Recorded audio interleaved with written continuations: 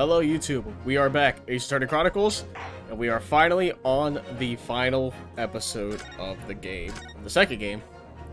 So hopefully we should be wrapping up either this recording or next, but here we are, final chapter, The Resolve of Ryunosuke Naruhodo. It's been a long time coming. 3rd of November, 9:14 a.m., Old Bailey Defendant's Antechamber. So, time has finally come. Today, we unravel everything. I'll be counting on your support more than ever today, Miss Susato. Miss Susato? Ah! This fucking... Oh, boy. Oh no, what's the matter, Mr. Naruhodo? Nothing? I was just saying that I'll be relying on your support today, but... I'm so sorry, of course. I know I can be rather incompetent at times, but... I shan't let you down. Would you mind helping me to my feet, then? Oh dear, I'm really very sorry. Yeah, you fucking should be. It's like, what, the 8th time? So Sato-san isn't her usual self at all. But that's hardly surprising, I suppose. She's just found out that her father is the partner of a world-famous detective. Not to mention... good morning, sir. Lord Van Zeeks! Thank you for all your efforts yesterday. What? Did I hear that correctly? What? Oh, no, nothing. Just, I hope we can clear things up today. I really can't make this man out. His face says I hate you, but his words are almost jovial today. In fact, he hasn't been very Reaper-like at all since this all began yesterday. Lord Van Zeeks isn't the Reaper, Mr. Naruhodo. Good point. The Reaper. I suppose in hindsight, I shouldn't have allowed that misconception to go unchallenged. Huh? It was my tacit acceptance of that pseudonym. My failure to stop the Reaper becoming something more than a mere legend that led to all of this. But you're not to blame for that, Lord Van Zeeks. It's only because serious crime in the capital dropped off so sharply when the public started calling you that. Don't know why I read that in his voice, because I thought it was his name. I'm an idiot. That's why he didn't say anything, isn't it? To be frank, I'm not sure that was the sole reason. What do you mean? There was a rumor at the time that the Reaper was really the ghost of my late brother. That having been slain by that evil killer, Clint's restless spirit returned as some sort of demigod. To wield the deadly blade of justice where I, by dint of the law, could not. Yes, we've heard that story too. When I lost him, I felt as though I'd lost my guiding light. I didn't know where to go or what to do. And so, in some small way, I wonder if perhaps those rumors made me feel his absence a little less keenly.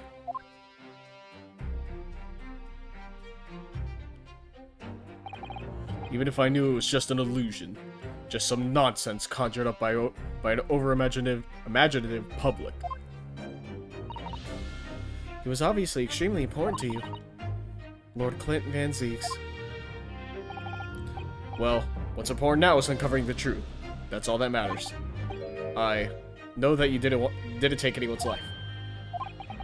And I intend to prove that beyond the shadow of a doubt in court today.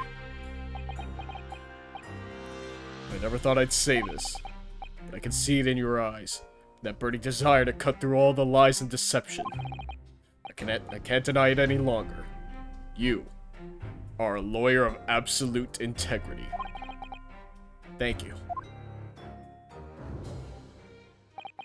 Now tell me, why do I detect the scent of expensive tea leaves in the air? Oh, Iris, when did you get here? Oh. I brought you one of my special blends. Hurley loves it. He says it helps him to clear his head. I thank you. Oh, hee. That's surely the first and the last time I'll ever see a sight like this. Seem different today, Iris. Oh? Sort of. Subdued, I suppose. I am not. What happened yesterday is obviously still playing on her mind a lot. She's clearly very troubled about having stolen that autopsy report from Dr. Scythe's laboratory. Alright then. Good luck to you both. I have to make a move now. Oh, you're not staying? I thought you'd want to watch today's proceedings. Well, it's a close court. You can't, right? Well, I'd like to cheer you on, obviously. But I've got lots to get ready. Get ready? For what? Oh, yes. Would you take this? Isn't that one of the little felt dolls that's usually dangling from your knapsack? Yes, it's a lucky charm. A little Hurley that I made once. A Hurley? Looks more like a Harley to me.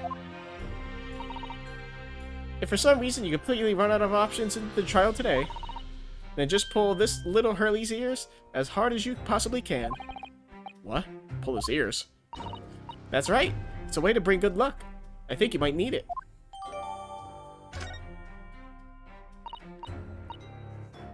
Well, we're gonna examine it immediately. Is there anything else? No. What a charming little rabbity version of Mr. Sholmes. Do you suppose this is how Iris sees him? Are you alright, Mr. Naruhodo? Your eyes are veritably boring into the poor doll's ears. Oh, sorry. I was just wondering. What do you suppose would happen if I were to tug its ears with all my might right now? I'm sure that we'll find out when the time is right. To become a proper gentleman, you really must learn stoic patience. I want to know. Yeah, fuck you, game. Oh, yeah, you see, you gotta wait until, like, 32 people are killed at, like, 8 p.m. on a Thursday, so then, you can finally figure out the secret. Because no one ever can just tell you things right off the rip. You think what we need is luck? I just sneaked a peek inside the courtroom. And it seemed very different to normal. Yes, it would seem. That a certain someone has decided to pull out all the stops. What does that mean? What about Mr. Sholmes, Iris? I don't know. He was out all night and he hadn't come home by the time I left this morning. Oh, I see. Was Professor Mikotoba out all night too, do you think, Mr. Sato? Yes, it would seem so. I telegrammed the hotel this morning. And apparently they didn't come back to their rooms last night at all. Eh? Father, and Judge Jigoku, I mean. Judge Jigoku too? That's right. Nobody appears to have seen either of them since yesterday. Counsel for the defense of the defendant. Court is about to be in session. Please make your way inside the courtroom at once. Good luck then, Runo. Good luck, Susie. Yes. Thanks, Iris. And you, Mr. Reaper. I hope it goes well. Once again, I thank you for the delicious tea. It was very soothing. Oh, I'm so glad. We must go inside now, Lord Van Zieks. Oh boy, ready for like a 10-hour case. I'm sure not. Lord Van Zieks has always been the formidable prosecutor I've had to lock horns with in the court. But not today. Today I battle with another in pursuit of the truth. My best friend, Kazuma Asogi, who I trust more than anyone else in the world. Now I understand what it was that drew me here to Britain all those months ago. Now I know exactly what destiny had in store for me. It's all been leading up to this one day, to this one trial, to this one final reckoning.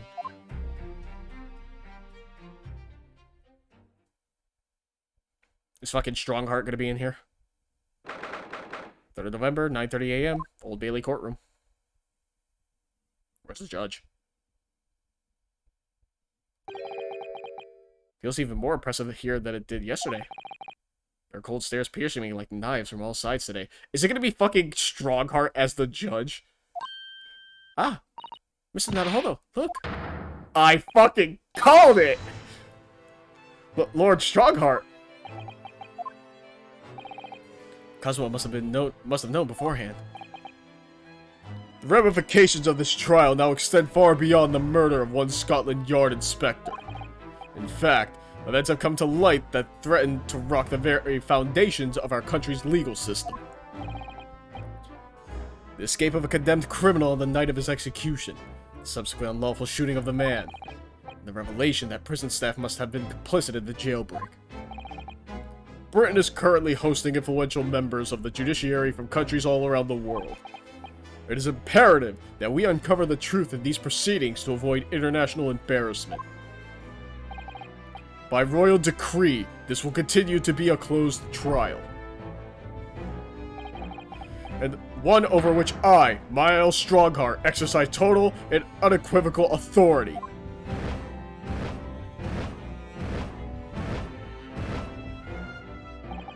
The six jurors' flames just...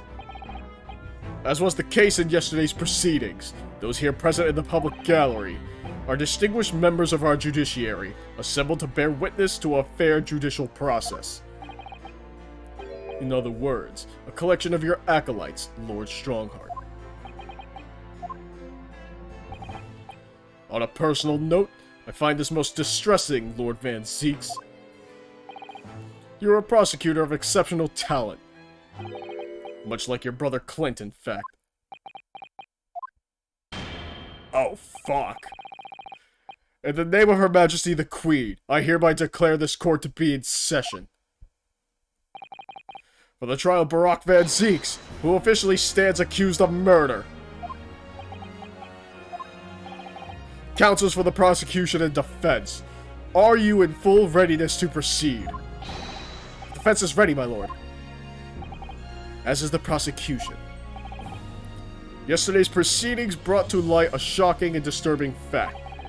There was assigned to the victim, Inspector Tobias Gregson, that was unknown to his superiors of Scotland Yard. Yes, he was carrying out operations in secret, which Scotland Yard knew nothing about. And in those clandestine operations, he had an accomplice. Clandestine?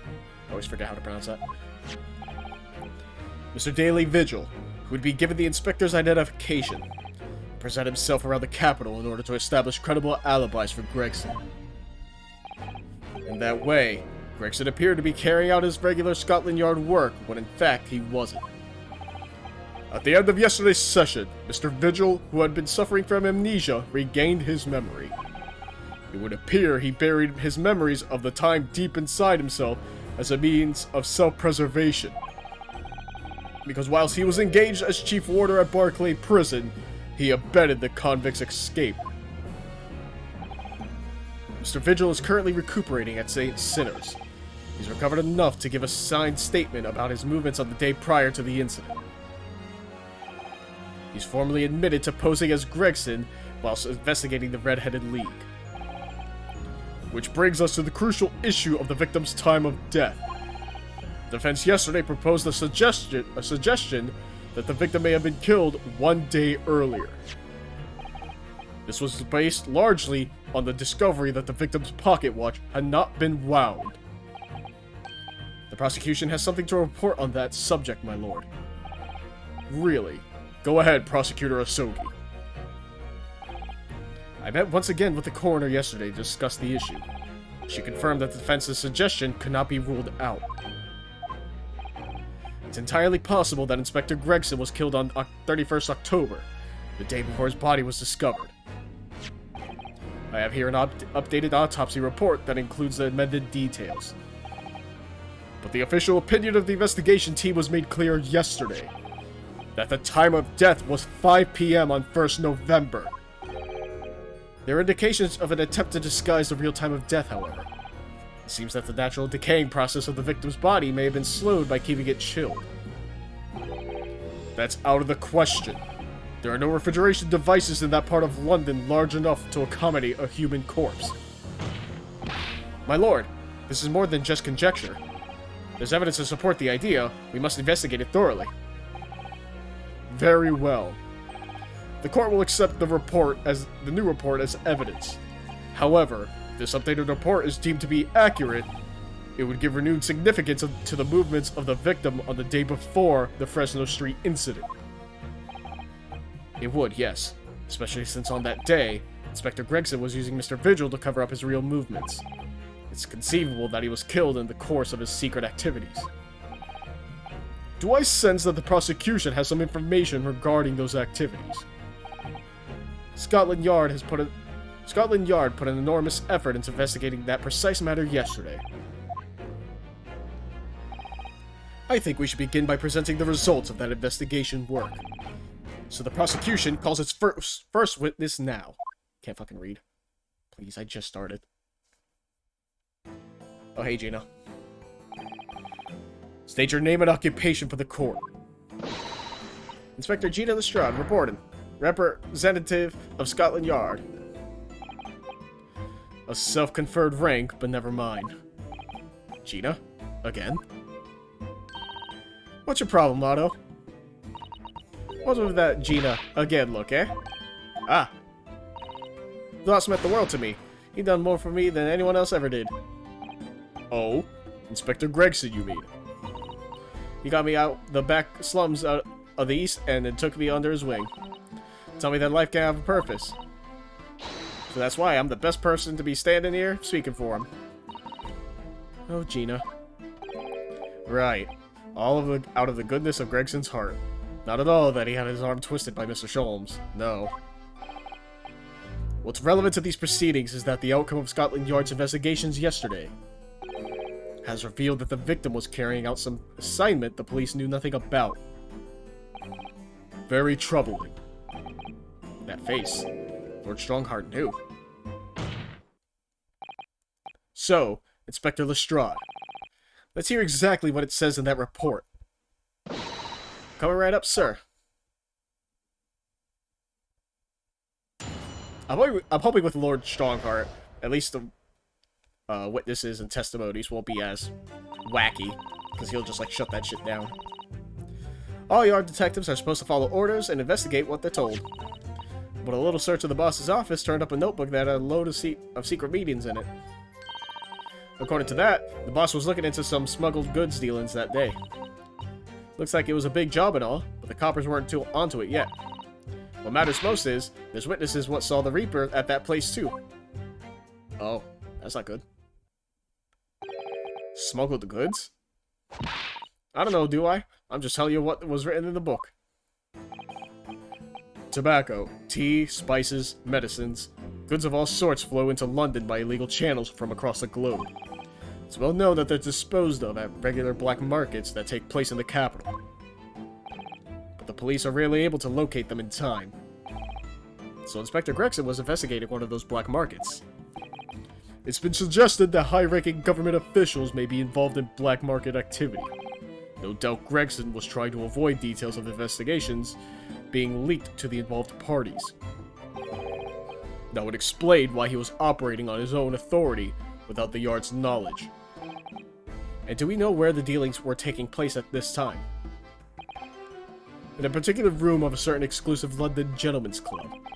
And on the day in question, the accused is known to have been there. That's the conclusion of Scotland Yard's investigation into the matter. That can't be. We haven't heard anything about any of this. Members of the club have testified to it. There's no question. The accused, Brock Van Zeeks, was present. That would be very significant testimony then. Oh my, but...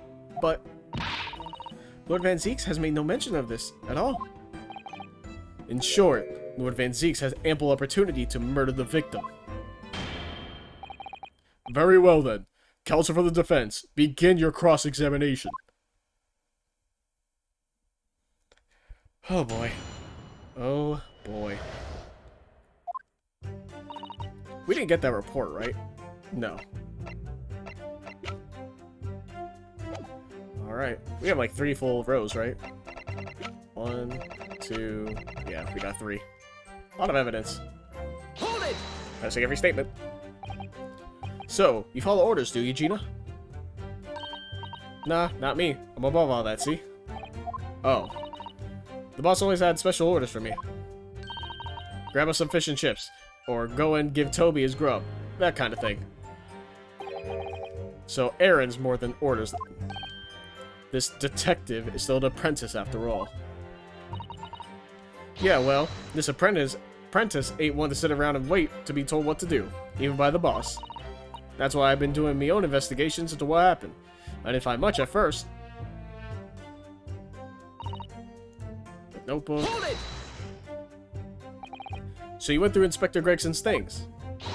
Yep, as part of the independent Lestrade investigation.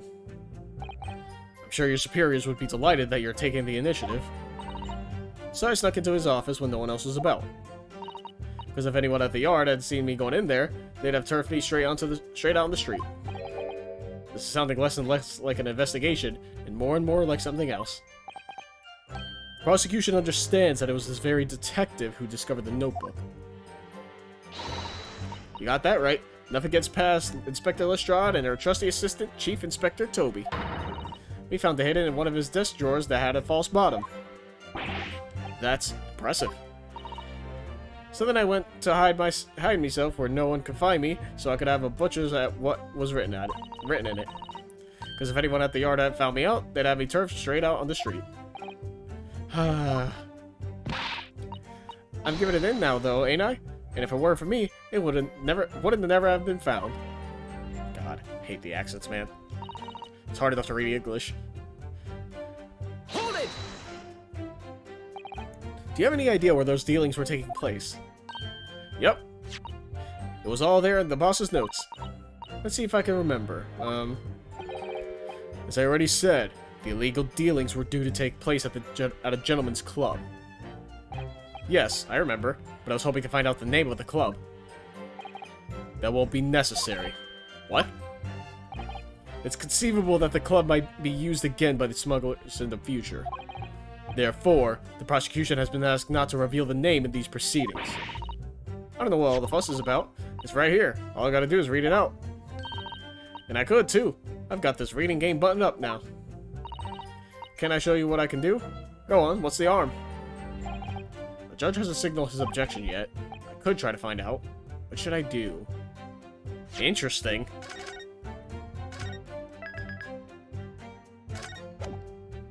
Because I don't think I have any evidence. Like, we don't have his notebook, right?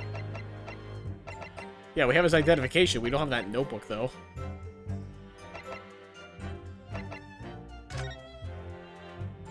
Did 1 week from 31st October.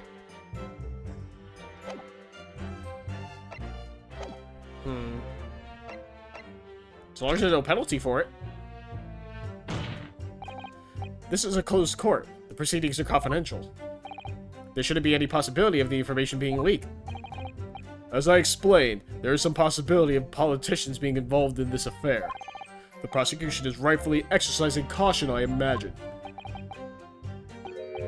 No, my lord. The prosecution has no objection. Oh, he's pissed. Cosmo? There's no question that Inspector Gregson was looking into these black market dealings. However, it's not yet been established that he was on that particular trail on the day in question. If the defense requires to know the club's name, the prosecution has no intention of being obstructive. Right then, I get to show off my reading skills.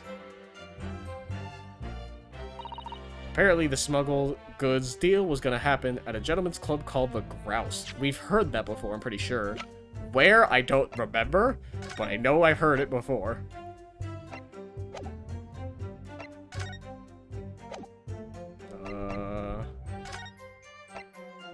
Nope. I don't know if it's in our evidence or if it was just a conversation. I'm pretty sure it was just a conversation. But I do remember hearing that. Oh, that's right. This got updated, right? Indeterminate. Evidence suggests... Yeah. Disguise it. Okay. The Grouse, huh? I don't think we have anything on that specifically. Not yet, at least. Yeah, no. So I'm just gonna have to press the statement. Hold it! The Grouse? What sort of club is that? I ain't got the foggiest. Clubs ain't exactly my thing. But I am kind of curious. They're not places where a foreign student like you would be readily admitted. Have you looked in the mirror recently? I'll tell you what. Me and Chief Inspector Toby could go in undercover. Could you, though? I could pick out a few good marks and see what else I could find out while I was in there. I really don't think you should go picking out anything. Anyway, that's where these black market dealings were going to take place, is it? Yeah, it's gotta be. That's what the lower-ranking detectives at the yard reckon. Says the even lower-ranking detective. Big job and all, coppers weren't on to it. So how had Inspector Gregson come to find out about it in that case? That's the question, ain't it? But I'm just an apprentice, so... And why didn't he inform Scotland Yard of his findings? Yeah, that's what I was asking myself. Because, you know, I'm just an apprentice. When it suits you, yes. Anyway, the point is, something went on at that club, no question. You can't say that for certain, though, surely. What matters most, there were witnesses who saw the Reaper. Lord Van Zeeks was at the club. He was. Detectives who visited the club yesterday to make inquiries have confirmed it. Several members report having seen the accused being admitted to the room in question as a guest. Looks like there's no disputing that he was there then. Well, we know that Lord Van Zeeks was investigating Inspector Gregson, don't we? Perhaps he'd already discovered the Inspector's secret notebook. Which led him to the club, you mean? Maybe. Presumably, then, there are also eyewitnesses who can testify that Gregson was there. None have been identified at this time, no. So the all-important victim wasn't seen at this mysterious club. Oi, why ain't you asking Inspector Lestrade here, eh? Interesting. So that's all I've got to work with. Gina's not holding back with the ice cold stare of hers, is she? I really don't know what to make of all this. Lord Van Zeeks told us that he was investigating Inspector Gregson, but he never once mentioned that he met the inspector the day before the incident. You don't think Lord Van Zeeks could have been lying to us, do you? That's not the only way to explain this. Oh? If everything Lord Van Zeeks has told us is true, then there must be a mistake in this testimony somewhere. You mean, there are details we've yet to uncover? Exactly. A clue, perhaps, that even Gina hasn't noticed. That's what we should be looking for here. I'm dumb, so... Hey, I'm gonna save real quick.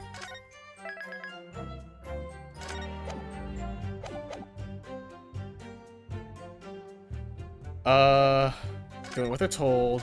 Meeting. Smuggled goods deal was gonna happen at the gentleman's club called the Grouse. Big job. And they saw the Reaper at the place too.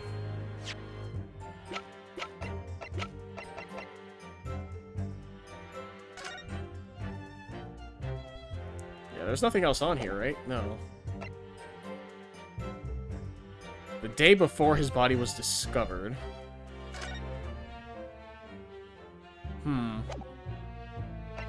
I don't think it's that, personally speaking.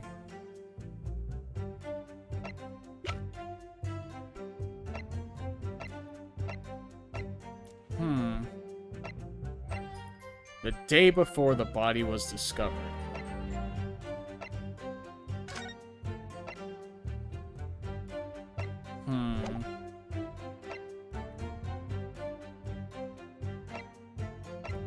Do I have anything?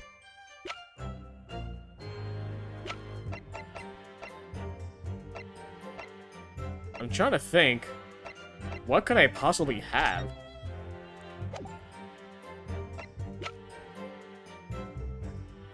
I've ran out of options. Can I pull the ears? Please? I'm not smart enough. Uh-oh. Oh boy. I'm thinking it's the passport, right? Hold on. Let me look at the autopsy report. It doesn't say when it was discovered. That's unfortunate. He was discovered on the 1st, right? Assuming I'm correct, he was discovered on the 1st. And then on the 31st is the day we're talking about right now. Assuming I have this correct.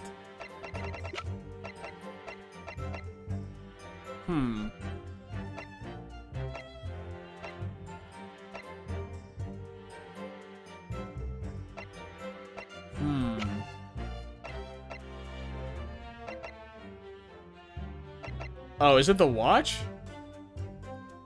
Because he wasn't able to wind it? I don't fucking know.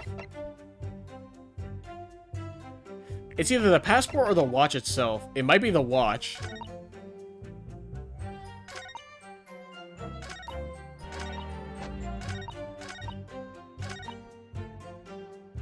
Little search.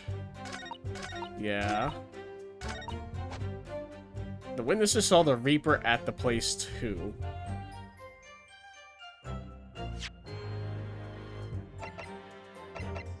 We don't have any proof that where Van Seeks was it? Do we?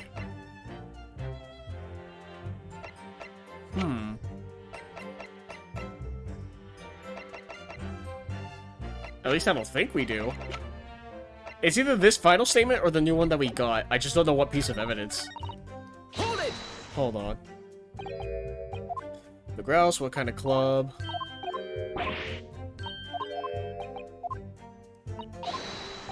Uh-huh.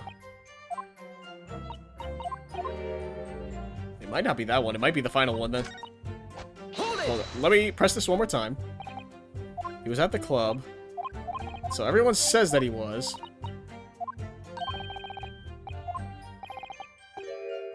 Although, also eyewitnesses could testify Gregson was there. No one could.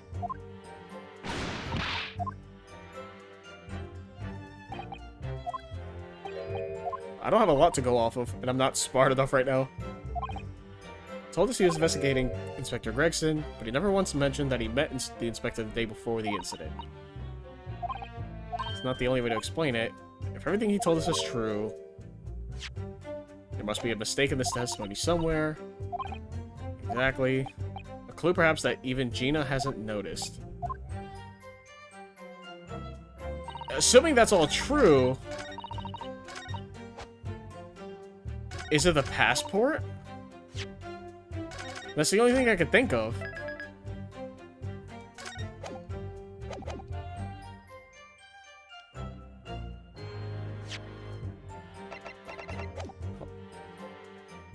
Well, let me actually look before I do anything.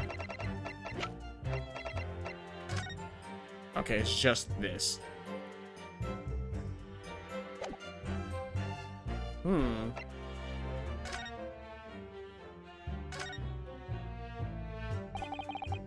Have a look inside.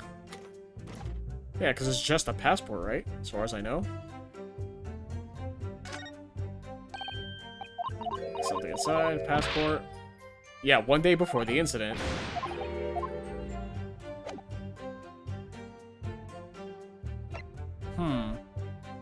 Objection! Okay, it's not the passport there.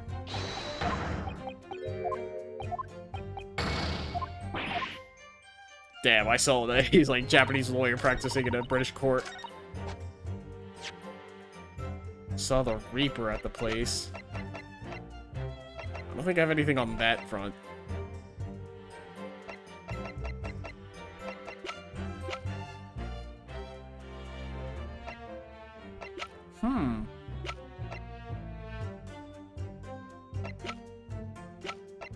There's nothing in here, right? Yeah, no, it was just proving that it was his. I'm really at a loss. 10 years ago. Yeah, it's just all that. And then the handprint, right? Yeah. I'm very lost on what it is I'm supposed to be presenting on. Already, we just started. I'm already stumped. God, I'm an idiot. The weapon.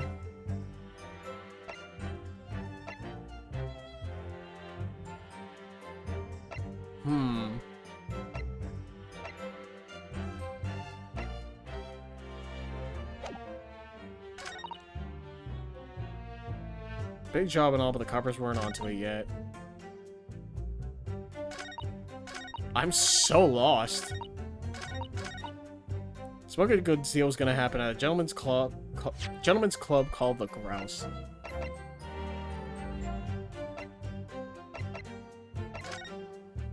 I feel like I feel like I've seen that before. That's just a picture. I thought I could rotate it.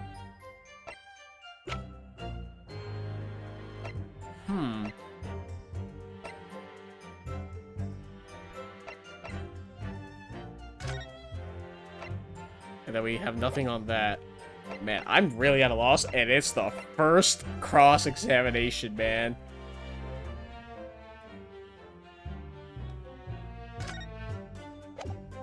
Obviously, it's not that.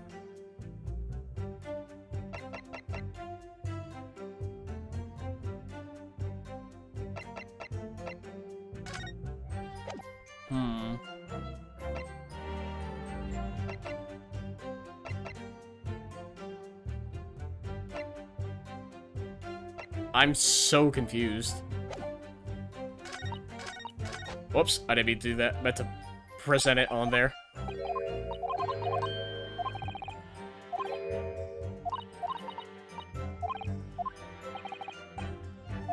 A clue perhaps that Gina hasn't even noticed. That's what we're looking for. I don't fucking know, dude. Saw the Reaper at the place, too. So, essentially, do we have proof that he wasn't there? Objection! I was thinking about the photograph because, like, maybe when we presented it to him, it was like, oh, it was the day before or some shit. But we didn't meet Van Zeeks until, after everything happened. So what matters most, there was witnesses that saw the Reaper at the place, too.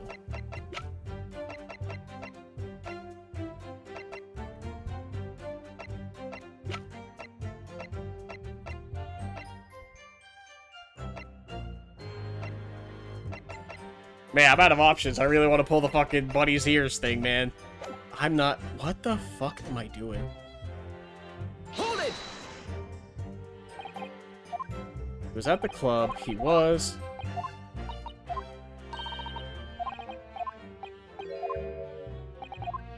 But Gregson wasn't there.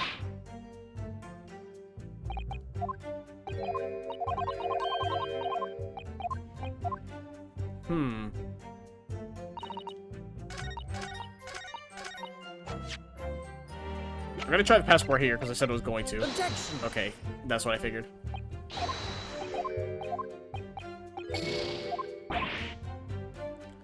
Wow, I'm really stumped, and this is the first cross-examination. I can't imagine the rest.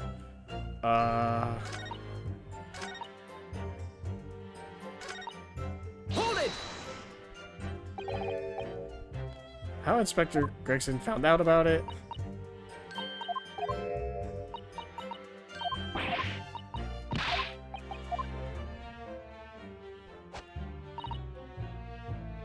Witnesses saw the Reaper at the place, too.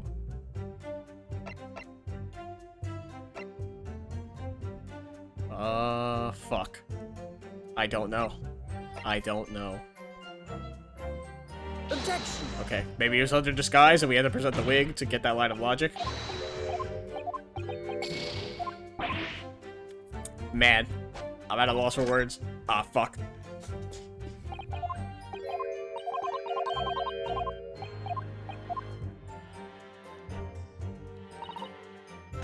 This is so cryptic, I feel.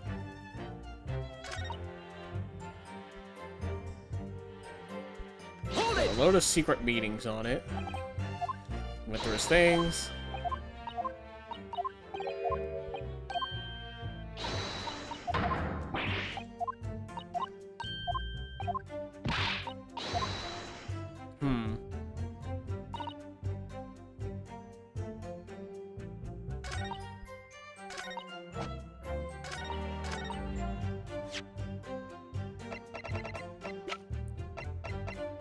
Huh.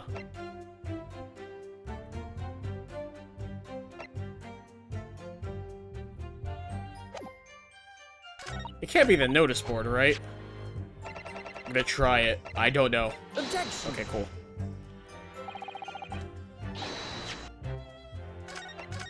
Hey, I need to load. I'm already at a loss. God, this feels awful, because it just exhibits how stupid I am, so I'm so sorry that you have to put up with this. But hey, that's why it's a video. You can just skip ahead if you really don't want to see this.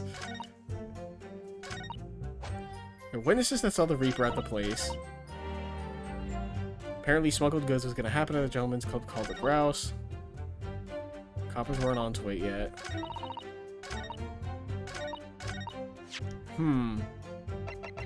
Like, my only thought is, like, maybe there's a piece of evidence that we haven't, like, examined proper. But it's just like, I thought I did.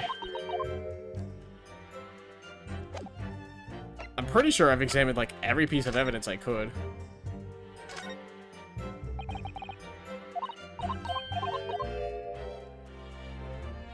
There's nothing else on the gun. It's either proving that Gregson wasn't there, or rather, we got told that. So it's either proving that Van Zieks wasn't there, or that, like, someone was impersonating him. But I have no way to do that.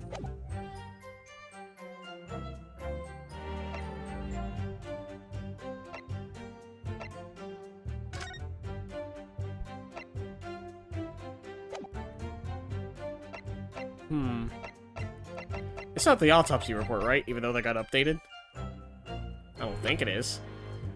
It has to be the watch or the autopsy report, realistically speaking, right?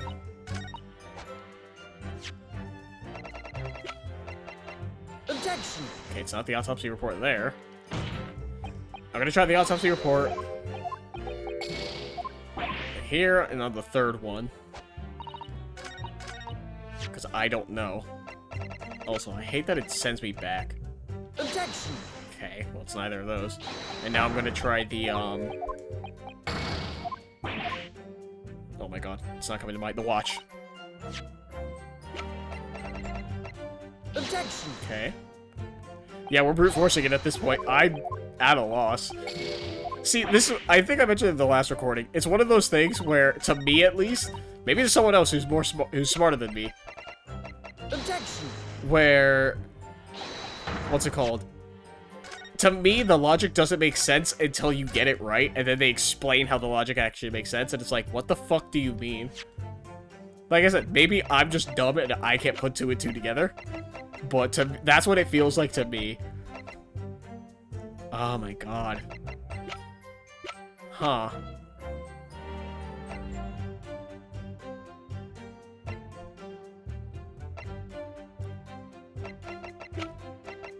And I thought it was the passport. The day before his body was discovered.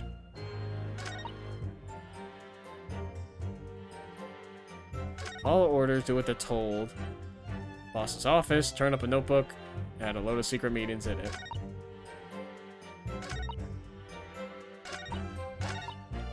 It was a big job and all, coppers weren't onto it. Hold it. I really don't know.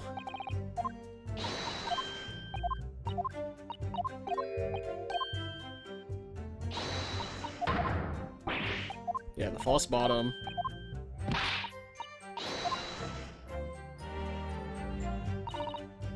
Hold it.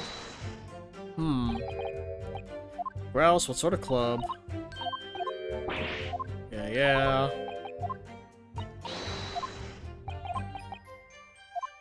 Black market dealings are gonna take place.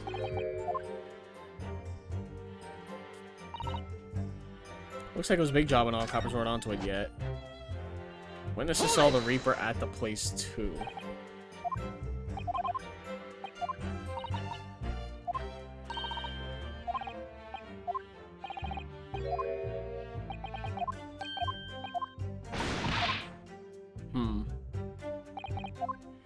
My guess is that someone disguised themselves as Van Zieks. That's the only thing I can think of, but I don't know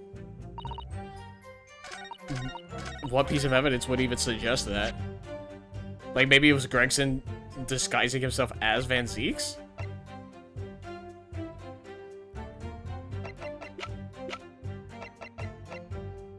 And I have no clue as to what it would be. I'm so lost. Objection. Okay, not the identity. I think we're gonna have to brute force it, and I feel real bad that I have to do this so often as of recent recordings. Matters most is witnesses who saw the Reaper at the place too.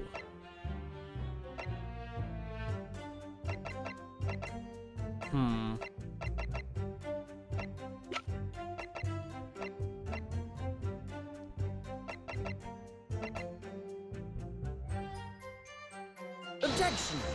I don't fucking know, dude. I don't want to. I'm not gonna look it up, but good lord, this is awful. big job. This smuggled goods was gonna happen at a gentleman's club called the Grouse. And once again, I have nothing on that says fucking Grouse anywhere, I don't think. Like, not even here in the newspaper, which I looked at multiple times just to make sure. Huh. Yeah, time of death not possible. All that jazz.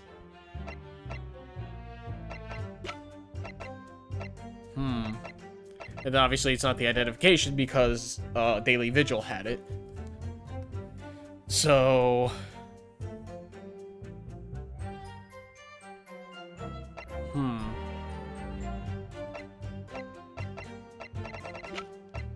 So the gun was on the scene of the crime.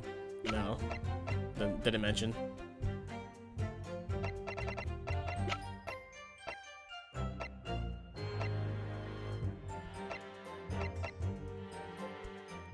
My god.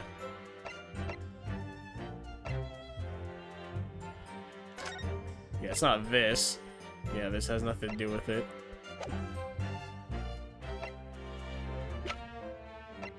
Can I pull this fucking Lucky Charm ear thing, man? I don't know. Fuck me. Witnesses saw the Reaper at the place too. We don't even know where the fuck it is.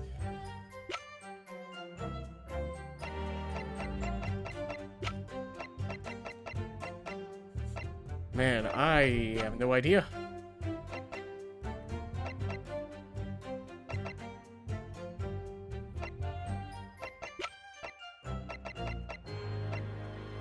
Man, I have no idea.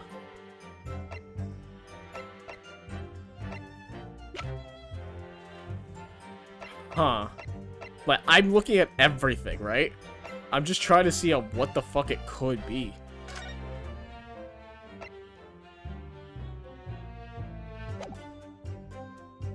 Objection! Yeah, and it's not the autopsy report.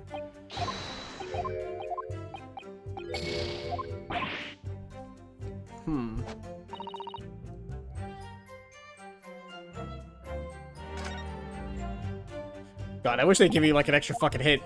Because I got nothing. But I never once mentioned that he met the inspector the day before the incident.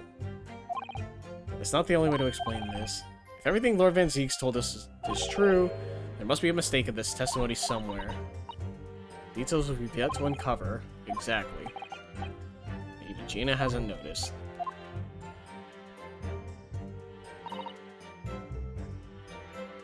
All yard detectives are supposed to follow orders and investigate what they're told.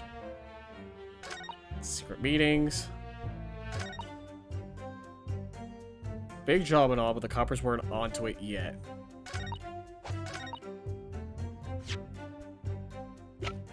I don't fucking know, dude.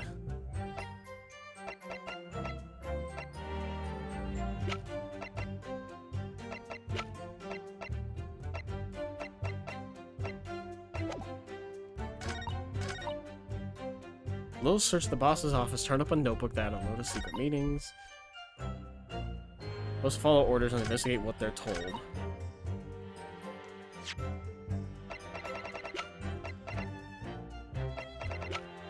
Once again, I still thought it was a passport.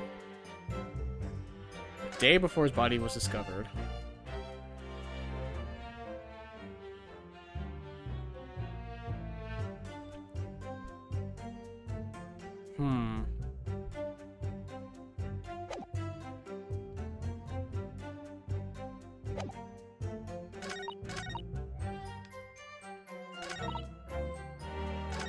Let me get here with the passport. I don't fucking know, dude. What do you mean? Objection! No, I figured. Just gonna load up the save. Man, I'm really out of luck. I've been at this for way too long. I'm so sorry you have to deal with this. If you're still watching, you're a fucking trooper. Shoutouts to you. Big job and all. Coppers weren't onto it yet. Grouse.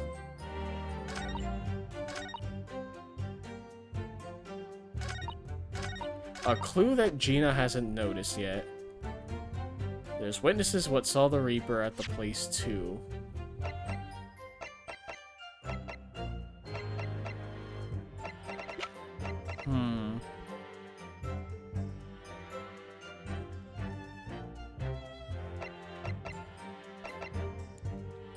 Man, I have no idea.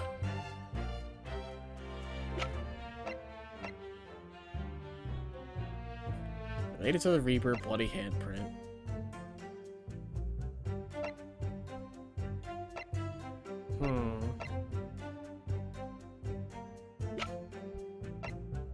I really wish they gave a date for this autopsy report, just so I can, like, reframe everything for in, like, my mind. Oh my god. Yeah, it can't be this first listing. It has to be one of these. The passport, the trunk, or fucking the watch. Maybe the autopsy report. It's not the first row things, I'm aware of that much. But what the fuck can it be? Inspector Gregson's metal traveling trunk that was removed by the scene, but subsequently recovered by Gina.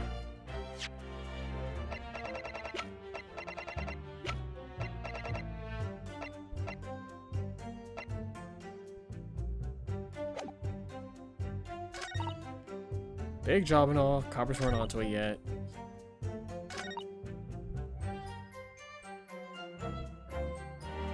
Turn up a notebook and had a load of secret meetings in it. Objection! I really don't know where I'm supposed to be pressing here. I still think it's the last statement. It has to be, right? It's either that or the third one, but the third one just tells me the name of the club.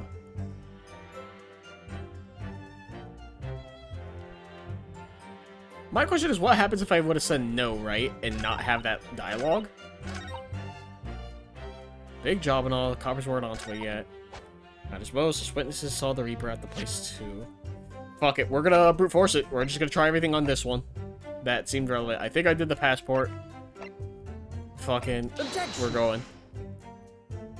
I didn't want to, but I'm too stupid to figure this out. So here we are. I'm so sorry. Witnesses saw the Reaper at the place. I tried the trunk, I tried the passport. This is not probably those. Objection! Identification? Nope, cool. Watch, I'm gonna get destroyed, and it's gonna be like one of the first two statements and not the last one. So I tried that. Objection! Not the pocket watch, cool.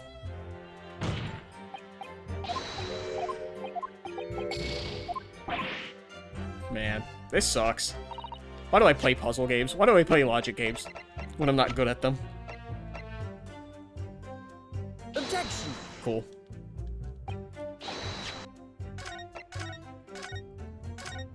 Alright, last thing we left off was, Gregson's dead body. Alright, alright. So, it's not the firecrackers, I doubt it. It's not the notice board, cool. You sure? You sure it's not the notice board? Maybe? Let's talk about the bloody handprint. Oh, fuck. God damn it. A clue, perhaps, you didn't find out. That's what we're looking for. I thought it was the passport, but apparently it isn't. Or at least not on this statement. It's not the notice board. Objection! Cool, it's not the floor plan. Man, this sucks. I'm stupid. Hey, man. At least I'll admit it, right? I'll admit that I don't know what the fuck I'm doing. Objection! Cool, it's not the autopsy report. Man. I hope the rest of this trial goes so smoothly and it's like only 2 hours long and it's just me being dumb for this first. How long have I been at this? 20 minutes? Way too long? Objection! Cool, it's not the picture. Just figured. Just wanted to try. Uh-huh.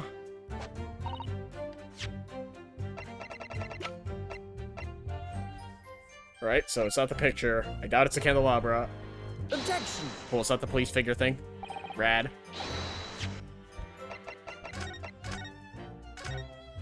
Hey, I'm getting the feeling that it's not the last statement.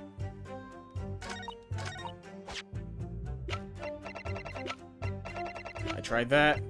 Objection! Gun. Ah, damn it. I'm gonna try the wig next. Fuck it. I don't know. Or maybe the redheaded league. Who fucking knows, dude? Objection! Okay, it's not the redheaded league article. Yo, Shankar, just progress the game for me, man. Oh, boy. This sucks. Objection. Okay, it's not the red hairpiece, and I tried the gun. I'm pretty sure it's not the last sentence. You know what? It's my armband. Objection. I say so. I said he wasn't there. Fuck me. Ah, shit. Whatever. So, it's not the last statement, apparently.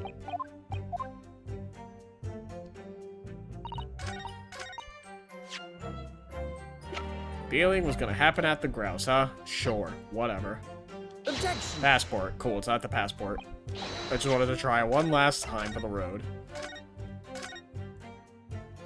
I hate this. Objection. It's not the trunk. Cool.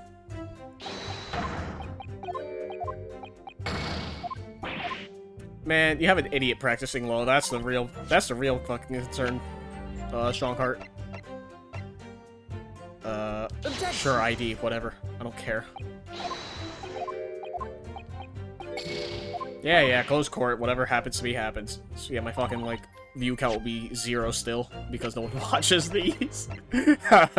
Objection. So sad.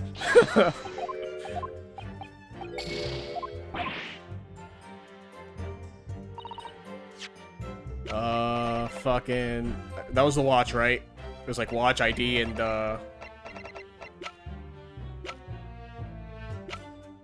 fucking...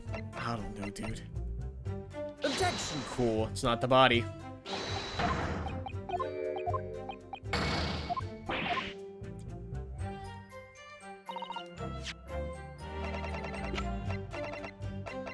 Okay, it's not the body. Objection. Not the notice board. Cool. What do I think, man? Rinosuke, you'd be better off without me. You could just turn on the story mode option, whatever the fuck. Glad that they have it though, because for people like me who are really fucking stupid, you know. Objection. Cool, it's not the autopsy.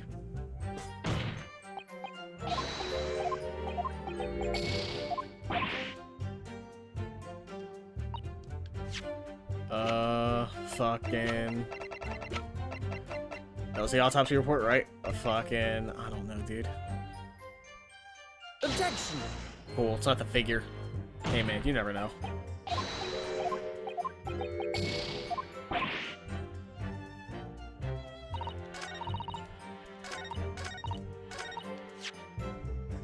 Too busy hitting buttons too fast.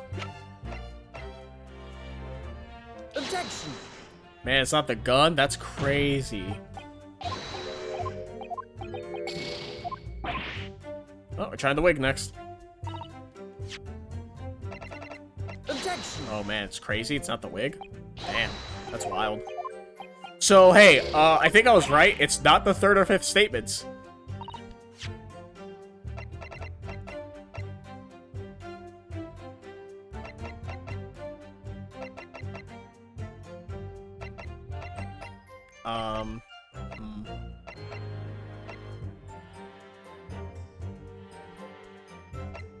Objection. Man, I don't fuck it. I'm at this point. It's not the third or fifth statement, apparently.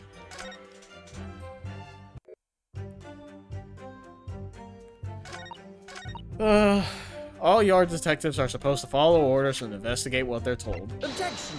Man, I don't fucking know, dude. I'm considering turning on that story mode option just to get the hell out of here. Like, if I can't figure it out by this point.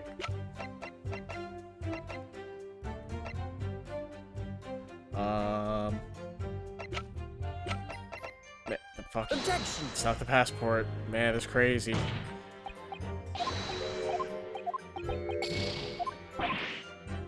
It can't be the first fucking statement. That makes no sense. A little search of the boss's office turned up a notebook that had a load of secret meetings on it. Coppers weren't onto it yet.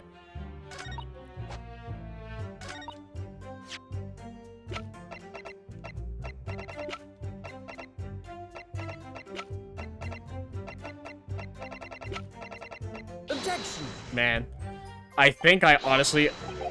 I've wasted already enough time here. I think I need to move on. So... we're gonna load. I hate this. I hate that I can't figure it out. I'm fucking dumb, dude. Where's that mode? The reader, right? Enable story mode and place autoplay, allowing you to progress through the game automatically without having to press any buttons. The answers to questions and presentation of evidence are all handled on your behalf. Oh. Oh. Fuck. Well, shit. Hey, I can't cheat my way out. The game's like, nah, you can't do that, idiot. Fuck. No. How dare you?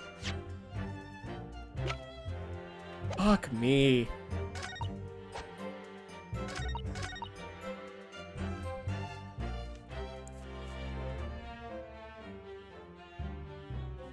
God, this doesn't help me in any way, though.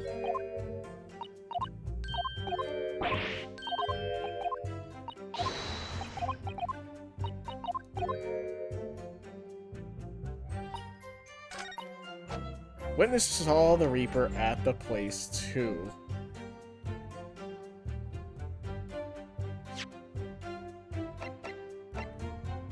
Objection!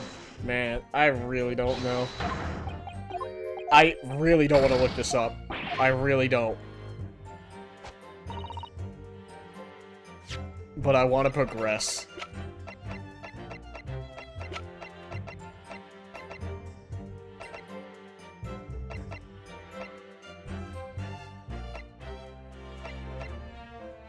And I'm pretty sure I investigated everything, so it's like, what the fuck do I do, man?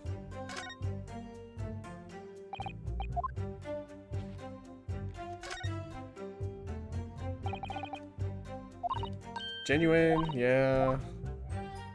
Cool. So that did nothing. We already inspected the case, because that's how we found the passport. But apparently the passport doesn't mean jack shit.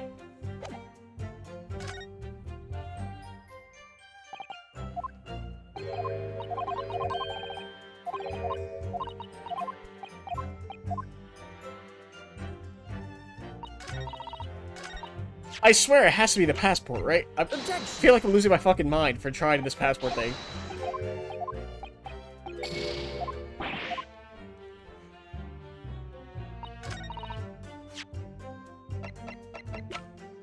Objection! Man, I hate this.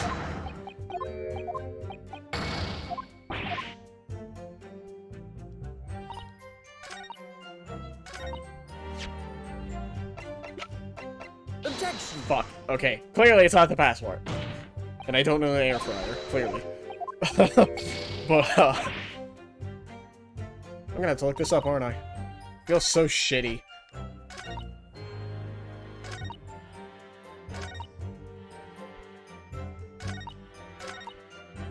Search of the boss's office, turned up a notebook, load of secret meetings on it.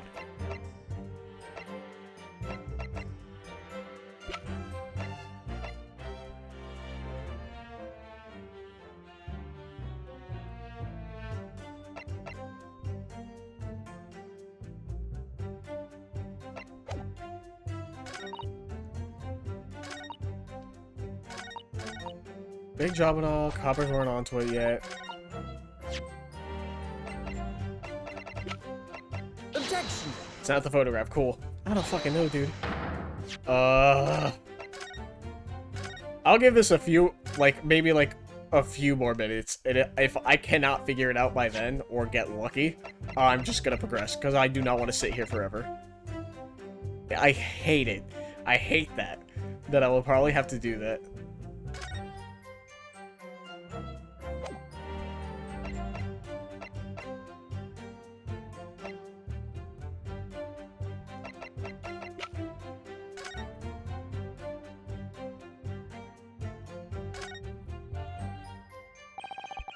Tiny little stub. Small part of the watch.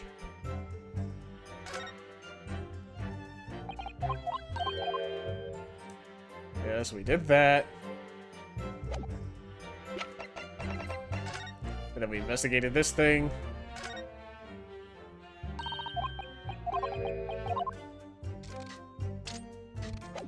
Nope. Fuck. God damn it.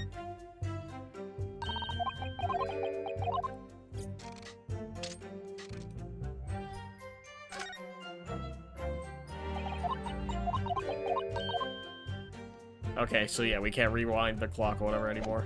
Or the pocket watch. Sure. Fucking... I don't know.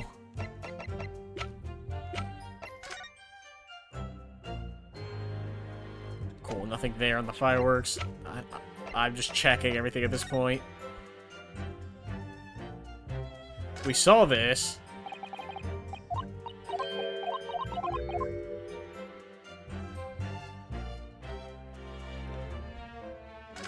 We saw this as well.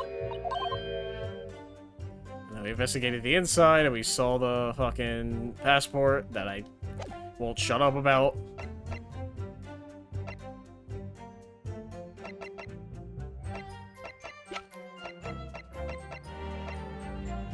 Huh. I'm at a loss. I'm so much at a loss. I hate this. Huh. Big job and all, coppers weren't onto it yet. What matters most is witnesses who saw the Reaper at the place too.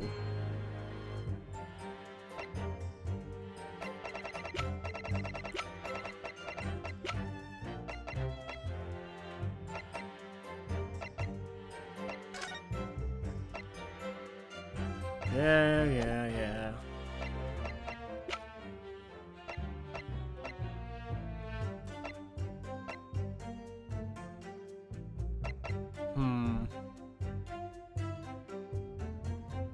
Articles relating to victims of the Reaper. I've tried the notice board like a million times. And no one saw the inspector.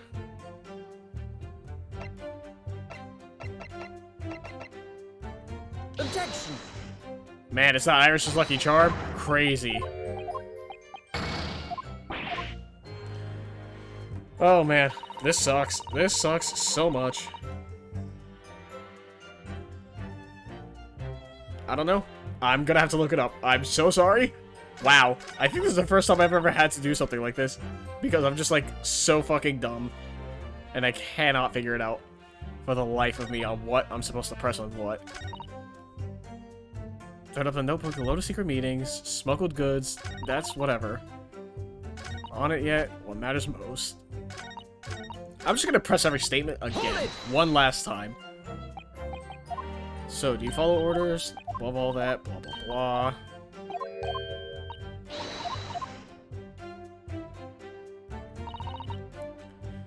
Secret meetings and stuff.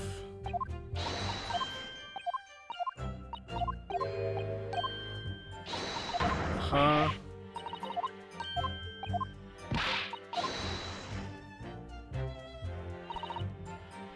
Nothing there. I've done that one so many times. So...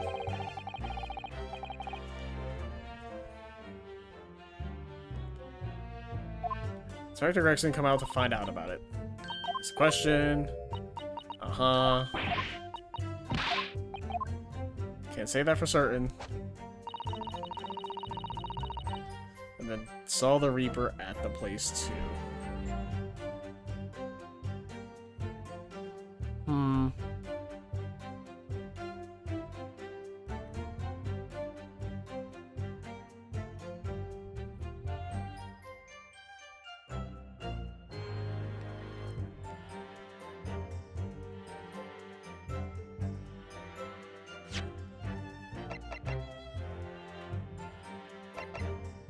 So, briefly looking it up, very briefly,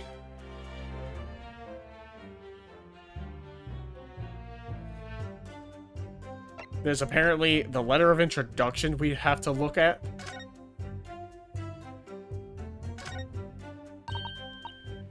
Steam shirt. I hate everything. I hate everything. I hate him. That's where I saw it, huh? SS Grouse First Class Cabin.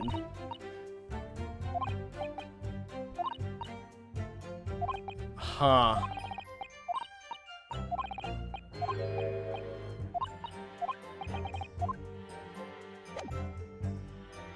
Fuck off. Why is it... I'm mad. Cool. Hey. We got there. Objection. Finally. Fuck off. It's like, I don't think it's the first row of evidence. God, that one smallest little detail.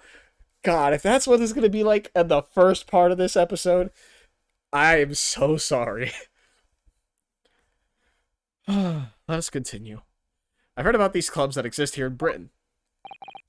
As I understand it, there are places where well-to-do gentlemen socialize with friends and colleagues. Don't imagine for a second that a foreign student like you would be admitted. Seriously, is your mirror cracked or something? Do we know for sure that the contraband dealings were definitely happening at a club called the Grouse? The police are currently looking for evidence, but haven't found anything definitive yet. And I'm sorry to say that they probably won't. What do you mean by that? I mean that the place Inspector Gregson was secretly going to visit on 31st October may not have been a gentleman's club at all. You're showing a very irreverent attitude towards our country's police force, their counsel. If it wasn't a gentleman's club, then what was it? A steamship. You think it's a ship? I have the evidence to prove it here! Let me see that. This dark-suited young man is not in the least bit untrustworthy. The other side, my lord. Be more specific next time. This would appear to be a ticket for passage upon a steamship, yes. The SS Grouse. Objection.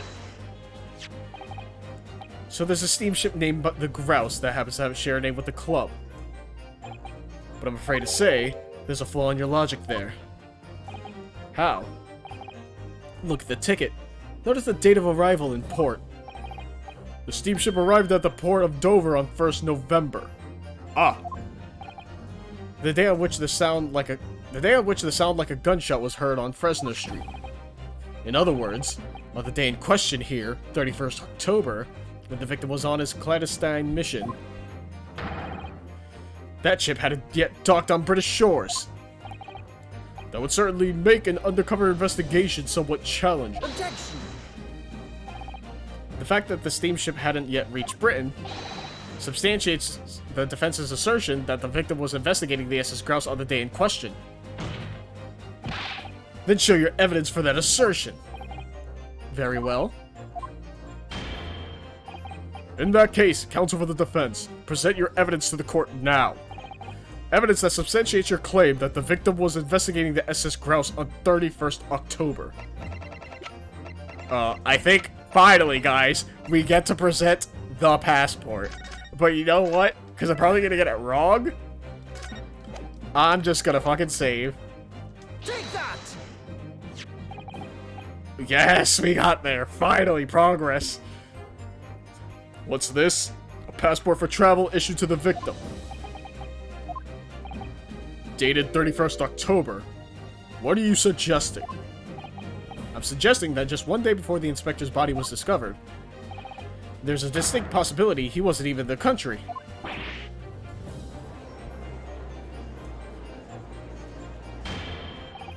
Order! Order! This document is for the passage to France. It does appear to have been officially authorized. The day before the SS Grouse arrived at Dover, it docked on the northern coast of France for a night.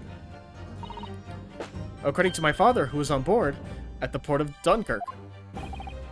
Dunkirk, France. What could possibly have taken the victim there? I'm impressed, Ryunosuke Naruhodo. I certainly didn't expect you to get your hands on that passport. What? You mean, you knew about this? The prosecution's strategy for this trial has been laid down by the Crown of Prosecution Office. On the day before the incident, the victim was investigating contraband dealings at a London club. That's the outcome of Scotland Yard's investigations, and the line the prosecution has been asked to follow. Can't fucking read. But personally, I don't agree. I think the prosecutor's office is trying to hide something. What? And now that you've expertly disproven their assertion, I intend to reveal what I believe that something to be. What are you playing at, Prosecutor Asogi? A courtroom is a forum for the truth, my lord. Which is why it's my duty to present all the facts, without exception.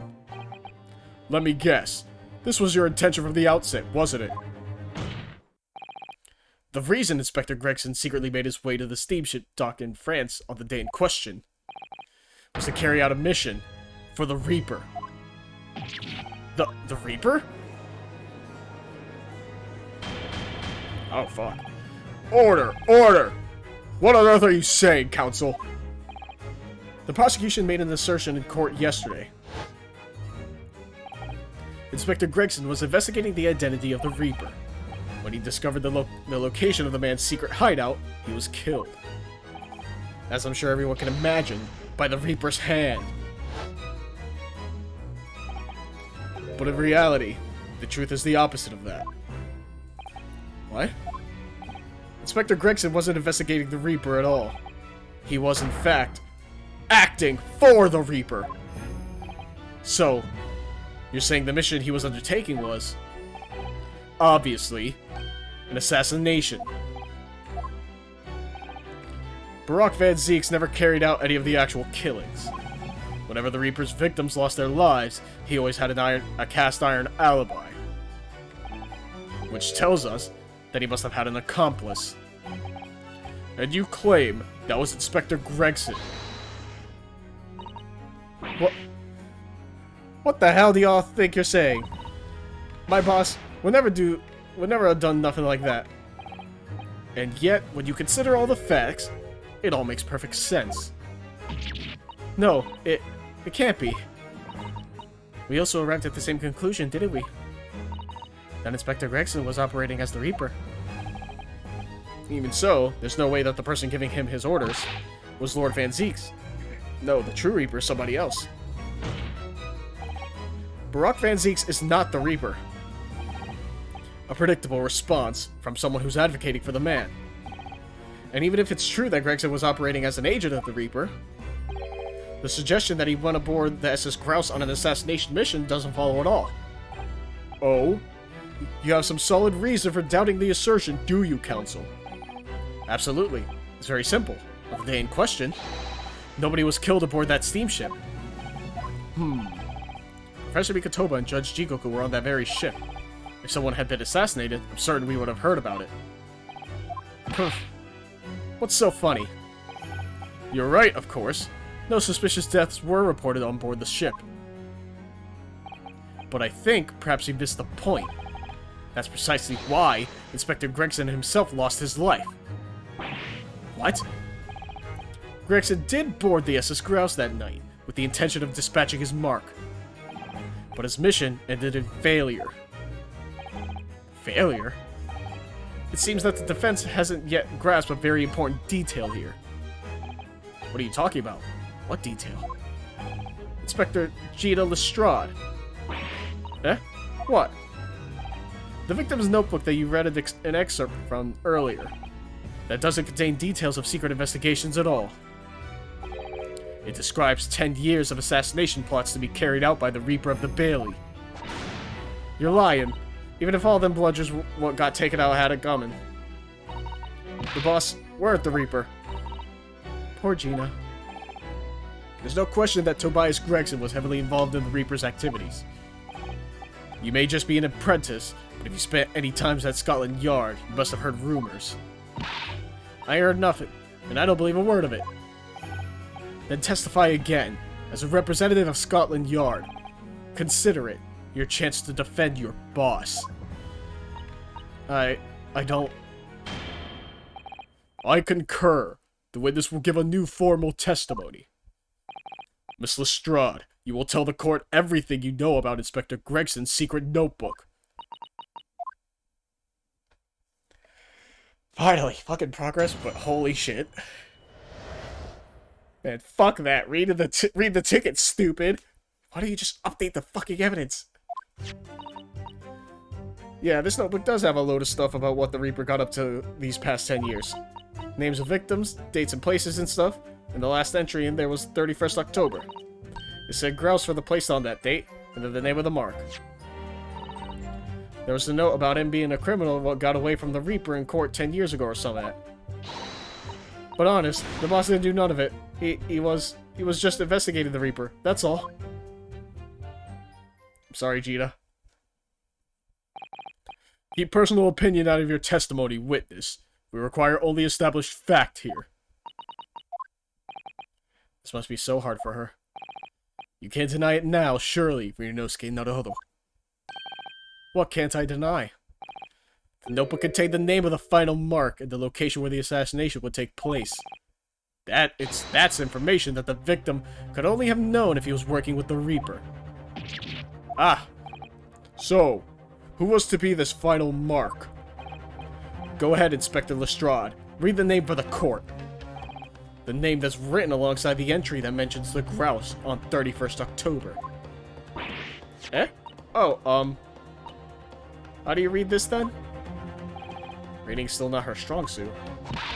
That ain't the problem, alright, Otto? It's a funny name. It ain't English. It's hard to read. So it's someone from overseas. Let me have a bash at it. Sei-ish-iro. Is it? Oh, fuck. Yeah, Seishido. Jigoku, maybe? What? It can't be. Seishido Jigoku? But that's Judge Jigoku. Seishido Jigoku. Certainly not an English name, you're right. Objection. But that can't be right. I know Judge Jigoku, and I saw him the day before yesterday, here in London. So I know for a fact that the man hasn't been assassinated. As I said, the Reaper failed.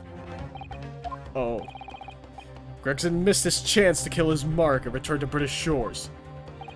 But the Reaper wouldn't tolerate the mistake, so he killed the inspector, personally. The Reaper, of course, being the accused, Barack Van Zeeks. It's an undeniably logical argument. Kazuma, you planned for the trial to go this way all along, didn't you? Yeah, for me to struggle for 30 minutes on one fucking cross-examination. Fuck you, Kazuma. Hold it! Oh, shit.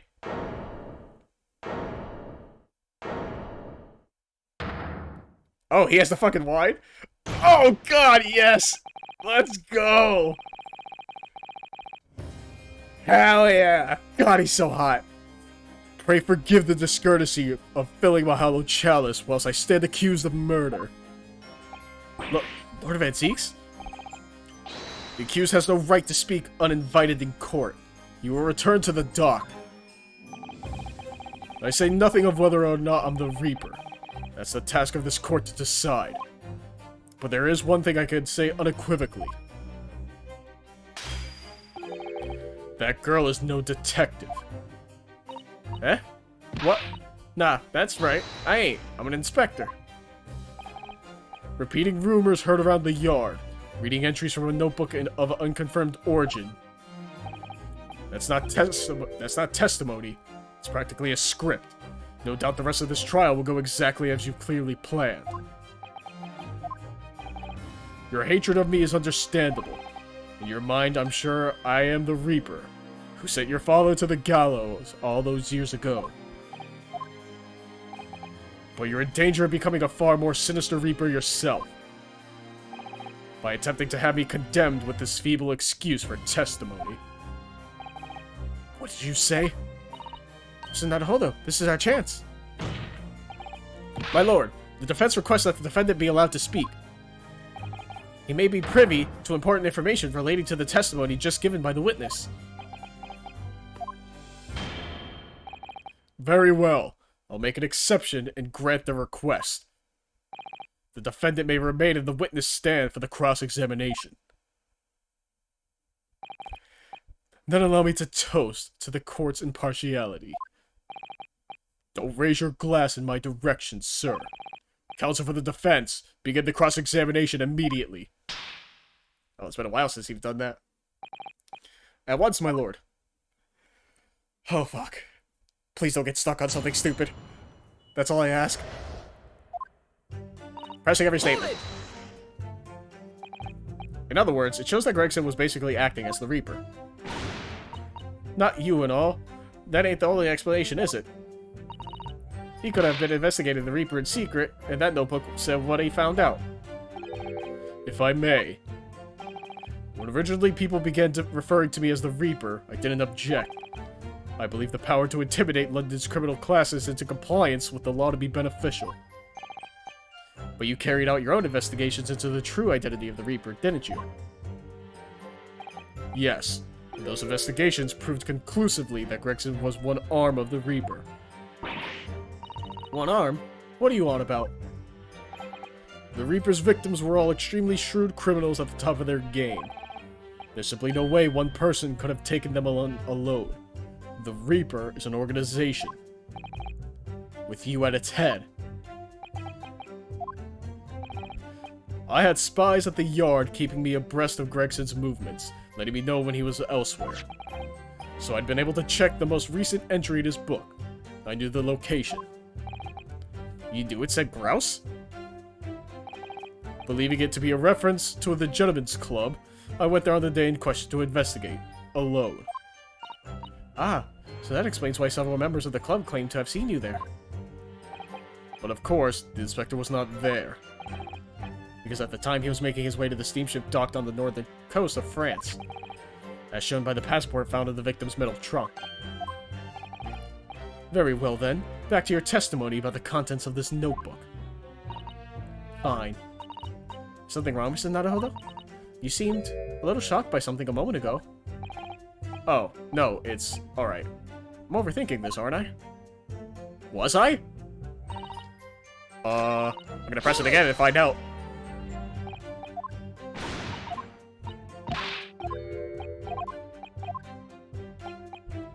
Conclusively. I knew it said grouse. Oh, that right there. Cosmo knew about the passport. Oh, or rather the trunk. We didn't specify where we got it from. We just specified we had a passport. So how does Kazuma know about the trunk, essentially? Names of victims, dates, places... Hold it! Names of victims, dates, places, and stuff. What in particular? Well, beside the victims' names, this other name kept cropping up. What other name was that? So, it's the one I told you yesterday. Same name, written over and over again. You mean Asashin? Yeah, that's the one. She's a friend of yours or some of that? Or some of that? This is she. Were you even listening yesterday? Asashin. The assassin. What? Like, a killer, you mean?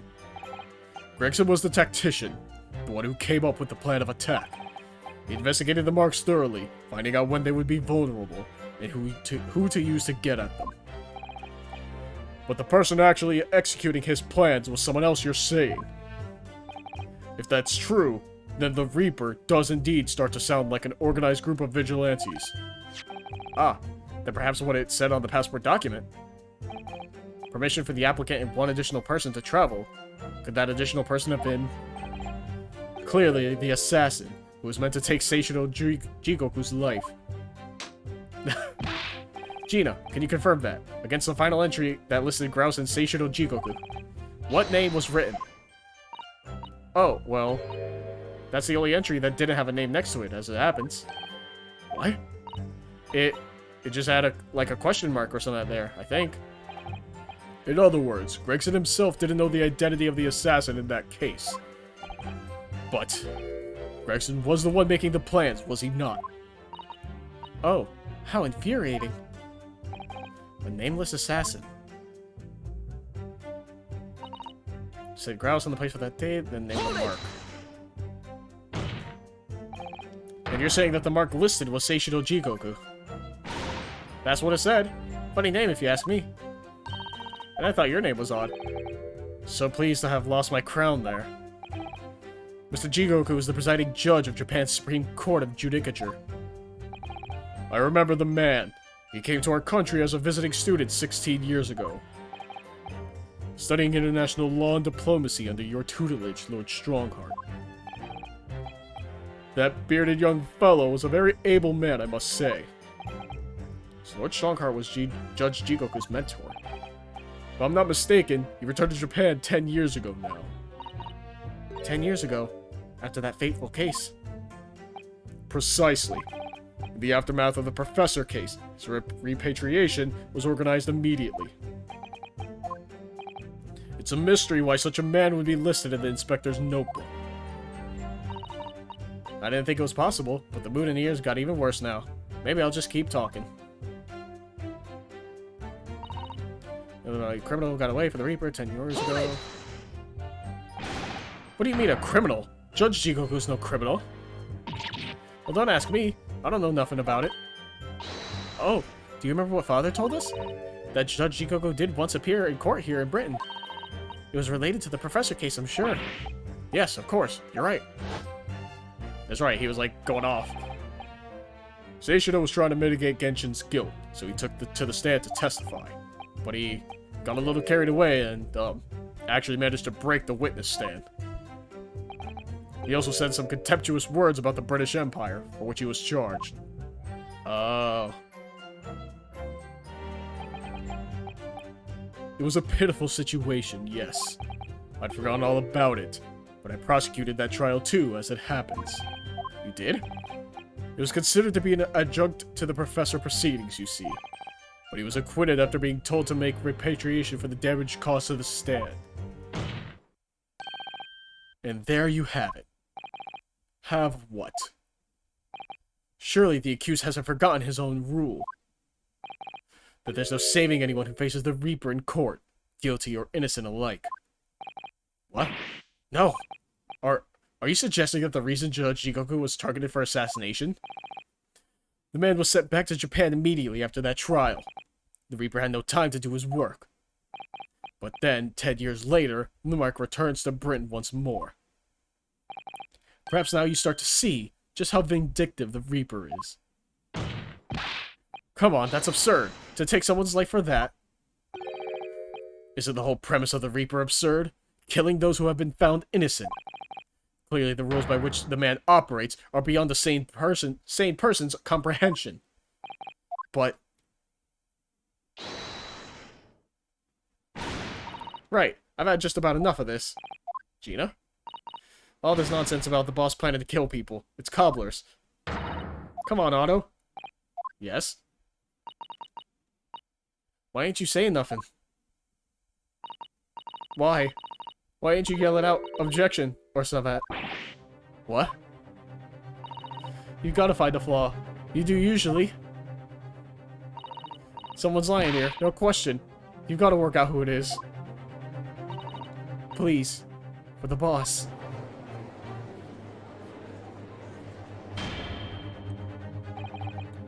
That outburst was an insult to the court and to your own testimony. I might have known that a common pickpocket from the back slums couldn't make a detective. When this trial is over, you will forfeit your warrant card, Miss Lestrade. Is that clear? I had it with a lot of you. It lies every bleeding place you look in this world, innit? Well, I've had enough. Gina. So have I. After that little speech of Gina's, I made up my mind. To do what, Mr. Naruhodo? There was one point in this cross-examination when something that was said just didn't sit right with me. One statement that seemed odd.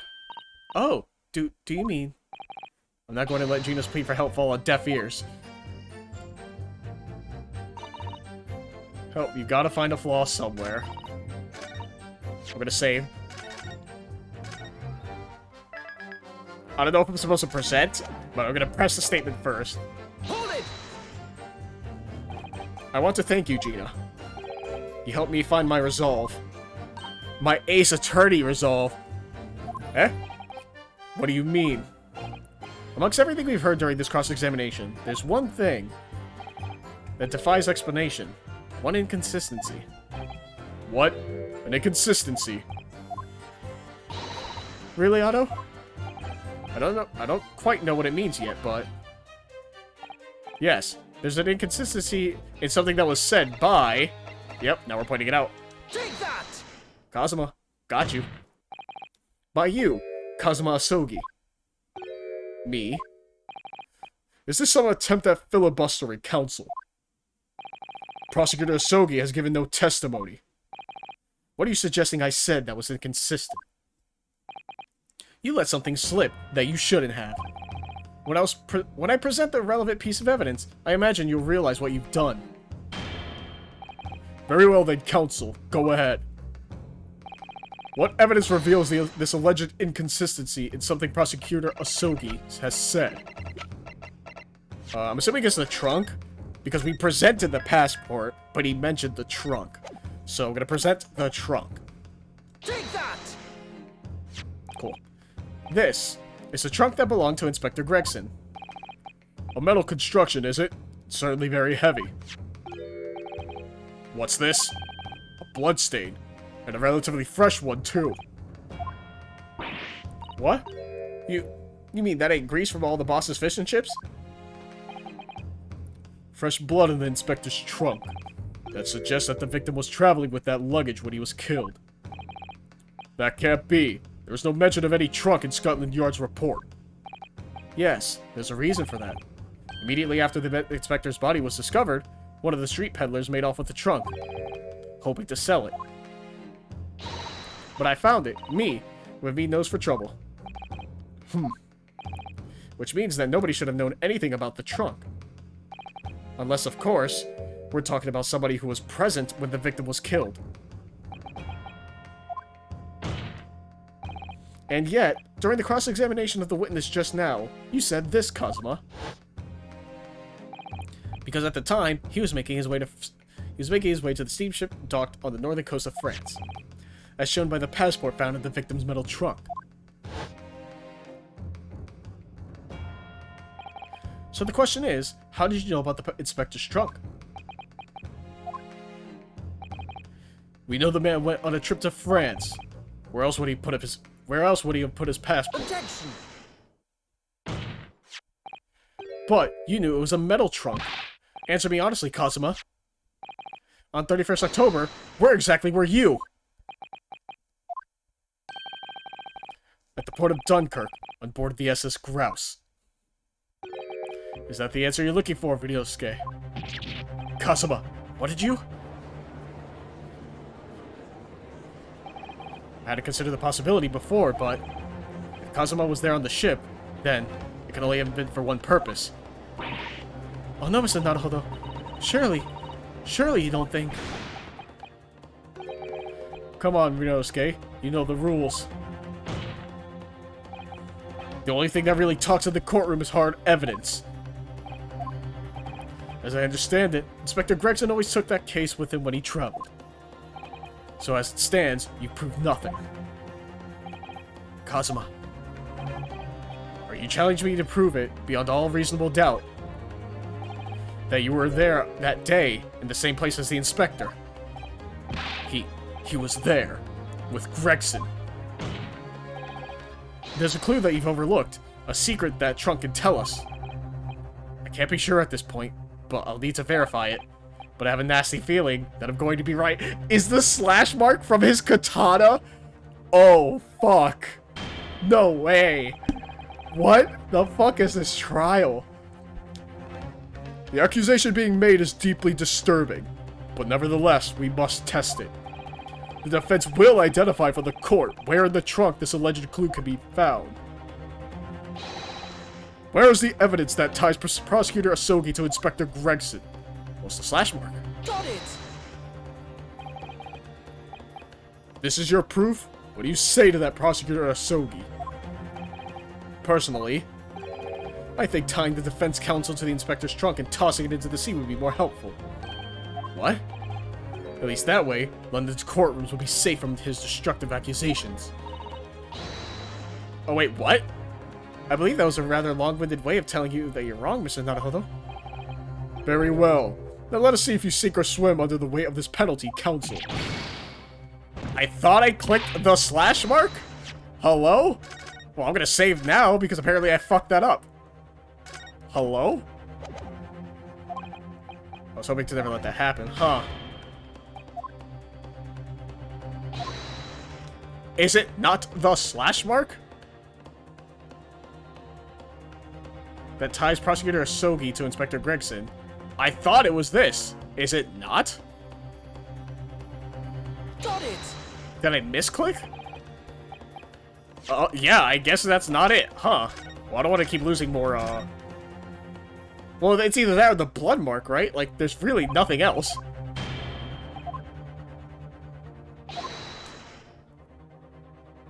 Got it! Hello? Apparently that's not it either? What the fuck are we doing? Hello?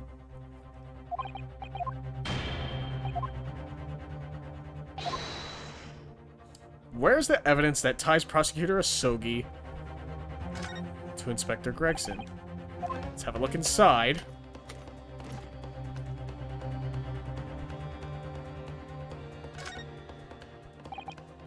See these huge gashes across the side of the trunk?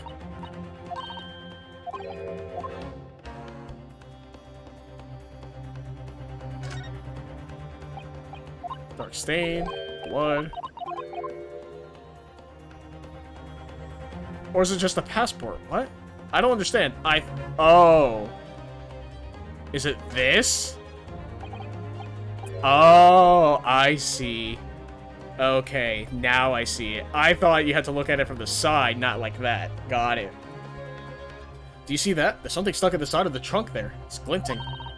Looks like a fragment of metal of some sort. But it's wedged in so tightly I can't remove it. Well, don't cut yourself. You better leave it, I think. Oh, I always saw it like this. I never actually paid attention to that. Oh. Got it! I got it now. I was right, just didn't get there. There's a small piece of metal lodged in the wall of the trunk here. Like the tip of a blade. Eh? A blade? Kazuma. Slung around your waist as ever today is the esteemed blade Karuma. Of course it is.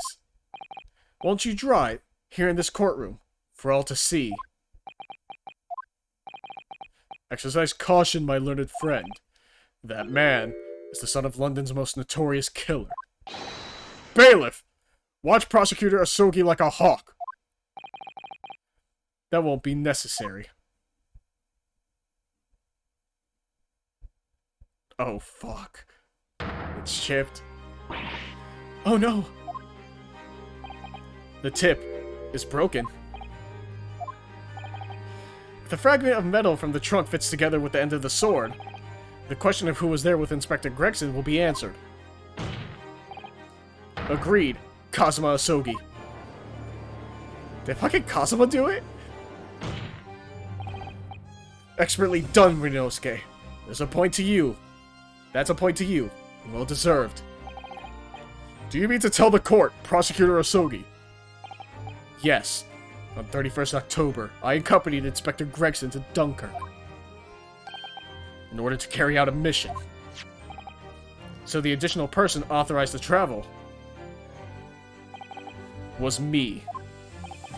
And the mission was the assassination of the Mark. What? What?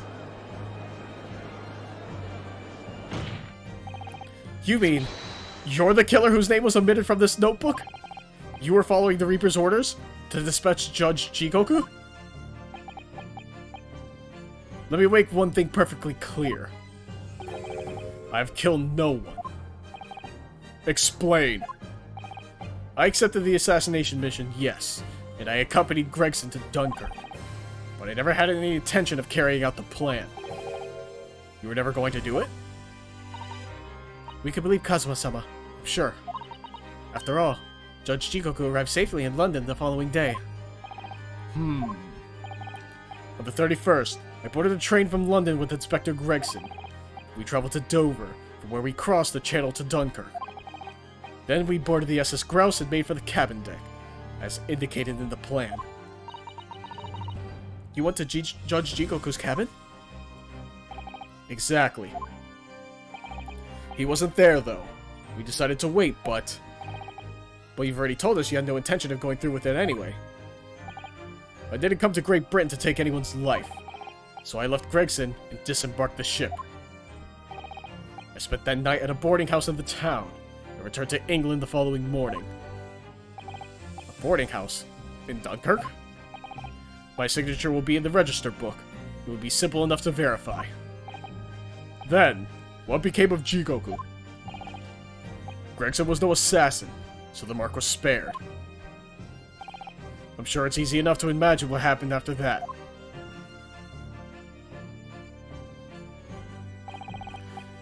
Gregson returned to England as well, having failed to complete the mission. He met with the Reaper in that room on Fresno Street to report the failure,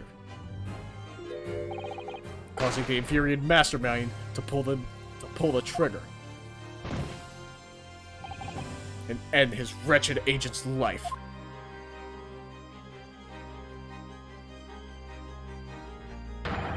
That's the real truth behind Inspector Gregson's murder. Objection! But if you did nothing as you claim, how did the tip of your sword come to be lodged in the inspector's trunk? I don't need to answer that. The victim was killed by a gunshot. A small fragment of a Japanese blade is irrelevant to the case. And accordingly, I choose to exercise my right to silence on that matter. Be that as it may, the court will sequester the sword as evidence. As you wish, my lord. The great sword Karuma. We must take immediate action now, to verify whether Seishiro Jigoku remains unharmed. What? Remains unharmed? I agree. That should be our first priority. It's recently come to my attention that he hasn't been seen since yesterday. How did you...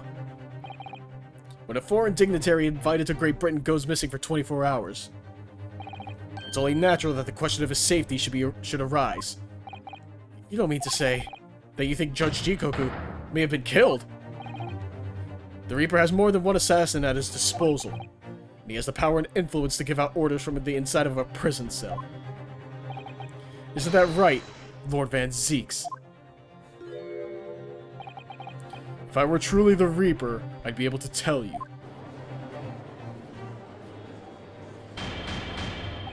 Order! Order in the court! Order! We will take an emergency recess for 30 minutes. Now? Guests of the symposium have been told to maintain regular contact with the organizer's office. If the man can't be located within half an hour, we will have to assume the worst. Oh no, not Judge Jigoku. No one would want to kill a harmless Japanese man who only just arrived in the country. Except, that is, for the Reaper, wanting to finish off a mark that slipped through the net 10 years ago. I would have to agree. Mr. Naruhodo, for the defense's sake. My lord? I sincerely hope we are successful. If we're unable to confirm Mr. Jigoku's healthy existence in the next 30 minutes, you will face grave difficulties. Ah. Court is adjourned for 30 minutes. Jesus Christ, this case is intense. Oh, we're just chilling, hanging out. Kazuma-sama, the Reaper's assassin. I feel as though I'm in a nightmare. I can hardly believe it either, but on the other hand, Kazuma isn't in the habit of making up stories. Also, while we're at it, let's examine this while we have it. Whoops. Yeah, nothing gonna play, shut up. Karuma, the great blade. Such a thing of beauty, I want to gaze on it for hours. Any blood? No blood. Anything inside the hilt? No. Tip of the great sword. Broken. Such a shame. It's been so meticulously cared for over the years. I can almost hear Karuma's sobs. Kazuma must have really taken a swing for that to happen. Alright, just want to make sure. I have such a terrible sense of foreboding. Something awful has happened to Judge Jigoku. Then I feel as though things will only spiral further and further out of control. I felt it from the moment I stepped into the courthouse this morning. That strange sensation that we were careering towards a foregone conclusion. Well, in the worst case, We might only have 30 minutes left. Unfortunately, though, I don't think there's anything we can do but wait now. We're out of options. Actually, there may be one last hand we can play. Or rather, one last ear. Finally, we get to pull it! Of course! The little Mr. Sholmes that doll that Iris gave us. If for some reason you completely run out of options in the trial today, then just pull this little Hurley's ears as hard as you possibly can. Perhaps now is the time. What should I do? Pull Hurley's ears or not? Oh. Oh, that's right. I made a save file on 5. And that's where I've been saving just now. Well, we'll do this now. So we'll have it just in case I fuck up. But I'm gonna pull on it. Here goes then. I'm going to do it. Good luck, Mr. Naruhodo. No looking back. Heave! Ow! That scream sounded like Mr. Sholmes. But Mr. Sholmes? Where are you? Here, my dear fellow. Here! It's the felt doll talking. Pull the ears again, Mr. Naruhodo. As hard as you can. Alright then. I'll put all my strength into it. Heave! Ow! Please, my dear fellows. You don't need to pull my ear off. Mr. Sholmes, where are you? Myself and my trusty partner are presently in the first-class cabin area of the SS Grouse. The SS Grouse? She left Dover last night after the final pieces of cargo were loaded. We are currently docked at Dunkirk, but due to be underway again in half an hour. You've taken a ship to France? Please, even with my athletic prowess, I would struggle to jump the Straits of Dover. After we left Baker Street last night, we hurried by cab to the station and by train to the port, in order to board this vessel in time. So, you mean you'd already worked it out? That the steamship was where everything really took place? Mr. Naruhodo, pray, what is my name? Herlock Sholmes, world-famous great detective. Recited to perfection. Well done. You're a genius, Mr. Sholmes. That's the only word for it. Ow, ow, ow, ow, ow. Miss Susato, gently with the genius's ears, please. Oh my, I'm ever so sorry. If I may, Sholmes. Ah, there you are, Mikotoba. You may remember that it was in fact I who made the connection to the SS Grouse. At Scotland Yard yesterday, when we examined that notebook, and I recalled my steamship ticket. But of course it was, my dear fellow. And not once did I controvert the fact. I merely had our court-bound companions utter my name. Yes, you did, didn't you? We've just entered a recess. The trial resumes in 30 minutes from now. And if we're unable to present any new leads, then, I'm afraid to say... Do not fret, please. It's for precisely that purpose that my partner and I have made this journey. I have no doubt we shall have welcome news for you within the half hour. Thank you, Mr. Sholmes. That would be wonderful. Until later, then. Yes, you'll be hearing from us if you're not in touch first. Ow, ow, ow, ow. I shan't be hearing anything if you keep tugging my ear in that mindless fashion. Whatever was the idea behind making a receiver operated that way in the first place, Sholmes? Why the deuce would I know? It's Iris' invention, not mine. Do we actually play as Mikotoba? That's pretty rad. Also, I know how much you enjoy being the hero of the hour, Sholmes. We have but half of that now before the grouse puts to sea again. If we don't conclude our investigations rapidly, we shall find ourselves in Naples before long. There are times, Mikotoba, when you make a surprising amount of sense. So, let us begin. Oh boy, what the fuck is this? First class cabin number 2. Yes, this is the one. But I don't believe an investigation of the cabin is going to be plain sailing. That crewman standing in front of the door is an angry-looking fellow. Why are you loitering here? Who are you? My dear fellow, do you not recognize a world-famous great detective when you see one? The question really ought to be, who are you? Do you not recognize world-traveling great sailor Chicken Stroganoff when you see? Oh boy. Great detective? Ha! I don't think so. Do you see that, Miss Mikotoba? It would appear that this man is a devoted follower of mine. Goodness me, is that a tattoo? That says Sholmes? I must say, while such adoration is flattering, naturally, it does leave me a little cold. What are you talking about? Leave, now! How distressing. My loyal devotee knows me only by name and not by appearance. And yet, I already know a great deal about you, sir. You have a brother, I believe. Like yourself, he's a shipman. Currently traveling the world aboard a Russian steamship, in fact. How could you know this? Elementary, my dear Mikotoba. I'm sure it was. 3 days ago, I was bound for London aboard this ship, you see. We're looking for one of my fellow passengers, a man by the name of Jigoku.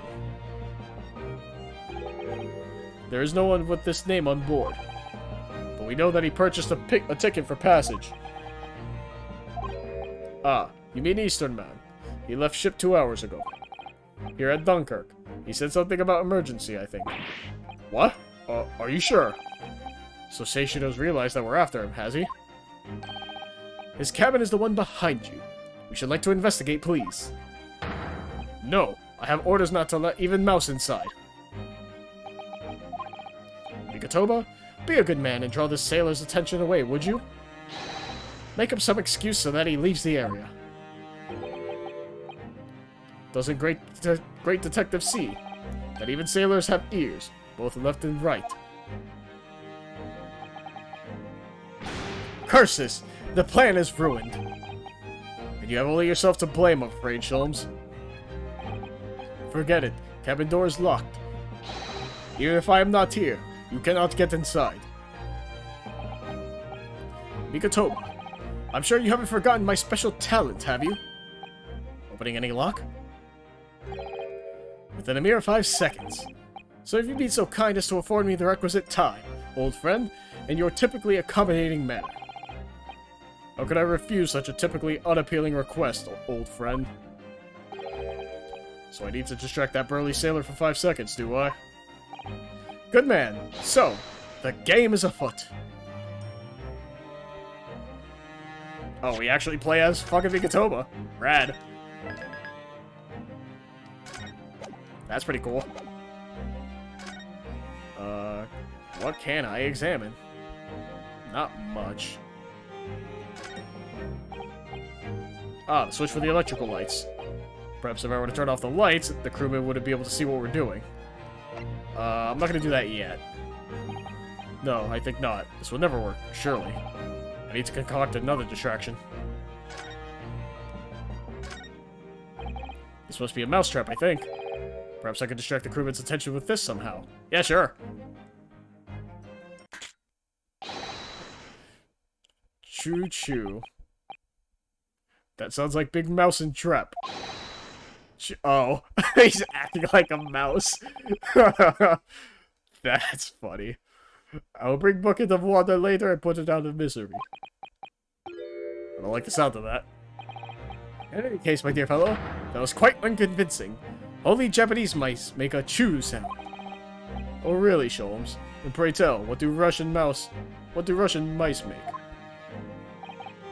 PP, naturally. Though also quite unconvincing, I readily admit. So go ahead, Mikotoba. Do a PP this time. No thank you. I'm sure I could come up with an alternative solution. Oh, I can ring the alarm? This would appear to be an alarm bell. All hell would break loose if that thing were to ring. The whole crew would know about it. No.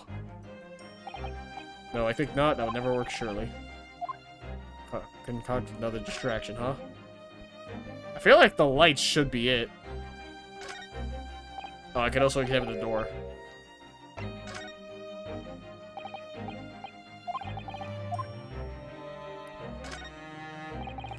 That's the way back to the dock. Oh, but it can't go up. I'm assuming it has to be the alarm because we're gonna flick the light switch and then Sheldon's gonna be like, well, I can't fucking see the lock, my guy. So we're gonna save just in case this is like a premature game over. Because they're like, hey, you're fucking about with the ship, we're gonna arrest you. And then it's like game over.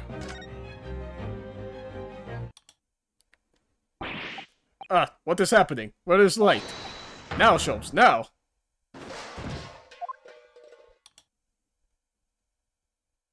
Hey, what's up? Nobody there. That was a close shave. Quite a neck you have. Stumbling so violently in an apparently empty corridor. Do be quiet, Sholmes. I shall have to think of another approach. Okay, yeah, it's the alarm. Well, yikers. Here goes then. Pardon me in advance. You, what are you doing? If we were at sea, that would be a very bad problem. What's going on down there? Seaman Stroganoff, report at once. Sorry, sir. Nothing to report. It was just stupid drink. No, not by me. By world famous... No, as I told you. Now, Sholmes, now! Done. Not even 5 seconds, eh? Well, don't stand there gawping at my brilliance. Mikotoba, in we go! Oh, yes. Please don't be dead. Please don't be dead. Please be alive. Please. Jigoku, I liked you. Uh-oh. 3rd November, SS Grouse. Don't be dead. Don't. Oh, God. He's gonna be inside the fucking cabinet. The cabinet, or whatever the fuck. Good gracious. It would appear that the occupant of this cabin did indeed disembark rather hurriedly. Those clothes on the floor there. They're Seishido's, without question. Well, it would seem we are just a little too late. Yes, by about 2 hours. Still, whilst we're here, we should investigate thoroughly. There may well be 2 hours worth of clues to find in here. But that burly crewman may return at any moment, Sholmes. Indeed he may. Which makes this all the more thrilling. I'm seeing ice, and I'm seeing something to fit a body in. They might have hid his body there. We're examining this first real quick. According to the report I was given, Naruhodo was concealing himself in Asogi's wardrobe. Indeed he was, and it was of a similar size to this one. Ah, you must climb inside yourself, my dear fellow. What? Whatever for? It was the site of my first fateful meeting with Mr. Naruhodo. You can experience the moment for yourself now, complete with my dramatic rhetoric.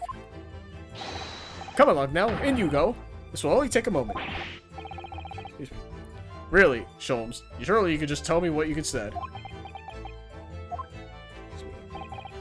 Well, I uttered some brilliant remark and opened the wardrobe to reveal the stowaway murderer.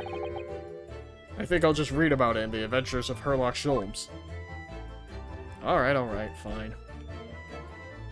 Or examine the trunk. It's a very sizable trunk indeed.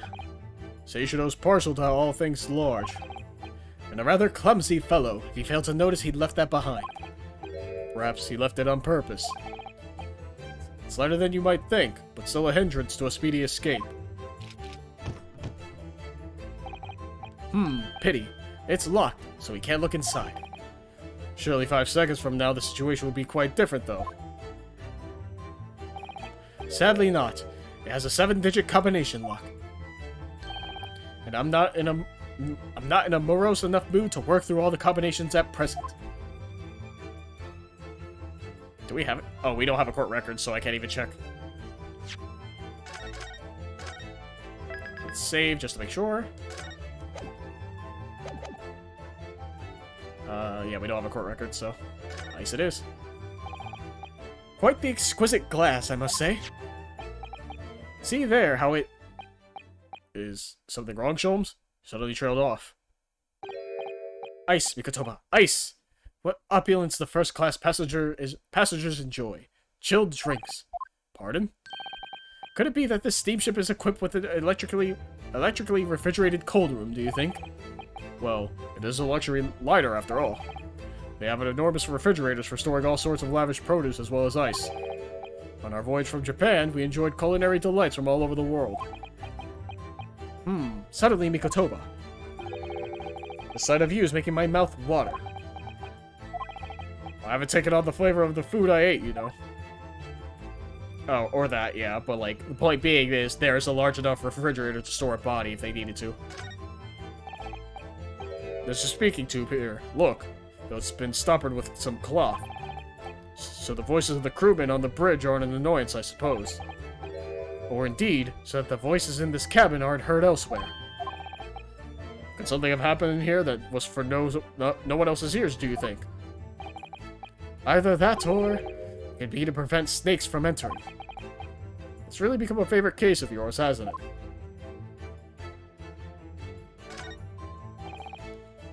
Those are the rules of passage. Passengers must not keep weapons or other dangerous objects in their cabins. Pets are also strictly forbidden. Additionally, there are severe punishments for stowing away in wardrobes and or travel cases. I feel the rules have increased since I last read them. Probably just my imagination. What about the fact that they're not straight on the wall? Doesn't that strike you? You may be right. Probably just your imagination, though. A trifle. And you know what I always say, Mikotoba? There is nothing important about trifles. Probably just my imagination, but I think that might be slightly off. Did all that. Oh yeah, the trash can. This is a waste paper basket, look. And there's still rubbish inside. Indeed. Then let us pry. I've discovered recently that I have a penchant for exploring the contents of others' waste paper baskets. I sincerely hope only for your work. Ah. Here we have a notice issued to the passengers from 3 days ago. 3 days ago? The night before we arrived in London, then. When I was still aboard myself. Following departure from the port of Dunkirk, all crew members are required to accept... well, fuck me. Ah, yes. There was an evacuation drill. I remember now. I didn't read that fast enough because I was not paying attention. Because I'm an idiot. For our safety and security, all first-class passengers were constantly under the watchful eye of the crew. So it was a welcome relief to have some privacy for once. Oh, perfect.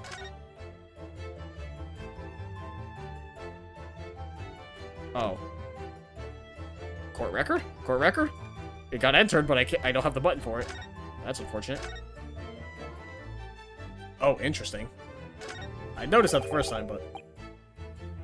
The wall is a slightly different color just here. Do you see? Indeed. We have observed arises when a frame that has been hanging for some time is removed. Perhaps your friend is an art thief. Now there's a bold deduction worthy of a great detective, I'm sure. He may very well be the elusive thief who has been plaguing France's galleries as of late. I think perhaps we should focus our attentions elsewhere, Sholmes, don't you? That outline on the wall. Feel as though I might have spotted something of a similar shape and size elsewhere. Oh, hey. You are still here. Ah, Abel Seaman Stroganoff. Hello again. I was beginning to think you'd never materialize. You are waiting for me. Of course. I was expecting you to burst in with a hearty Russian profanity far sooner. I was in trouble with Captain because of trick you played before. Or innocent chicken? I don't know how you pronounce that, man. I'm sorry. It is all your fault. Ship is leaving port soon. Get off, now. Of course. We shall disembark presently, my dear fellow. But first, there is something that must be done. What are you talking about? Why, naturally. The debunking of your deceit and the bearing of the truth. Kakoi? I don't know if that's how to pronounce. I don't know. I'm afraid I see through your lies. Do not give me a Sholmes Spectacular, please. I hate them. For one thing, Mr. Jigoku has not yet left this vessel at all. Ah. And for another, my dear Seaman Stroganoff. You know exactly where the man is, even as we speak, don't you? How can you... Good gracious, Sholmes, you mean you worked it out? All of it? It's really been too long, hasn't it, old friend? 10 years, no less. So, would you care to join me for a dance of my inimitable logic and reasoning? Nothing would please me more. What is this? We have but minutes until the vessel puts to sea. No games now. Time is of the essence. Oh, we just skipped the whole thing. Mr. Shogunov, allow me to remind you of your earlier claim. You told us that Jigoku left the ship some 2 hours ago. Ah, that is what I said. Sadly, that was a rather clumsy lie. You see, there's something in this room that quite clearly contradicts it. What? Ah, yes, of course. I see you've noted it too, Mikotoba. Then please, do take the lead. What in this cabin shows the impossibility of Jigoku having disembarked 2 hours ago? Let's see what the last 3 years have done to your observational skills then, Mikotoba. It's been 10 years since we last did this, Sholmes, not 3. Why, of course it has. Quite. Now, all the clues are here in this cabin for your eyes to see. But as I always say, you must not merely look, but observe. Observe and the answers become clear. You must also save your game quite frequently, so you do not lose your place and have to backtrack when you fuck up. So, impress me. I think I can manage that. I don't fucking know. I would assume the trunk? It's either the trunk or the glass containing ice because it's not melted, right? Take that! Okay, it is the glass.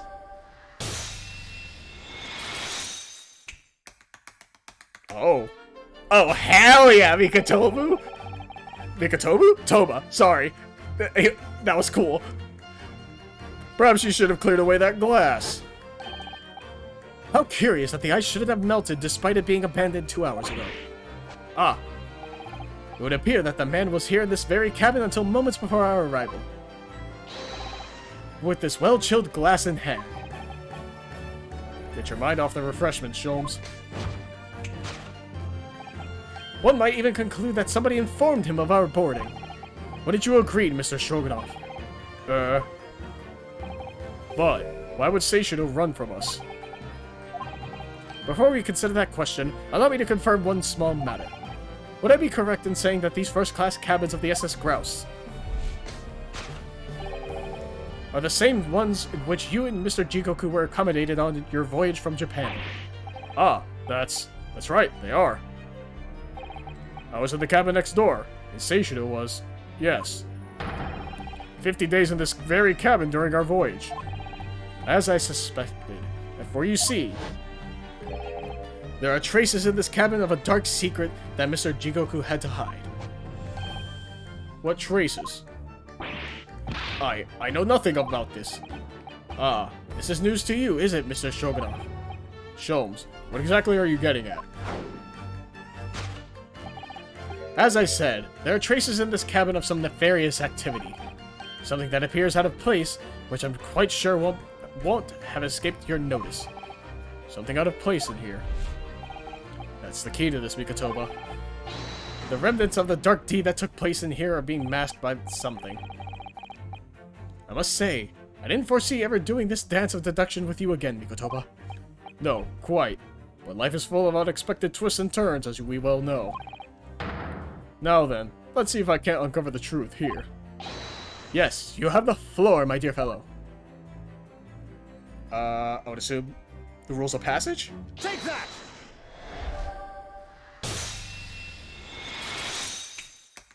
Hell yeah, dude. God, he's so cool. It's the rules of passage in this frame here. They're obviously out of place. The way they're hanging crooked on the wall, as if they were put there in a hurry. Yes, as I'm sure you've already concluded. That frame was originally over there. The shape and size are a perfect match. Duh, you are right. When did the frame move? Hardly the most observant of crewmen, are you, Mr. Shogunov? I would think your captain is quite justified in having his reservations about your reliability.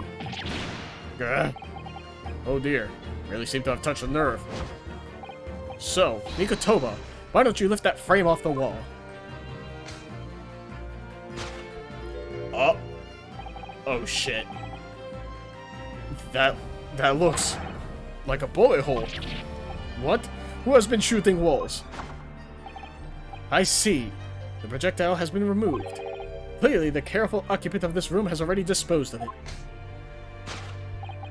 Now then, Mr. Stroganoff. Ah. I have the distinct impression that you're attempting to shield said occupant. I don't know what you are talking about. Why would I try to protect Eastern Stranger? Ah. So we're talking about the same man, I see. Good. Ugh. I'm sure we can get to the bottom of this in no time, aren't you? Because there's some very noteworthy evidence that explains the reason why you're lying for the man. Yes, you've been told to keep up this pretense, as clearly shown by. I really don't know how to approach this one, Sholmes. Ah, my dear Mikotoba, simply keep first principles in mind. Study your subject from every angle, and I'm quite sure that you'll see it. In fact, I'd put a wager on it. So I'm to glare at the fellow from all sides. Well, I can certainly do that. You've been told to keep up this pretense by... Well, I'm assuming it's not the Sholmes. I'm assuming it's the banknotes, right? I don't see anything worth of note. Take that! Tap dance for me. Do it. Hell yeah. It's almost too obvious for words. Quite. The universal language of the world. Money. Ah. And I'd wager that the Eastern fellow in question is Seishiro Jigoku, yes? So, I presume you realize what this means. There are clear signs that a crime has been committed in this cabin. And the way you're going, sir, you'll find yourself accused of being an accomplice. But... I believe you know, Mr. Stroganoff. You know where Mr. Jigoku is hiding at this precise moment in time. As always, Mikotoba, in matters of deduction, the furtive glance is your unfaltering ally. Yes, I think you're onto something there, Sholmes. You found the chink in this burly fellow's armor. We need only follow the man's gaze to know where our prey is hiding. The slightest flicker of the pupils, a minutely delayed blink. Nothing escapes my attention, even that which is barely perceptible. You can hardly call this barely perceptible, Sholmes. The man's turned his entire head. It's not exactly what you describe as a furtive glance, is it? It's almost too obvious. We shall let your tapping toes decide, my dear fellow. Follow his gaze? Oh, well, I mean... I thought I could examine some more, but I guess not. Well, I mean, the gaze looks like he's going to the large trunk, right? Take that! Okay. They said it was too obvious, I thought it was like a bait switch. Listen. Hell yeah. You turned immediately to look at this large trunk, didn't you? Ah. The truth is, Seishiro Jigoku was unable to escape from the ship in time. And is, at this very moment, doing his best to stifle his breath inside this trunk. If he still has a breath to take, I fear he may be running dangerously low on air. I imagine he didn't count on us making a nuisance of ourselves for quite so long. I think it would be in everyone's best interest for us to open the trunk as quickly as possible. But how can we? Are you forgetting about the combination lock? We don't even know the 7-digit code. Oh, so that's what Sholmes is for. I mean, I figured it out earlier, but still. The combination lock can't be opened from inside the trunk. Therefore, there must have been an arrangement for somebody to open it after our departure. Of course. In short, before Jigoku hid himself inside that trunk, he must have told somebody the 7-digit number for the lock. As I'm sure you can confirm, Mr. Stroganoff. No, I know nothing about combination code. Don't move a muscle, my good seaman. Now, Mikotoba, would you do the honors and open the trunk? So it's, what, 5231045? Because it's just that upside down? How on earth do you expect me? It's a 7-digit number, remember. Quickly now, we have a little time.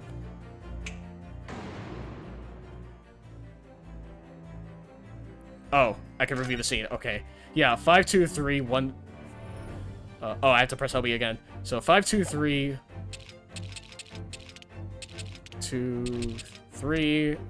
1, 0, 4, 5? Whoops. Take that!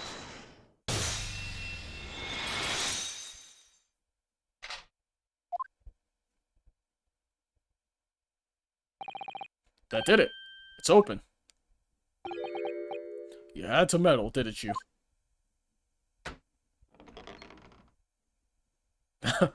Hey, what's up? Well, Eugen, you found me now. Seishiro.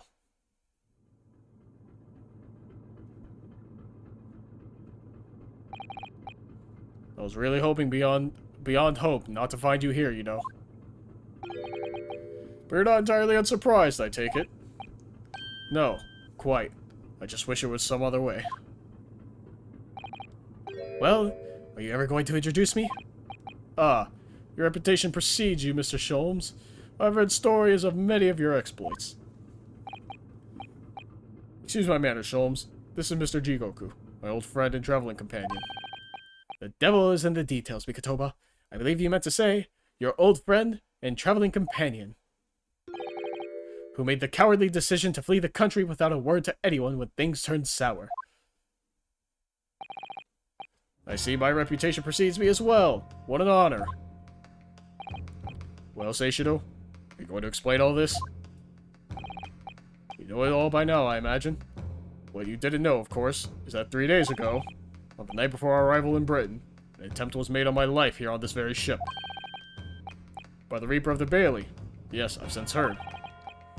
Because you were once prosecuted by the Reaper, weren't you? 10 years ago now, mind you. But I had no idea at the time what a dangerous individual he was. Anyway, when we arrived in London to find the symposium was postponed until goodness knows when, it became all too apparent to me that I might very well be targeted again. So you decided to flee the capital without saying a word to me about it. I'm afraid so, yes. Of course, I realize now that I really ought to have confided in you. Somewhat surprising, I must say. What is? Well, first-class cabins aboard luxury steamships are in very short supply. It's more than a little hard to believe that this one just happened to be available. So says the protagonist of some colorful short stories. Well, I don't care for your opinion. The cabin did just happen to be available, so I purchased a ticket, and here I am. I've just seen for myself the obvious remnants of that incident in this cabin. So you already purchased your return ticket before we even docked in Dover, had you? To prevent anyone else taking this cabin and seeing the evidence. Is that it? Eugen, I have nothing to say to you. Well, in a mere 5 minutes, this ship will set off on its onward voyage and not make port again until Italy. I'm afraid we must insist that you disembark with us at once. You have no jurisdiction over my movements. We have this, Seishido.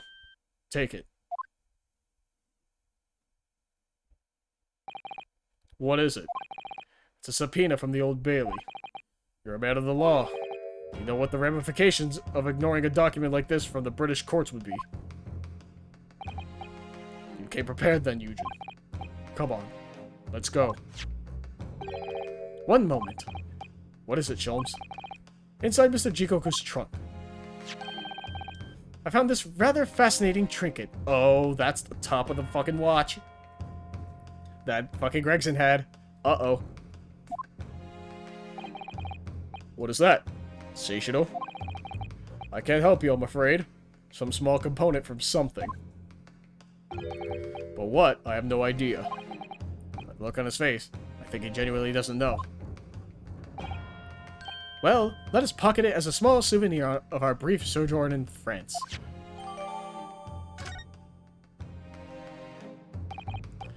Well, young Naruhodo.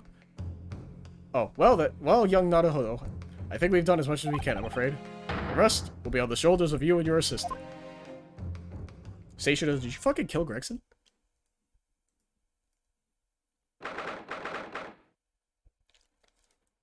Need some water. 3rd November, 12:10 p.m., Old Bailey Courtroom.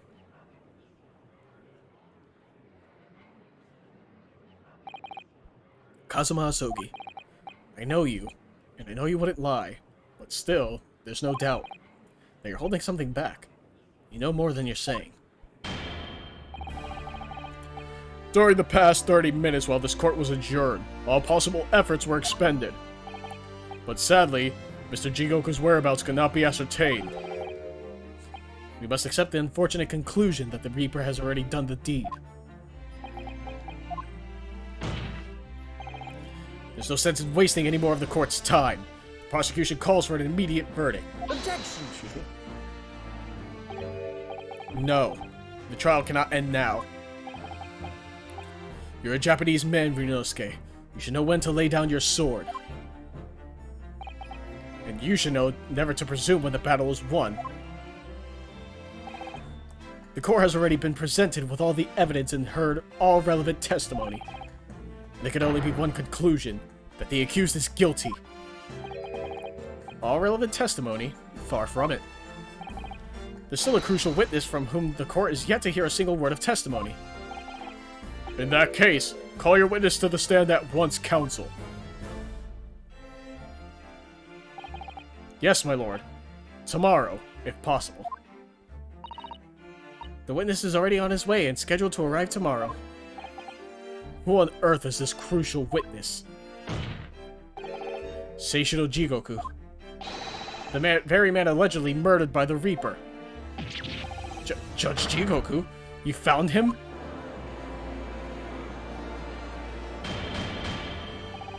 But the investigations of every policing resource in the capital suggest that Jigoku is already dead. How in the name of God did you find the man? He was located in France during the recess, at the port of Dunkirk. Thanks to one of Mr. Herlock Sholmes' famous deductions. Herlock Sholmes. Inspector Gregson almost certainly met with Mr. Jigoku on the night of his death, because along with Prosecutor Asogi, Gregson was on a mission to assassinate the man. Which means that Seishiro Jigoku is the sole witness, who can clarify exactly what happened aboard the SS Grouse on 31st October. Holy shit. Well, it would appear that it's too soon to move to adjudication at this point. The prosecution concurs. The court must hear Mr. Jigoku's testimony. No judgment should be passed until all testimony has been considered.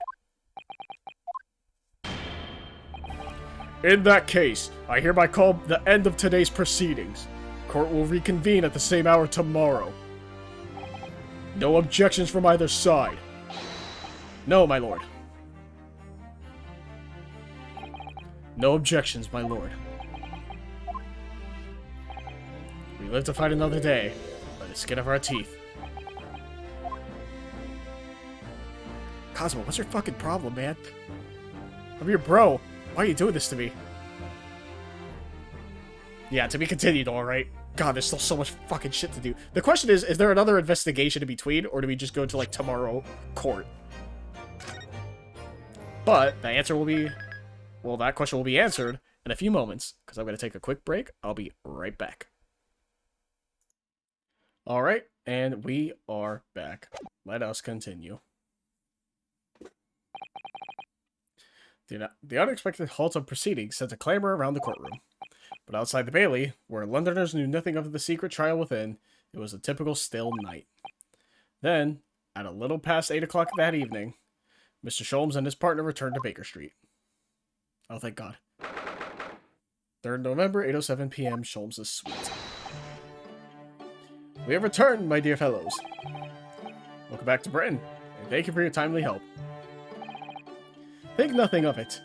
I believe you've had an even more wearying day than Mikotoba and I, no? You could say that.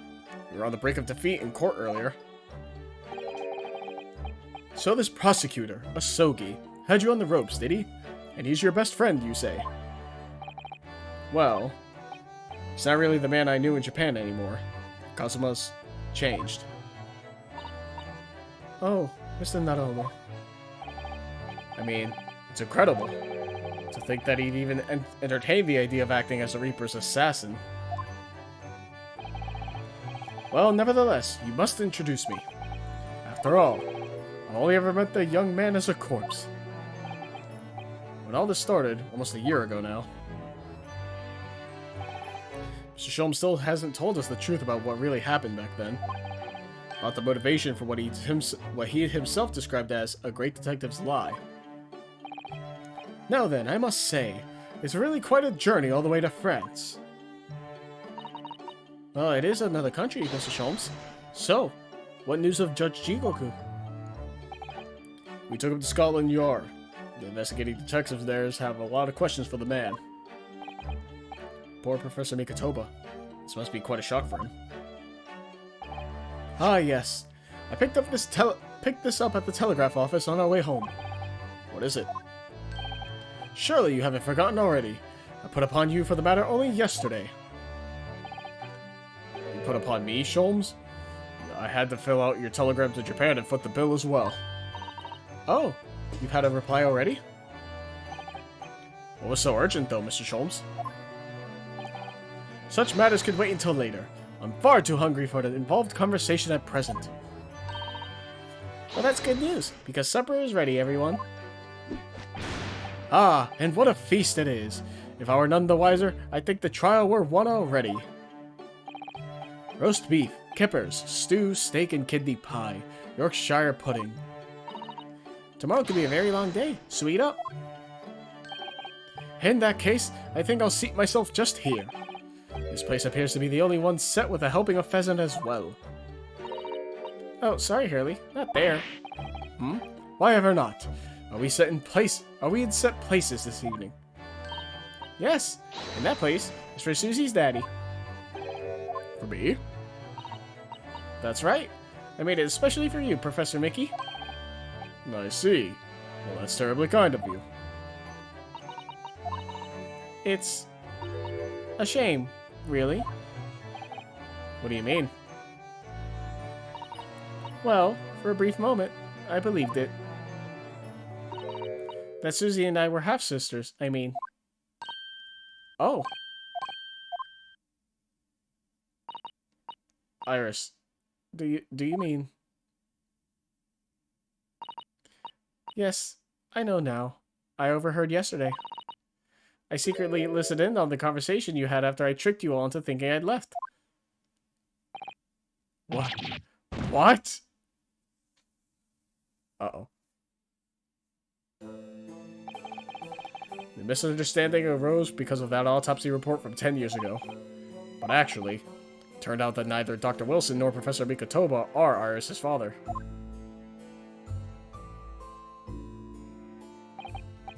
Yes, about that, Iris. You know, I know. You can't tell me at the moment. Oh, Iris. The pheasant is by way of an apology. I'm sorry for eavesdropping. Oh, no. That's quite alright. Then why don't I get any apologetic pheasant? So just who is Iris' father? I suppose that's not something we'll be finding out today. So then, let us dine, while our largely pheasantless plates are still piping hot. A fine idea, Sholmes. It all looks absolutely delicious. Eat as much as you like. There are always seconds. This could be our last chance to ask questions before tomorrow's trial. About that telegram from Japan, and about Kazuma. I can't let this opportunity slip away.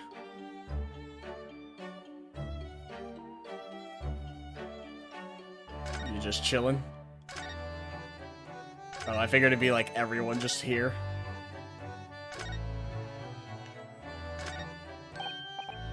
Mr. Sholmes, what are you doing? Surely it's abundantly clear that I wasn't brooding over Mikotoba's refusal to share his pheasant with me. Nevertheless, I felt the need to withdraw from the social circle for a while and look on with hungry eyes. Sorry, Hurley, but I cooked that pheasant especially for Susie's daddy. Even though I played the role of father to you for far longer. Mr. Sholmes, could I discuss some things with you? Certainly, my dear fellow. I find myself quite in the mood for a spell of conversation. No doubt, you're hungry to learn more of my deep love of game. I can probably contain my curiosity on that one. You needn't look at me in that fashion. In what fashion? It seems that before we discuss the pheasant, we have some rather unpheasant matters to discuss. I mean, yeah, a little bit. Telegram from Japan. So, what was in the telegram you received back from Japan, then? Ah, this? I thank my lucky stars it arrived in time. Record found as indicated. Duplicate follows. K. Asogi, A. Shin, T. Gregson, J. Wilson. What? Those 4 names. We've come across that exact same list before. Yeah, at the end of the first game. They came up in that unforgettable case last spring. What appeared to be a simple case of aggravated murder turned out to be a masking monumental intrigue. A plot that involved the sale of British governmental secrets to foreign states. And exposing the means by which those secrets were being leaked, we deciphered a fragment of a message. K. Asogi, A. Shin, T. Gregson, J. Wilson. But we didn't find the names out until the case was over. We never did get to the bottom of what they meant. All we knew was that the information had been sent by somebody in the British government to somebody in Japan. Hold on. Before I continue. Kazuma's 24. Assuming he's actually involved. There's no way. He's like super fucking young. I would like to think. So why are the names coming up again now? Yes. Where did the sender of your telegram discover them, Mr. Sholmes? I have here the message I had wired yesterday. Allow me to read it to you. Enter Judge Jigoku's office undetected and investigate telegram records. Expect to find communication from Britain dated 1 year ago. List of 4 names. Need by tomorrow. Naruhodo. I sent it to a detective I know who specializes in clandestine... I still don't know if it's clandestine or clandestine. Missions of this nature. You asked Inspector Hosonaga to undertake such an onerous task for you? And in my name? Wonder what guys he opted for this time. My dear fellows, it was a matter of great urgency, you understand. Anyway, the list of names was found in Seishiro's office, as Sholmes predicted. So you mean, that mysterious collection of names that was sent from Britain to Japan was... It was sent to Judge Jigoku. He was the intended recipient. I don't believe it. But that doesn't answer the question of what the list of names actually signifies. I did formulate a hypothesis about that. But without a shred of evidence, I couldn't possibly have shared it. Mr. Sholmes looks deadly serious for once. Yeah, it's probably like a assassination list. Because as far as we know, everyone besides Kazuma is dead on that list now.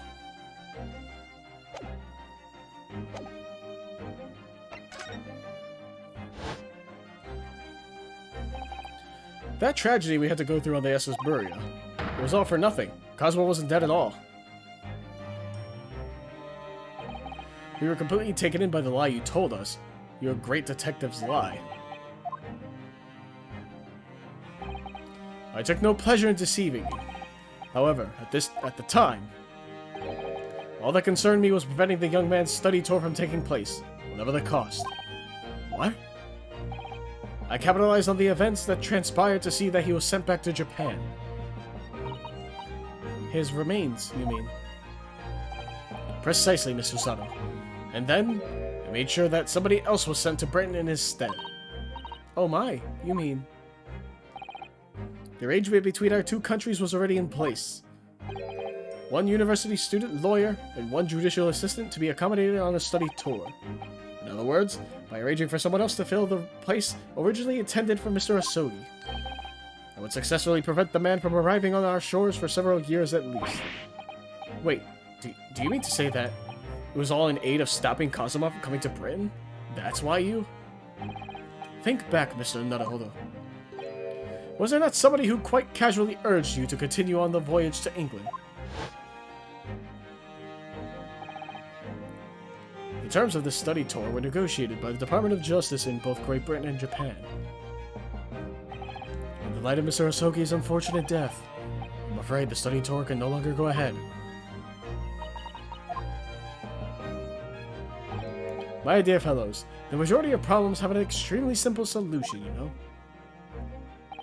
All you require is one lawyer, and the study tour can continue, surely. But there is no one else with the necessary qualifications, Mr. Sholmes. We know of no other lawyer. The voyage to London still promises a good month of time. Ample opportunity, I would say, to find yourselves another suitable lawyer. So, you manipulated me? I've often remarked on the extraordinary lengths to which friendship will drive a man. I was quite sure that you would rise to the challenge for your late friend. I don't believe it. But if it was all contrived... I mean, what happened was treated by the authorities as murder. A woman was mistakenly arrested as the perpetrator. What do you suppose became of her? Naturally, I didn't allow the misapprehension to have any serious repercussions. I subsequently explained everything and assisted the unfortunate soul in finding the foreign refuge she sought. I seem to remember Mr. Sato and I had some rather strong words for her. Yeah, fuck her. Well, she was certainly not devoid of all guilt. She deserved every word, I'm sure. Wonder if she made it to America then. I'm afraid I simply cannot comprehend it. Why would you go to such lengths, Mr. Sholmes? Why were you so determined to stop Kazuma-sama from reaching Britain? Probably because he was going to die. The truth is, 12 months ago, there was already a very tangible omen of the impending tragedy, you see. Oh. An omen that, at this very moment in time, is close at hand. An omen of all these tragic events that already existed a year ago is close at hand? We need to find out exactly what Mr. Sholmes knows. Once again, people being fucking cryptic for no reason. They just can't fucking tell us. There is no room for doubt with your instructions in this telegram, Mr. Sholmes. You were very clear that it was Judge Jigoku's office that should be searched, so... You obviously knew that that's where the list of names would be found. K. Asogi, A. Shin, T. Gregson, J. Wilson. But we only learned of those 4 names just over 6 months ago now. And only because they appeared as part of the top-secret government communications that were leaked. That's true, yes. But at the time, you were unaware of the background. You see, those 4 names were wired to Japan. Around 6 months before that, approximately this time last year in fact, were you both still in Japan. It really would be hypocrisy on my part to reprove others for intercepting state secrets. Because after all, I'm perpetually eavesdropping on communications between the British and Japanese governments. You're perpetually doing what? How? Never mind the details, but you should know. No secret is safe from Herlock Sholmes when he has designs on knowing it. Oh my, Mr. Sholmes, what a fabulous line. Now, 1 month after that list of 4 names was wired to the recipient Jigoku in Japan, Dr. John H. Wilson was murdered. As soon as I learnt of the incident, my hypothesis rapidly took shape in my mind. As it turned out, I was partly correct, and partly mistaken. Nevertheless, it was the beginning of all the tragic events that were to follow. Mr. Sholmes, please, tell us all you know. Tell us about these 4 names and the tragedy to which they're all somehow connected.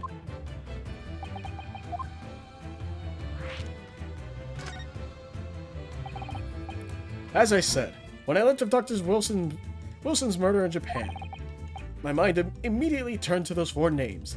Because you see, there was someone else on the list who I believe to be recently deceased.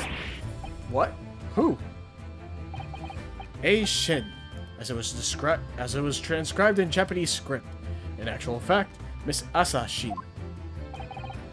That was a familiar name to me. She was a professional killer, well known among London's unsavory classes. Oh, I see.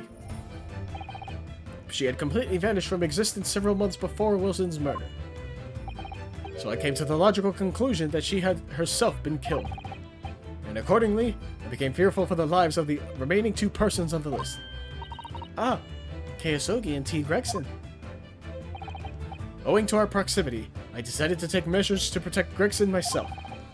But I determined it would be safest if young Asogi were to stay away from Britain. Ah, so that's why you went to such lengths to prevent his study tour from going ahead. Exactly. So, you already know who Kazuma-sama was, Mr. Sholmes? Oh yes, Sholmes and I have exchanged correspondence for years. I've recounted many tales about Asogi to him in my letters, and the news of Dr. Wilson's death, of course. So, Dr. Wilson is dead then? I didn't know. Oh, Iris. I know he wasn't my daddy, but still, it's very sad. I'm so sorry, Iris. We knew the significance of the name, obviously, but we just couldn't bring ourselves to tell you. No. But what you just told us, Mr. Sholmes, doesn't completely tie in with the facts. There's one big hole in your hypothesis. A big hole, Mr. Naruhodo? Yes. You mean about Asashin, I presume. Oh, of course.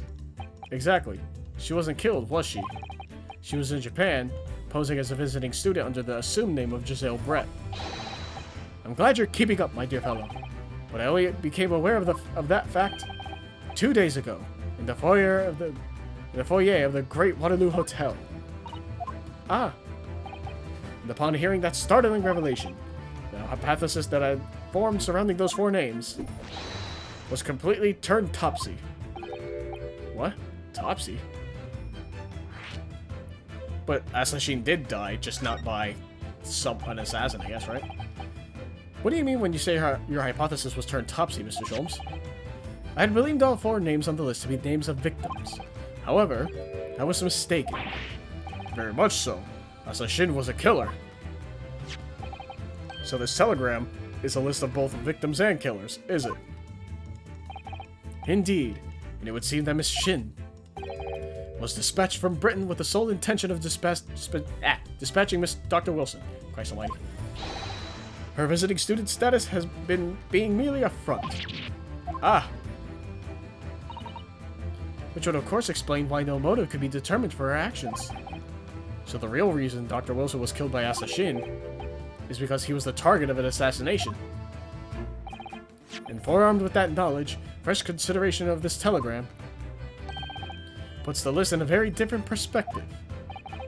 What do you mean? Well, does it not strike you?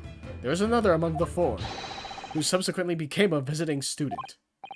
Wait, you mean? But of course, a name you know only too well. You mean Kazuma? Oh, he did say in court earlier today. Yes, on 31st October, I accompanied Inspector Gregson to Dunkirk in order to carry out a mission. And the mission was the assassination of a mark. Young Mr. Asogi accepted that mission a year ago now. Surely not. In conclusion, this document is a contract of sorts. An international agreement, one might say, detailing an assassin exchange. An assassin exchange? How could Kazuma possibly have gotten involved with something like that? Is this the fucking will that Genshin left Kazuma? That the Asogi papers? Let's assume that we have 2 parties, each wishing to dispose of a distinct individual. Hold on, before I read... Oh! So it's Keisogi, and then... So it's Kazuma and Asashin as the assassins, and then Gregson and Wilson as the targets. Oh. Those two parties then make a contract to swap their respective assassination targets. That would then be an assassin exchange.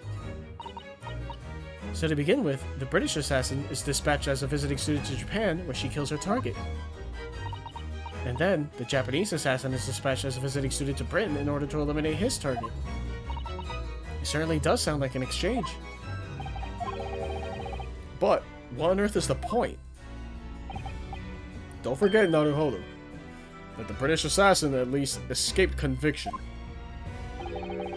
thanks to diplomatic immunity afforded by consular jurisdiction. Oh, yes. Such jurisdiction should be null and void under the terms of the new treaty between our two countries. So the fact that it was brought into play suggests intervention at the very highest levels. Highest levels? These murders were two sides of the same coin, linked not by a common motive, but by contractual agreement. As such, they appeared utterly unrelated, yet in truth, the assassins were complicit in one singular devilish scheme. That disassociation and the safeguard of diplomatic immunity were, I believe, the motivation behind this plot. But wait a minute, Sholmes. If this telegram really is describing the exchange of assassins as you're suggesting, it would mean that the Japanese killer's target was never Seishu no Jigoku at all. It would mean that Sogi's target was actually Inspector Gregson. What? Kazuma was here for Gregson? So Judge Jigoku wasn't actually the mark? Yes, that's exactly what it would mean. I hold myself personally responsible for failing to keep the inspector safe. Mr. Sholmes. I told him of my fears and implored him to seek a transfer to an overseas position. Obviously, with the young pickpocket in tow. Yes, Gina. Come to think of it, Inspector Gregson did mention that to us at the Great Exhibition. That he'd be transferring to the Paris police and taking Gina with him.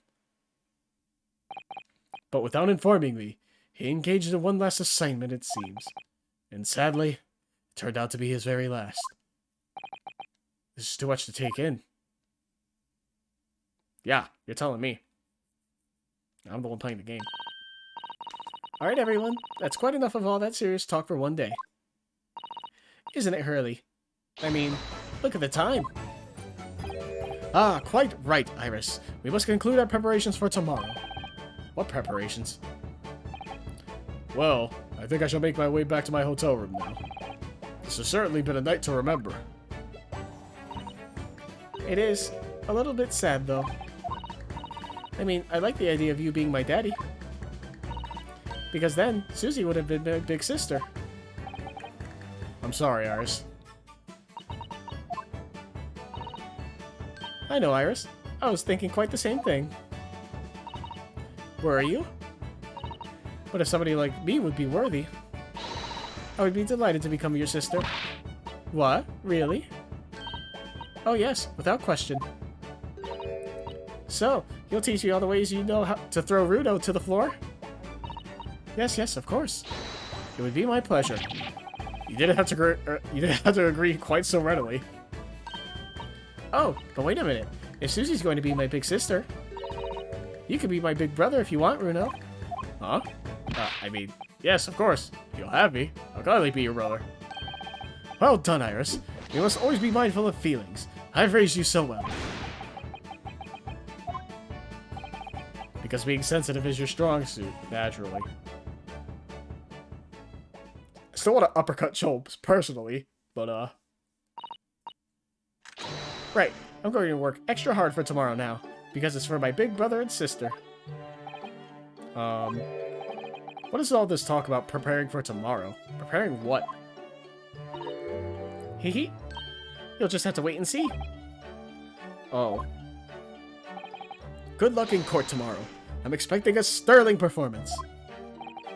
I'll do my very best, of course.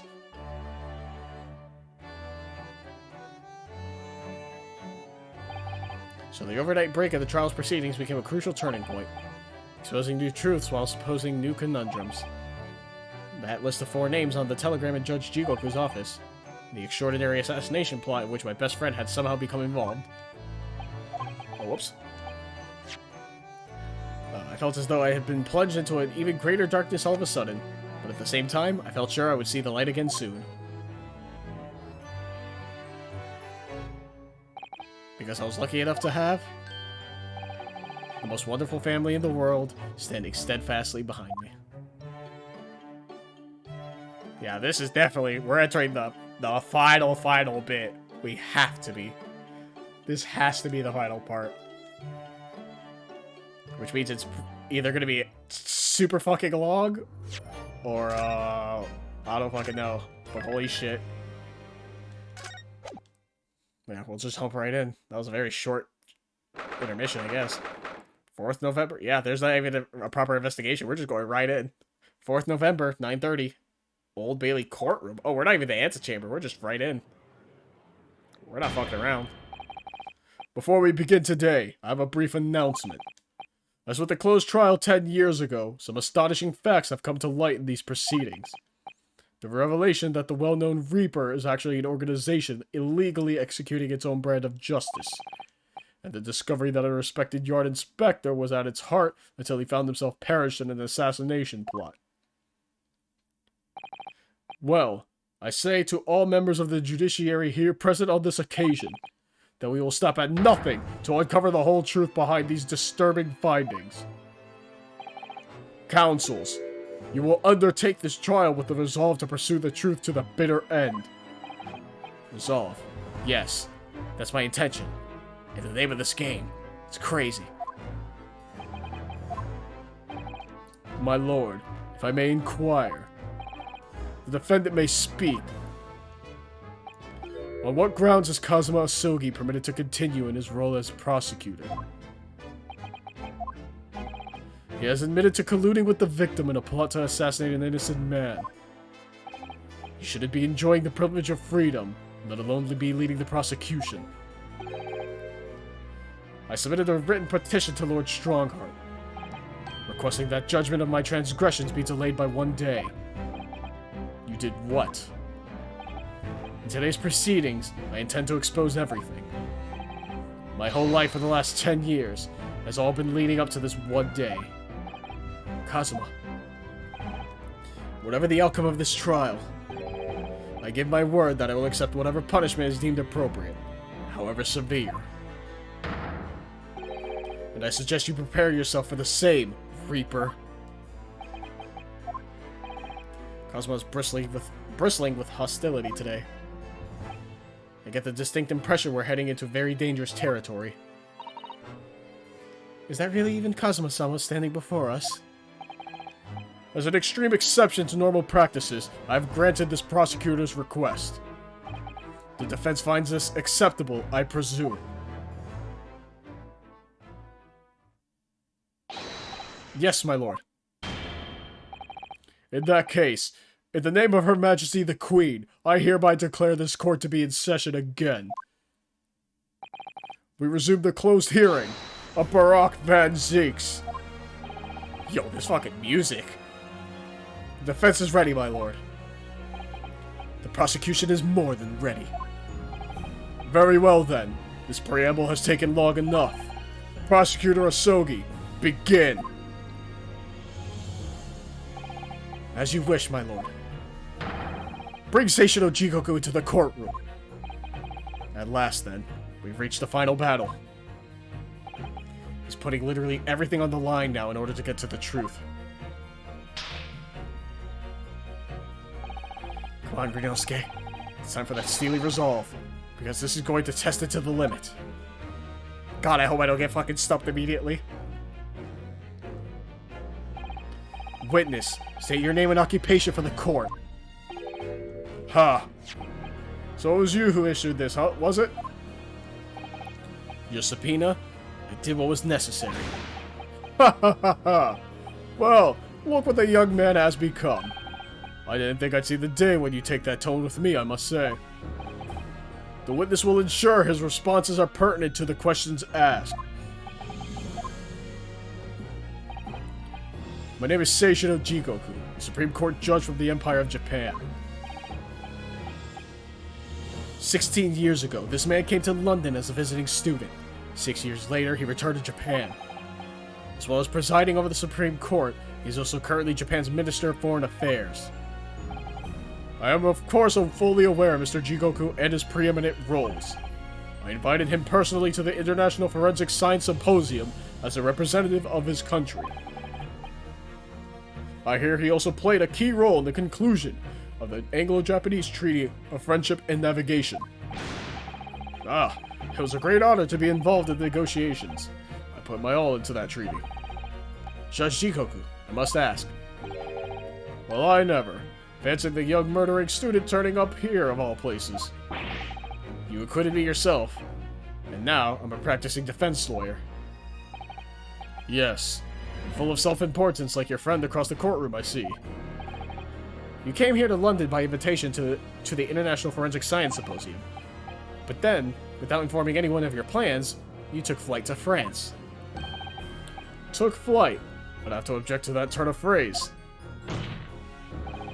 Then explain yourself. What exactly were the circumstances? Well, I was somewhat expecting this, and I'm sorry to say, I declined to comment. What? Leaving the country prematurely when I was invited as a... When I was invited...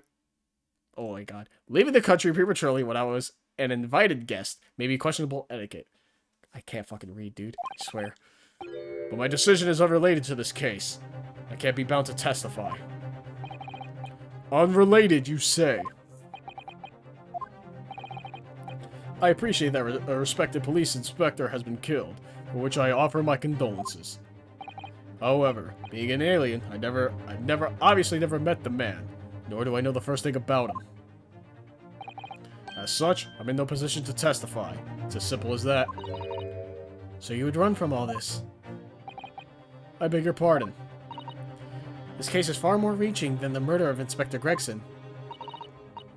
It has ties to another murder, a case that was tried in Japan almost a year ago now. A year ago in Japan. The murder of Dr. John H. Wilson, you mean? That's right. And you, Judge Jigoku, are at the heart of both cases. The defense has evidence to prove it. Do I? Well, Rinosuke, I see from that look in your eyes that you're resolved to carry this through to the very end, too. Let's see your evidence, then. What proof do you have that Seishiro Jigoku is involved in this case? I don't fucking know, dude. At least we're not at the fucking cross-examination, because that's where I get stumped, apparently. The telegram, right? That we just got. Okay, I just wanted to read that. Take that! This is a telegram detailing a communication sent between Britain and Japan approximately 1 year ago. The communication contained 4 names: Keisogi, A. Shin, T. Gregson, and J. Wilson. You little... Where did you get that? In Tokyo. From your office, Judge Jigoku. What? How on earth did you... What's this all about? Why is my name on that list? This is a list of 4 names following a certain... Oh my god. This list of 4 names follows a certain pattern. T. Gregson and J. Wilson are the names of victims. Keisogi and A. Shin are the names of assassins. No. A year ago in Tokyo, Dr. John H. Wilson's life was taken in a Western-style restaurant in the capital. The culprit was found to be a visiting student who went by the name of Giselle Brett, but her real name was Asa Shin, a professional killer sent on a mission to kill from Great Britain. A. Shin and her victim J. Wilson. And the murder that just took place here in London was the counterpart to that crime. An assassin sent from Japan, also a visiting student, Kazuma Asogi, whose victim was the British police inspector Tobias Gregson. Keisogi and T. Gregson. One assassin from each country to kill a target residing in the other. What exactly is the defense suggesting? These 2 cases of murder, one that took place in Britain and one in Japan, were masterminded by a pair of individuals from each country as a form of an assassin exchange. And the telegram the defense has acquired is proof of this international contract to kill. What? What?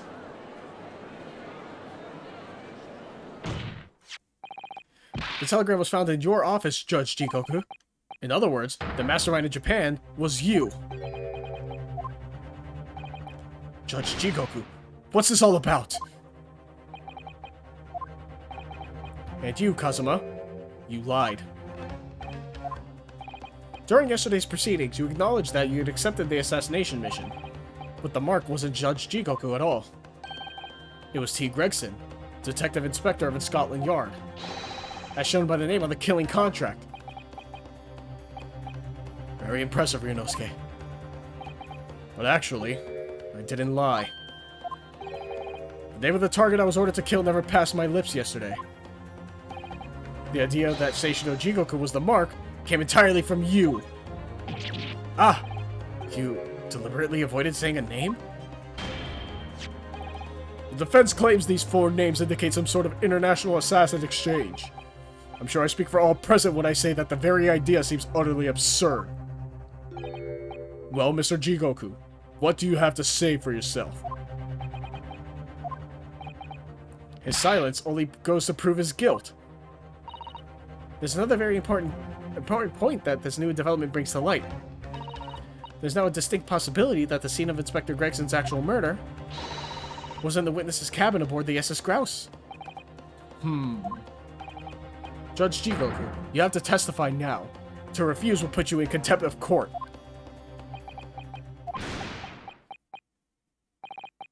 There's no need for quite such a vicious stare, young man.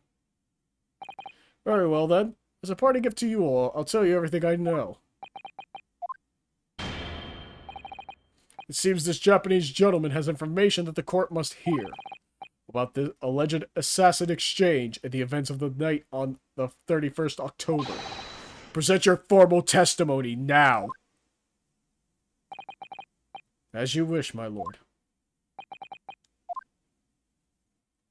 Jesus Christ. Characters being serious, man. It's crazy. The assassin exchange. It's true that Kazuma Asogi was assigned the assassination mission 1 year ago now. The target was Inspector T. Gregson. That was a condition of the British study tour. However, in the end something happened that meant the young man was unable to carry out his mission. On the evening in question, a member of the crew was on duty outside my cabin at all times. If there had been a shot fired, the crewman would have heard it, so I can't be involved. Excuse me. So you admit it then, as this communication suggests, there really was an assassin exchange arrangement between Britain and Japan. A political endeavor at the highest levels, not something I can discuss here. To use such a worthy practice as foreign study to coerce somebody to commit murder. It's the most appalling thing I've ever heard. Appalling? Well, it's easy to judge. Pardon? Sogi had a reason for taking his sword to that British inspector, you know. What?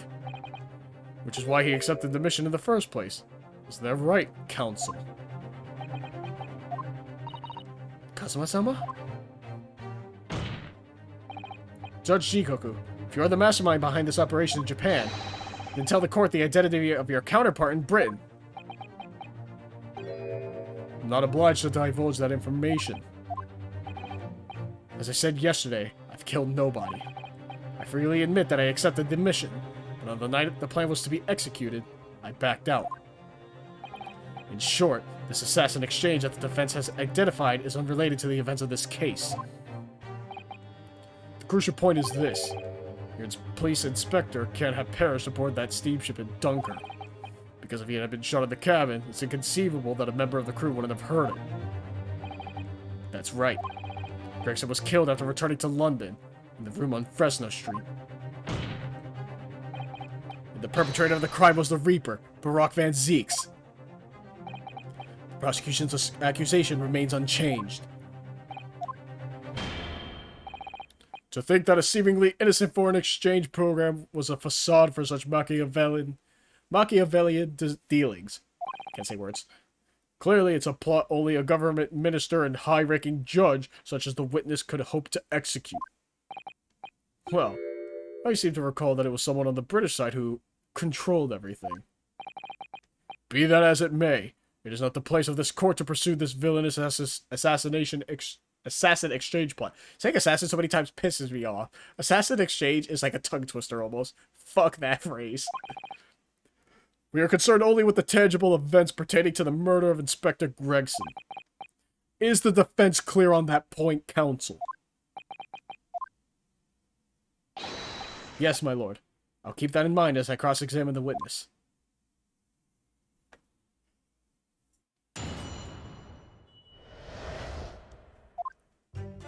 Oh boy.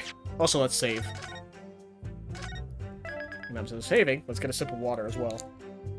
As, I'm going to be reading a bunch. So, assigned a year now. Condition. Unable to carry out.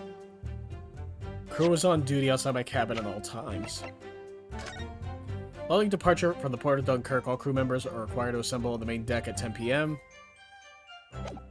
So... Objection! Cool, right away. Got it. Hey, faster than Gina's testimony. Yes, as the court has heard, there was a crewman posted outside Judge Jikoku's cabin. However, we can be sure that, contrary to the witness's claim, the guard wasn't there at all times. What? I have here a notice of a particular event that was scheduled to take place aboard the steamship on the 31st. What? Where did you get that? It's evidence gathered by Mr. Herlock Sholmes. You were acquainted yesterday, if you remember. Herlock Sholmes again. According to this itinerary, after leaving the port of Dunkirk at exactly 10 p.m., and for a period of 20 minutes, all crewmen of the SS Grouse were to gather on deck for an evacuation drill. All crewmen were away from their posts.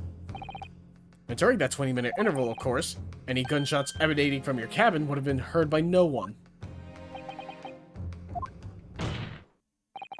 In summary, Judge Jigoku, you had ample opportunity to commit the crime.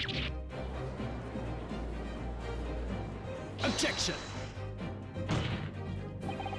A 20-minute window of opportunity. That's an excellent find for Yonosuke, but it amounts to nothing. Why? Because the witness clearly stated in his testimony that no incident occurred in this cabin. Unless you have some decisive evidence that could show his testimony to be false. Your accusation is nothing more than conjecture. Very true. Well, counsel? Inspector Gregson was killed in Judge Jikoku's cabin that night. I'm certain of it. Because the defense has the evidence to prove it. You will present the evidence for the defense at once, counsel. What proof do you have that the victim's life was taken in Judge Jikoku's cabin on the 31st October? I would assume it's a small component, but once again, we're going to save just to make sure. Because that's part of his watch. Matter of fact, before I even do that, let's just examine it. See these little things all over the place, don't you? It's the part of it's the part on the top of a pocket watch that you twist to set the time, isn't it? It's called the crown, I believe. A watch would be quite useless without one. I didn't know that. The crown? Like what sits on top of a monarch's head? It's a very grand name for such a tiny part. But actually, yes, Mr. Naruhodo? If this is a crown, I have a feeling I might have seen a monarch around here somewhere with a very bare head. If by monarch you mean pocket watch, then I'm quite sure you have. Now we get the watch. What do you think, Mr. Sato? I feel sure I know exactly what will fit here. What, really? I was just thinking precisely the same thing. We're about to see that little round component. It's actually part of Inspector Gregson's broken pocket watch. Really? I was just thinking precisely that too.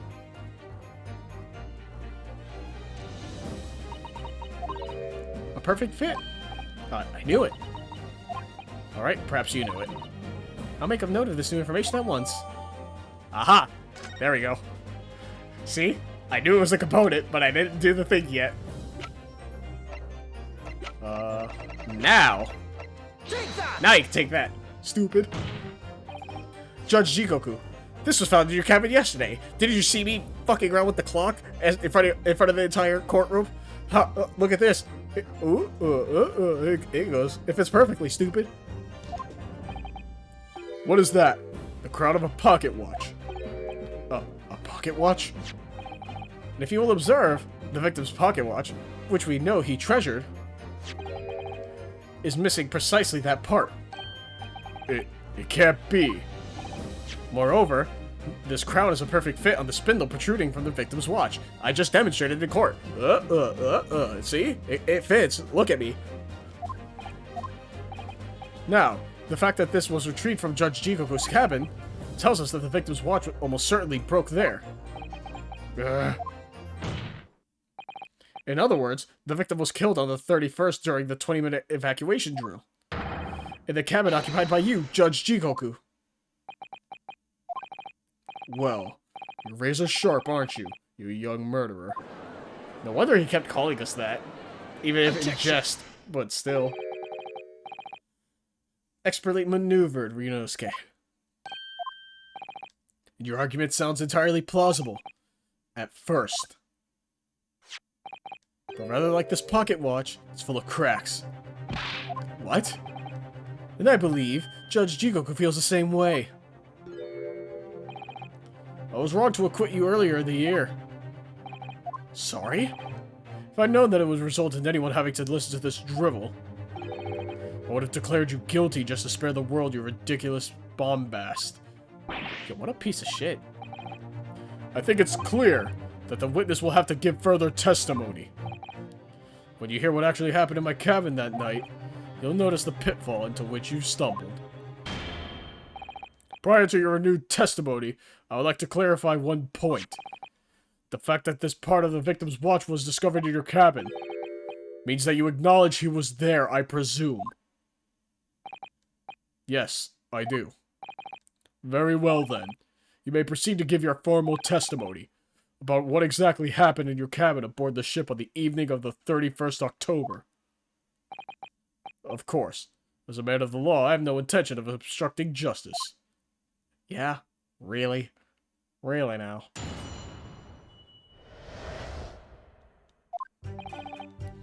I had a guest waiting for me when I returned to my cabin after finishing my evening meal in the dining room. When I walked through the door, a mustachioed Englishman was there, foolishly waving a gun at me. I soon took care of him with an ippon seo throw, though he couldn't wait to run away after that. I imagine his watch was broken when I threw him over my shoulder. It has nothing to do with his murder. The inspector was clearly killed having returned to Britain, because his body was found in London.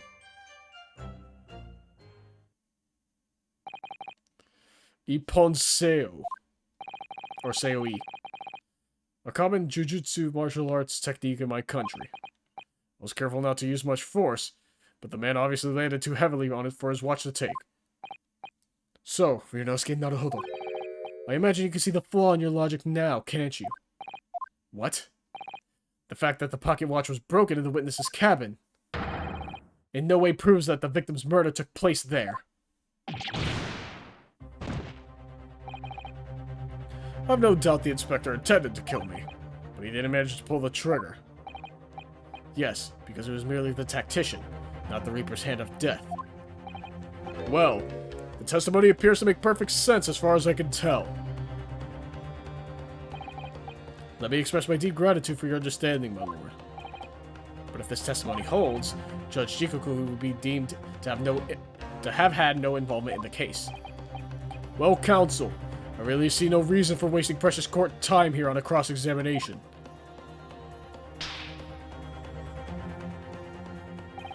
Sorry, my lord. The defense has a right to cross-examine, and I don't intend to squander that. You're an embarrassment to your countrymen, not knowing when you're beaten. In that case, proceed, Mr. Naruhodo. If nothing else, I can appreciate Strongheart having, like, no fucking nonsense. He's just like, nah, we're gonna fucking do things, we're gonna fucking do things. So, evening meal. Englishman waving a gun. Throw. Broken, nothing to do with the murder. Inspector was clearly killed, having returned to Britain. Body found in London.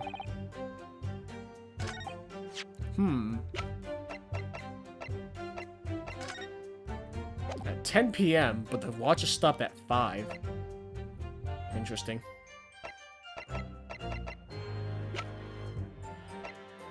I don't know if I have anything in here.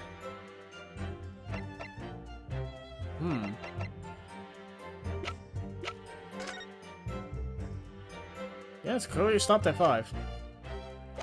Alright. Oh, wait. I just wanted to reread.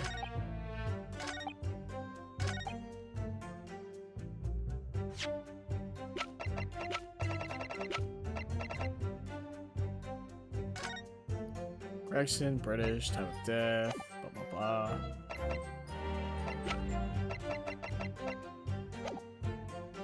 Don't think I have anything else, so I'm just gonna press every statement for now. Hold it! Because the so-called guard posted at your cabin door had just let your killer pass, you mean? Apparently Gregson told the crewman he was a police inspector, which is the truth, of course. He wouldn't have had his identification with him, though. He had his trench coat and mustache, not to mention the bag of chips. I imagine the crewman was convinced. The man occupying him would have had 2 swords slung around his waist. You mean me? Also, the man accompanying him would have had 2 swords slung around his waist. Shouldn't it be 2 swords, plural? You know, an S there at the end of swords? God, this game fucking sucks. Why does anyone play it? Who else? Yes, that's true. You would have hoped the sight of a few swords might have set off alarm bells in the guard's head. The point is, I left the cabin before its occupant returned, and I immediately disembarked the ship. Certainly. All I can tell you is that only the inspector was waiting for me when I arrived back at my cabin. And you entered without any inkling of suspicion. That's right, none whatsoever. Walked to the door. Englishman there, foolishly waving a gun. Hold it! Obviously, you're talking about Inspector Gregson. Yes, though at the time I didn't know the man's name. There was no time for introductions. I value my life over manners. By which you mean that the inspector was there to assassinate you, I suppose. That was certainly the impression given by the gun pointing in my direction. But I've never seen the muzzle of a revolver shake about so much in my life. Anyone would think the man had never shot somebody before. Believe it or not, most of us haven't. Anyway, there was no time to call for the help of the crewman at the door, so I dealt with the man myself. Hold it! Took care of him with a throw. Even though the man had a gun, that was a very brave move, wasn't it? Ha ha ha ha! My Ippon Seoi is far faster than a bullet, I can assure you. But surely all that commotion caused the crewman to come in, didn't it? Yes, of course. He burst in immediately without knocking. Inspector hurled himself at the stocky fellow and just managed to slip past him to make his escape. The outstanding guard does it again. Luckily, there aren't many situations I can't get out of using a quick Ippon Seoi throw. Watch was broken, went through him on his shoulder. The crown snapped off and the glass covering the face of the watchers cracked. Preferable to the man's head being pulled off or his spine cracking, wouldn't you say? Not that the man was spared for long. A bullet to the chest soon saw to that. But the point is, the broken pocket watch doesn't prove that a murder took place. Absolutely not. All the watch proves is the power of my jujutsu throw. Whatever you say, it doesn't quite ring true that no shot was fired in the cabin. Because there was an obvious bullet hole in the wall. Ha ha ha. What are you talking about? That's what the star of your lowbrow detective stories told you, is it? Well, I don't care for such fiction. Haven't you worked it out yet, you little stripling? Or stripling? No murder took place in my cabin. Victor was clearly killed, having returned to Britain because his body was found in London. But there's no evidence that proves the victim ever returned to London alive. Just take a moment to think that idea of yours through now, stripling. What? I'm assuming it's stripling. If the inspector was killed on the steamship in France, how on earth could he have got back to Britain? When people die, their bodies remain at that same spot. It's a double of a thing. Well, then, obviously the culprit must have moved the body. How exactly? Carrying a corpse off a ship in your arms would raise a few eyebrows at least, don't you think? Well, yes, that's true, but... all passenger luggage is inspected when it is unloaded from arriving vessels. And I would like to think the border police would query the corpse of an English gentleman as hand luggage. If the murder had taken place aboard the ship, you would imagine the body would have been disposed of at sea. There would be no sense in risking being caught by attempting to transport the body back to Britain. Ugh, that's killed the idea then. But perhaps not. Mr. Sato? We've heard that the first-class passengers were under constant scrutiny by the crewmen posted to guard them. Which would mean that the culprit had no opportunity to dispose of the body into the sea. Yes, that's true. So transporting the body to Britain may have been the only viable alternative. Dear me, you really are new to this, aren't you? I thought I'd been perfectly clear, but it seems I'm going to have to explain it to you in words you can understand. I think I ought to alter my testimony. With your consent, of course, my lord. I have no objection. State your amended testimony now. There's no possible way I could have transported the victim's corpse back to Britain. We don't have the... Huh. Hold it! There's an idea. Think about this, stripling.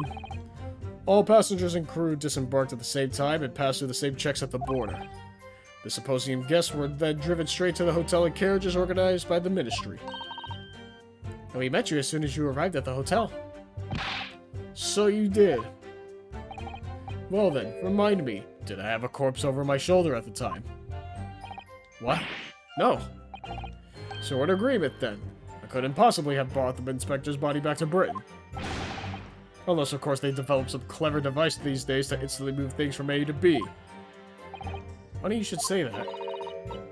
Professor Harebrain's invention didn't actually work, if you remember, Mr. Naruhodo. Yes, of course. The fence has become unusually quiet, I notice. Yes, because there's really nothing more to say.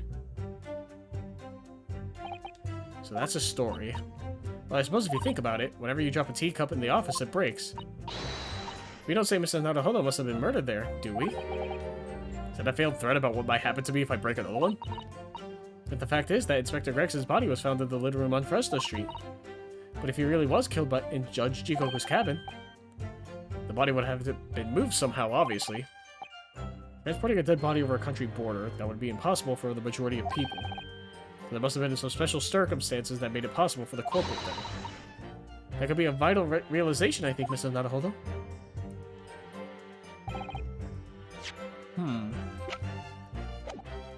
So it's obviously the last statement here. There's no possible way I could have transported the body.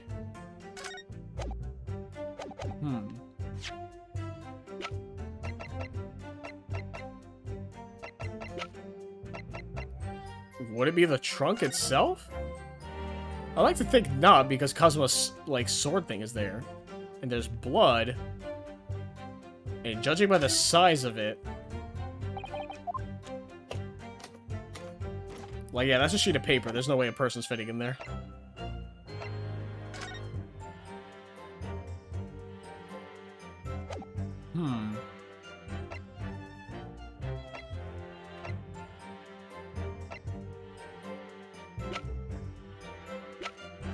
We already established that he wouldn't have had the identification on him.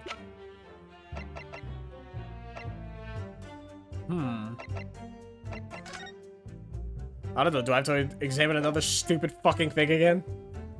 I don't know, dude. I'm trying to think. Yeah, that's not it.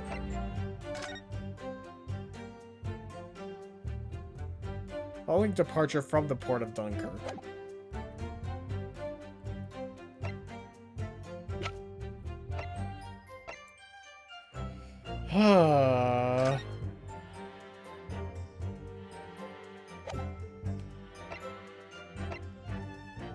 Man, that's a good fucking question. No possible way I could have transported the victim's corpse back to Britain.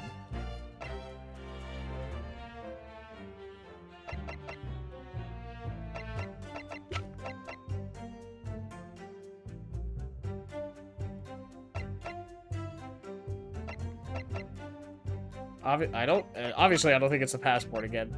What would it be? What piece of evidence? There's no possible way I could have transported the victim's corpse back to Britain, and we're thinking about special circumstances. I'm guessing maybe because he was here for the symposium, that's why, but I need something to reference that, right? Yeah, that's for Gregson. That was found in his thing. I would think the photograph, because that's the only thing that mentions the symposium.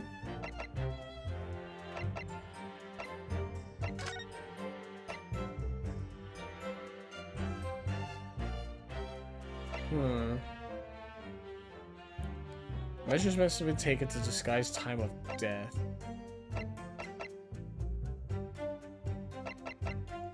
Is it the autopsy report? Part of me thinks it's the autopsy report. It's either the autopsy report or the photograph is my line of questioning right now. I'm gonna save again. I think I did earlier, but just to make sure.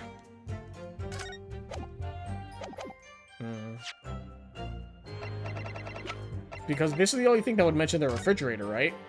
So he put it in there until they got to the check? Objection! Okay, it's not the autopsy report.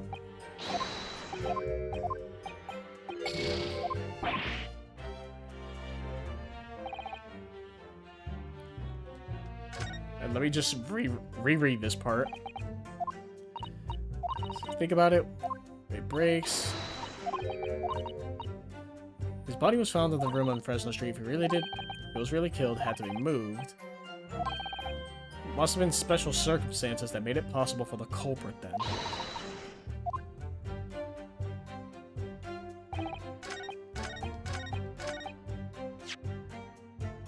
Then, is it the picture? Objection! It is the picture. Okay, I was right. So, I just wanted to make sure. I was stuck between those two. But I was right on it being the picture. Okay. Glad to know. See, it's one of those things, like, at first glance, you wouldn't think... It's like the thing with the ticket. It's like, oh, if you click on the ticket, it says Burrito, right? Or it says, Grouse. So that's your connection there.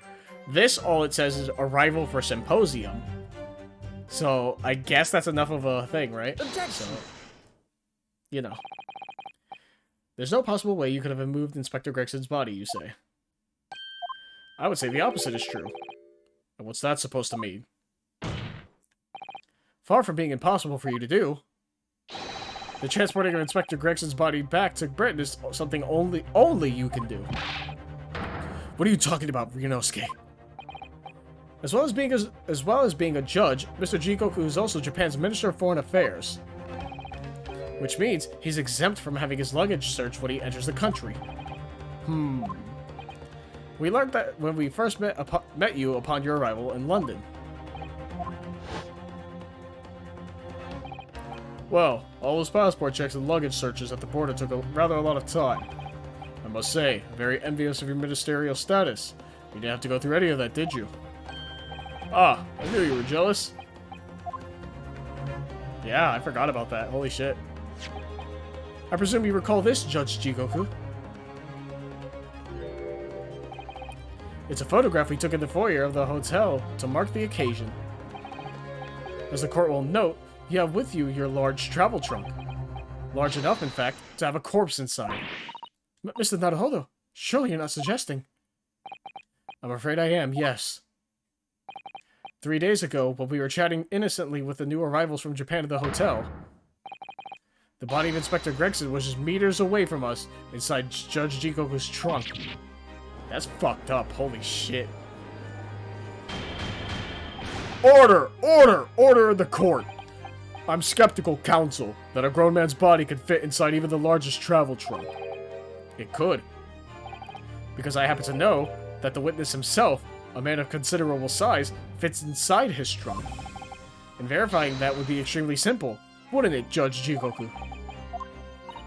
But inside his trunk? How horrifying. And after we'd spoken with you at the Great Waterloo Hotel, you had the opportunity to visit the apparent scene on Fresno Street, taking your trunk with you in a cab to deposit the inspector's body. I don't have to listen to this nonsense.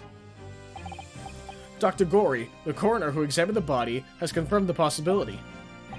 She's acknowledged that there are signs that steps may have been taken to disguise the true time of death. The onset of the body's decomposition could have been delayed by storing it in a refrigerator. Counsel, as I remember explaining yesterday, refrigerators of the requisite size are far and few between. Yes, I'm sure they are, but one place they're certainly found is on large ocean liners. Such ships are equipped with electrically refrigerated cold rooms to keep food fresh on their long sea voyages. And the SS Grouse is no exception. Professor Migatoba told me about it only yesterday. Well, Judge Jigoku? However much you prolong this debate, you can't eliminate the truth. All the evidence points to you being the killer.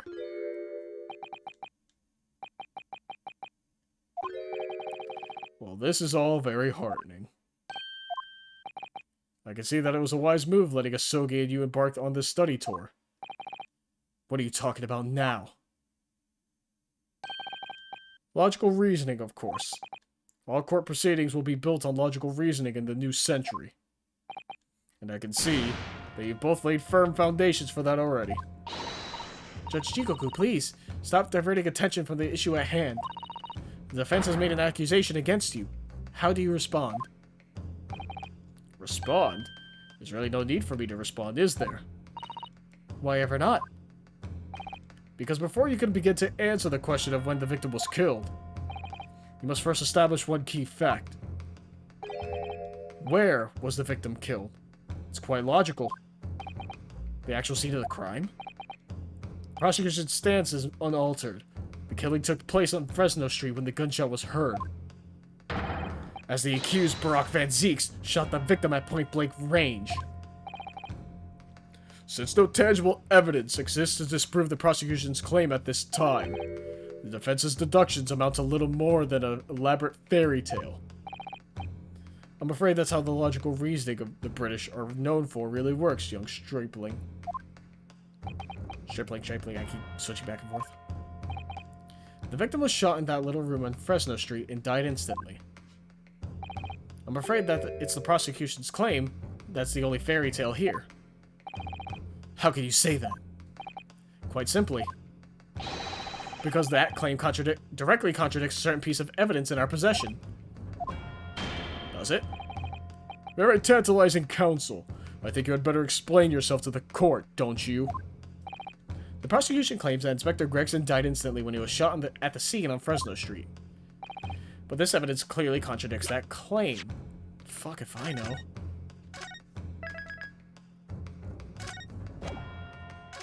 Oh, shit. So, let me read this again. Prosecution claims that Inspector Gregson died instantly when he was shot at the scene on Fresno Street, but this evidence clearly contradicts that claim. Fuck. Is it the case? The trunk? Because it has the blood on it? The only thing that comes to mind is the trunk because of the blood. The watch, I think, has outlived its usefulness.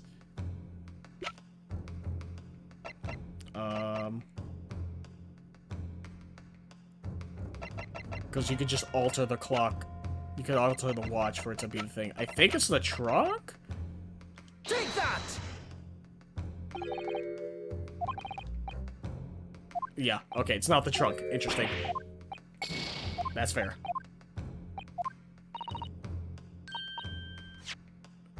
I misread. Was the victim killed in the room on Fresno Street, or was he moved there after his death? There's one piece of evidence we show that clearly... that we have that shows the answers to that question surprisingly clearly. Do we? Present the correct one. Are you going to try again, or can't you hold your hand steady enough to point it out? Clearly contradicts that claim. I thought it was the trunk, and this obviously wasn't enough.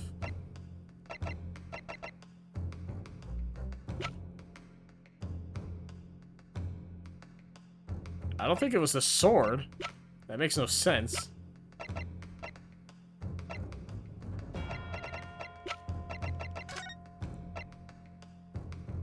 Sounds like an instant death, blah, blah, blah.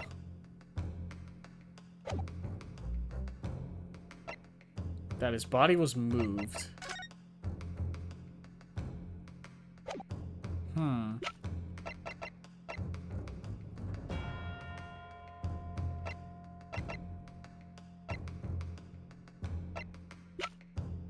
I know it's not the sword. Take that! Yeah, okay. Was the victim killed in the room on Fresno Street, or was he moved there after his death? One piece of evidence that shows that. Piece of evidence that shows he was moved? Because we just went over that it can't be the component. I'm overlooking something that's probably glaringly obvious, and I'm so sorry. Is it actually the watch, though? That makes no sense to me, personally speaking. Take that! Okay, it's not the watch. I'm gonna try the crown piece again. It feels too... I was gonna put that, but I'm pretty sure it's not. Take that! Okay, no. Thank God. I'm confused now. Huh. One piece of evidence we show that clearly answers... What is the correct one? I'm fucking stupid. Prosecution claims died instantly in Fresno Street, but this evidence clearly contradicts that claim.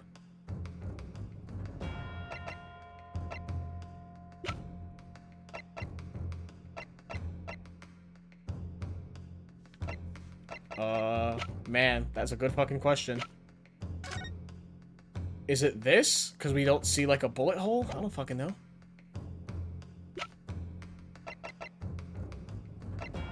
And I thought it was the case. It wasn't. It's not the passport.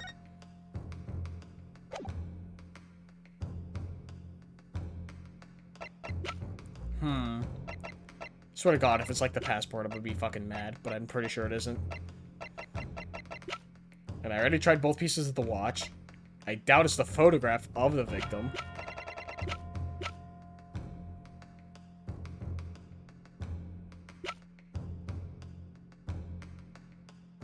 Murder weapon was found at the scene of the crime.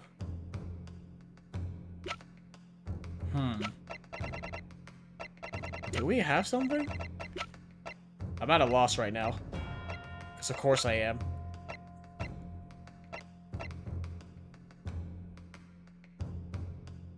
Take that! Okay, yeah, no. Huh. I mean, thankfully, it's only one thing and not multiple statements. And even then, I'm just an idiot. So, you know, whatever. So I've tried the watch, I've tried the sword, I've tried the trunk, I've tried the passport. And I've tried the crown for the watch. Take that! It was the photograph. Fuck off. I said it too. I said it too. It's like, oh, because you don't see like a bullet hole there or some shit. Is that... Fuck me. Well, let's hear the actual reasoning. A photograph of the victim at the very location you claim that he wasn't killed. Yes, but the point is the posture of the body itself. If Inspector Gregson had been shot there in that room, it's out of the question that his body would have curled up in a ball like that. Oh, that's fair. Sorry to disappoint you, but your logic is flawed. You could have easily adopted that fetal position due to the pain of the shot, which subsequently proved fatal. Objection! I'm sorry to disappoint you, Judge Jikoku, but it's your logic that is flawed. What? According to this autopsy report, the victim died instantly. He would have felt no pain, much less have been able to draw himself into that position. Oh. Which begs the question of why the victim's body is curled up in that way. Though the answer should be abundantly clear by now. You're suggesting. The inspector's body took on that posture ahead of its arrival on Fresno Street, before it was coldly turned out on the floor from the inside of a large travel trunk. No. You're quite right. The shape of the body. It looks exactly as if it had been kept in a confined space.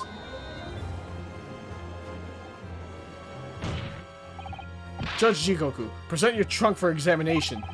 I believe it's very possible that it will contain traces of the victim's blood.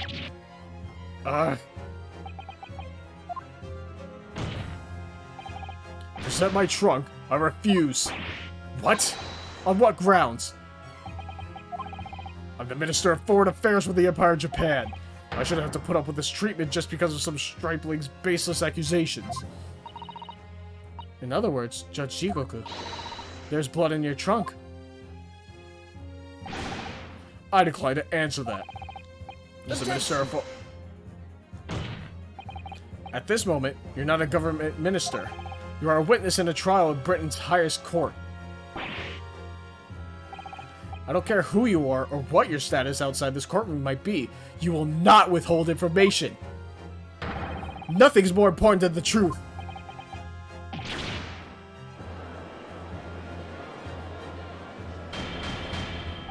Order! Order of the court! Well, Mr. Jigoku, what's it to be? You can't be serious. You did it? Have you no shame at all, Kazuma Asogi? What? Very well, I admit it. I did bring the inspector's body into the country. Inside my trunk, exactly as postulated by the defense. What? You? Dear God, outrageous! So it was you? No, I admit to nothing more than what I've said. Of killing the man, I certainly have no recollection. What on earth is that cryptic statement supposed to mean? I merely disposed of the inspector's body, which was left in my cabin, in order to avoid unwanted attention. As the judicial assistant over there pointed out, I had no chance to throw it into the ocean. So, I decided my only option was to bring it into Britain with me and dispose of it somewhere else. You can't still deny it. If you didn't do it, then who on earth did kill the man? As you know, there was one other person in my cabin that night. He had the opportunity. And moreover, he had already accepted a mission to take the inspector's life. Oh. That's right. Who else could it have been? It was you, Kazuma Asogi.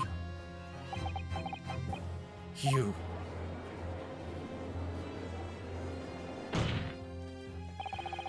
I never thought you'd stoop to this, Seishino Jigoku. You've taken the words straight out of my mouth, Prosecutor Kazuma Asogi. You thought by leaving the body in my cabin you could pin the crime on me, did you?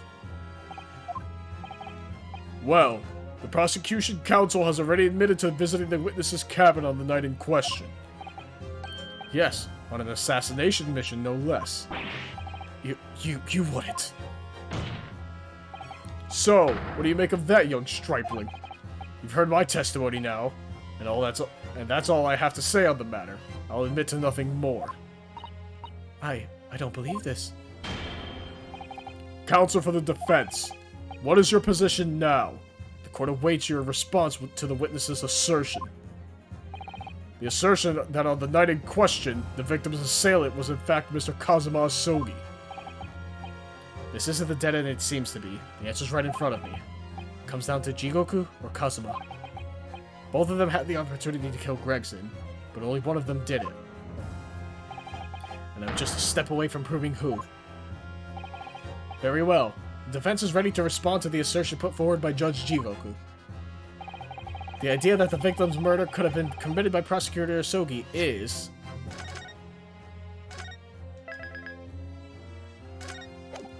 I believe in Kazuma. Fuck Jigoku. It's impossible. Judge Jigoku, let me remind you of something you said only a few minutes ago. You claimed that logical reasoning is the future of the judicial process. It is, no question. Well, logical reasoning can prove something here. Namely, that it would have been impossible for Prosecutor Asogi to commit the crime. What? The court will only accept an argument that is supported by compelling evidence. So present what you have, counsel. What proof is there that allegedly demonstrates the impossibility of Prosecutor Asogi's involvement? Is it actually the gun? Because he was shot, right? So how did Kazuma get a gun? Unless he took Gregson's. My guess is the gun.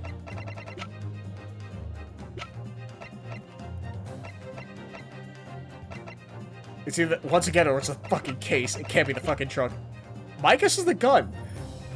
Because it's issued to people of Scotland Yard, or, like, of the judiciary. Oh, I guess the judiciary. Is it the revolver? Take that! Oh, no, it is not. Fuck. God damn it. Never mind the evidence you're about to make me. We know that a member of the crew was on sentry duty outside the first class cabins of all time. As long as the guards were there, it would have been impossible to fire a shot without it being heard. And that very much narrows down when the crime could have been committed.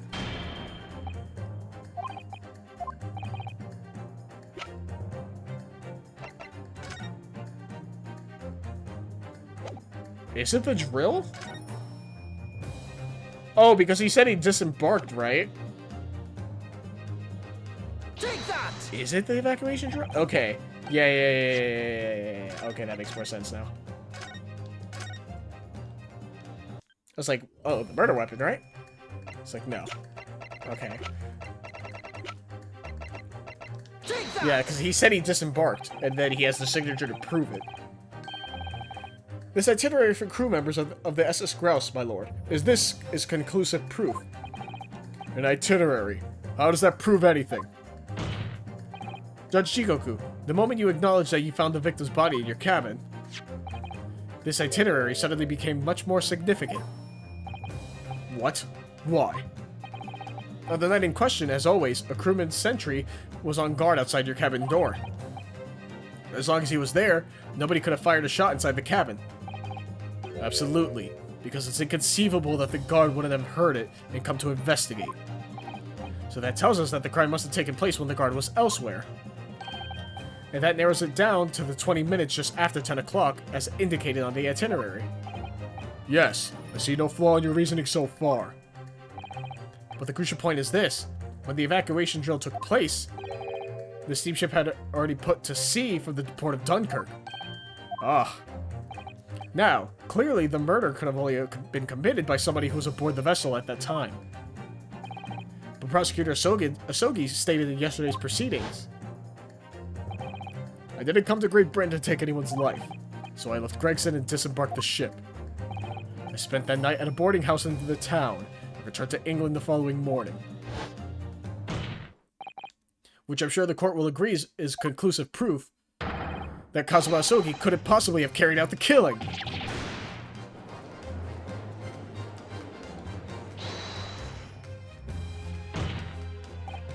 No, absolutely not. I don't accept that at all. What do you mean? The boy's just saying that to exonerate himself. We can't trust that he really disembarked the vessel. Can't say words. Obviously, after he left my cabin, he hid himself somewhere nearby on the ship. Just waiting. No, that's out of the question. Isn't it, Kazuma? As the defense rightly recalls, I disembarked the vessel and spent the night in a boarding house in Dunkirk. And as I said yesterday, I signed my name in the accommodations register book. All extremely easy to verify and undeniable proof. No, There's no escape this time. You can forget that you're a judge or a government minister. It's time you gave the court an honest answer, as a common man. Is he gonna break the witness stand again? You killed Inspector Tobias Gregson and transported his corpse back to Britain. Then you dumped the body in the room on Fresno Street and made it look as if the murder happened there. That's what really happened, isn't it? Seishiro Jikoku. It was that damned trial 10 years ago. That's when all this began. Looking back now, my fate was decided that day. I was doomed already.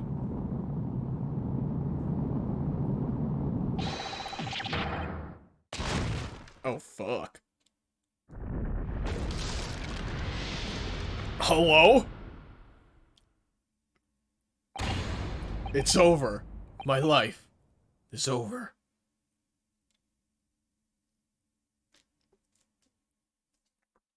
This motherfucker just, like, force blast that fucking shit away? That's wild. A British assassin to eliminate a professor in Japan. A Japanese assassin to eliminate a detective in Britain. Both assassins will use diplomatic immunity to evade conviction and return safely to their homelands. The assassin exchange request arrived from Britain about 1 year ago. Though it was hardly a request, it was a demand. And for that, you decided to recruit Mr. Asogi. But things didn't go according to plan. Your chosen assassin never made it to Britain, and you found yourself unable to dispatch a replacement. Because I was already on my way to Britain at that time in Cosmo's place. And that left me with only one option for carrying out my obligation. To eliminate the mark myself, personally. Of course, there was but a single opportunity for me to do that. The International Forensic Science Symposium, I presume. That's right. I decided it would be safest to carry out the plan before my arrival in Britain. So I enlisted the help of my British counterpart. We made arrangements for a pretext that would take the inspector to Dunkirk. To lure the man in, he was given a sham mission by the Reaper. What? The Reaper? But there's only one person who could have done that. The mastermind of the entire operation. The Reaper himself. Ah. So, that means that the assassin exchange was... It was all planned by the Reaper. I'm not at liberty to say anything about my British counterpart. Anyway, the inspector accepted the Reaper's mission and dutifully infiltrated my cabin on the steamship. But it was all a trap designed to lead him into France, and to his own death. Oh, how awful. It was past 9 o'clock when I returned to my cabin from the dining hall that evening. I didn't give him time to attack me. I choked him until he lost consciousness. But there was a guard just outside the door, so I left it at that for the time being. Even the slightest noise might have aroused suspicion, so I bided my time, waiting. For the 20 minutes after 10 o'clock. I intended to finish him by strangulation, but moments before I had the chance, he suddenly came round and went for me in a reckless move.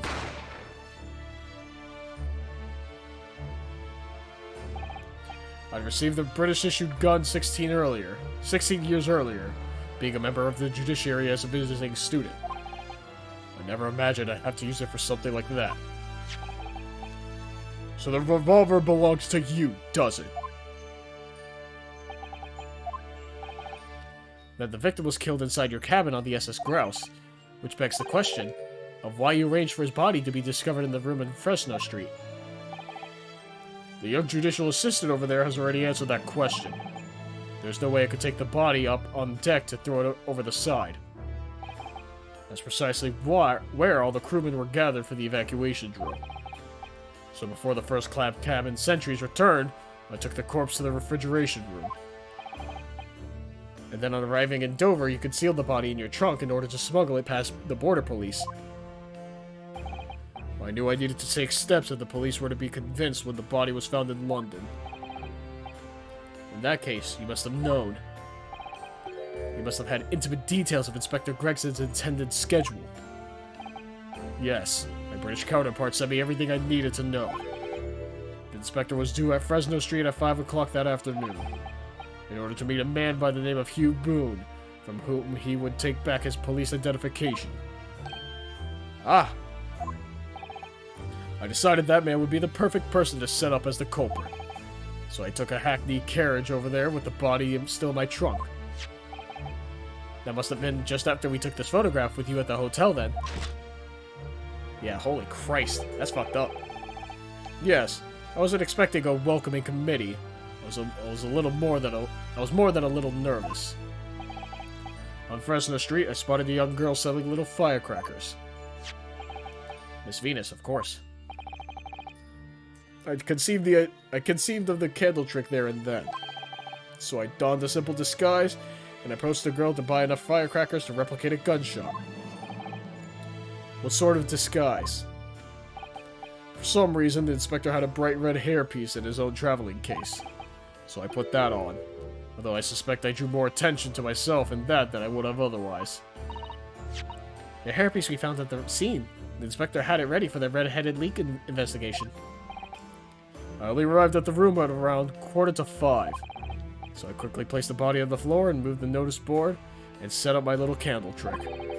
I arranged it so the firecrackers would go off with a bang around 15 minutes later. So that Mr. Boone, who was due to arrive at 5, would walk straight into a trap.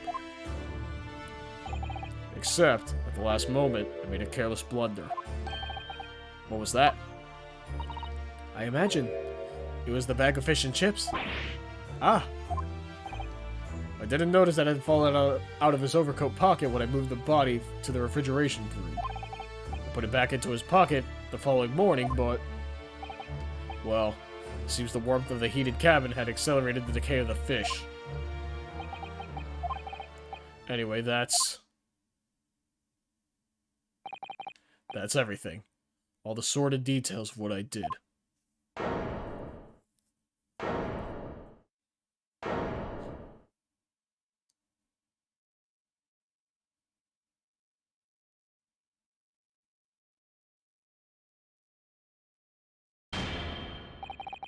I've heard enough. We've arrived at the truth about the murder of one of the country's most capable and respected police inspectors. The witness will be tried in the coming days. For a crime of such a vile nature, you can expect the most severe penalty. An exchange of assassins? What a foolhardy idea. Mr. Jigoku, one last detail. Who was your counterpart in Britain? Who was the mastermind behind the assassin exchange?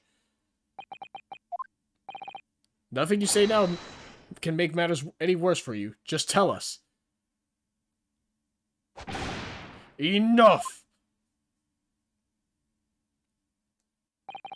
I already told you. That I cannot say. Even though as things stand, you may very well never set foot in your homeland again. What are you waiting for? Can't we get this over with now? It's finished. All of it. I'm finished.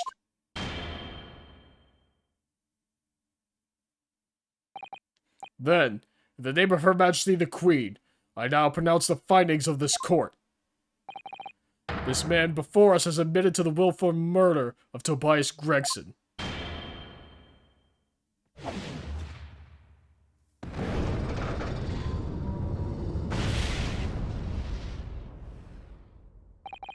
Sage no Jigoku, it is the opinion of this court that you shall be found guilty. And may I remind all those present of the strict confidentiality demanded by this closed court. Are we just not going to talk about the professor? Or, like, literally all of that? Moments ago, Mr. Jigoku signed a written confession, admitting to the murder of Inspector Gregson and the subsequent conveyance of the body. In short, the defendant's innocence has therefore been established beyond doubt. Oh, wonderful. Well done, Mr. Naruhodo. Yes, thank you. Something wrong? I'm just a little troubled by his silence. The true identity of the Reaper of the Bailey and this extraordinary assassin exchange. We do remain in the dark about these mysteries. However, insofar as the indictment brought against the defendant in this trial, we have reached a conclusion. I have every intention of pursuing both mysteries as a prosecutor. As you wish. Now, for the formal adjudication. I hereby declare the defendant... Objection. Yep, there it is.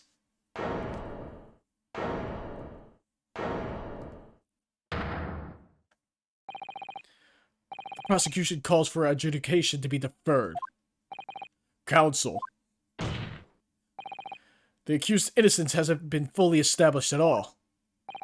And therefore, it would be wrong to deliver a verdict at this time. That is the prosecution's unwavering position. What? But Judge Jigoku has already confessed. Nevertheless, Barak Van Zeeks has committed crimes for which he must be punished. Well, It would appear you have information that the court needs to hear, Prosecutor Asogi. Certainly. The murder of Inspector Gregson was actually carried out by Seishiro Jigoku. But it's clear from the witness's testimony that he was coerced into complying with the plot. Into this sick, merciless assassin exchange. That may be true, but... So what I want to know is, who coerced Jigoku? Who was pulling the strings? The victim went to France having been ordered on a mission for the Reaper, only to be murdered. In other words, the mastermind behind the assassin exchange is someone in a position to give such an order. As we've already established, the Reaper himself. Well, certainly, that would appear to follow. The prosecution hereby formally accuses the man in the dock, Barack Van Zykes, of being the Reaper of the Bailey, and furthermore, I'm going to prove his guilt beyond all reasonable doubt. What? What?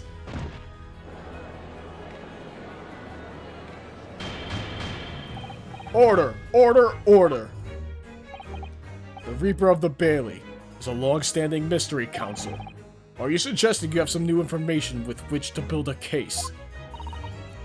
Scotland Yard has already investigated Lord Van Zieks very thoroughly in that regard.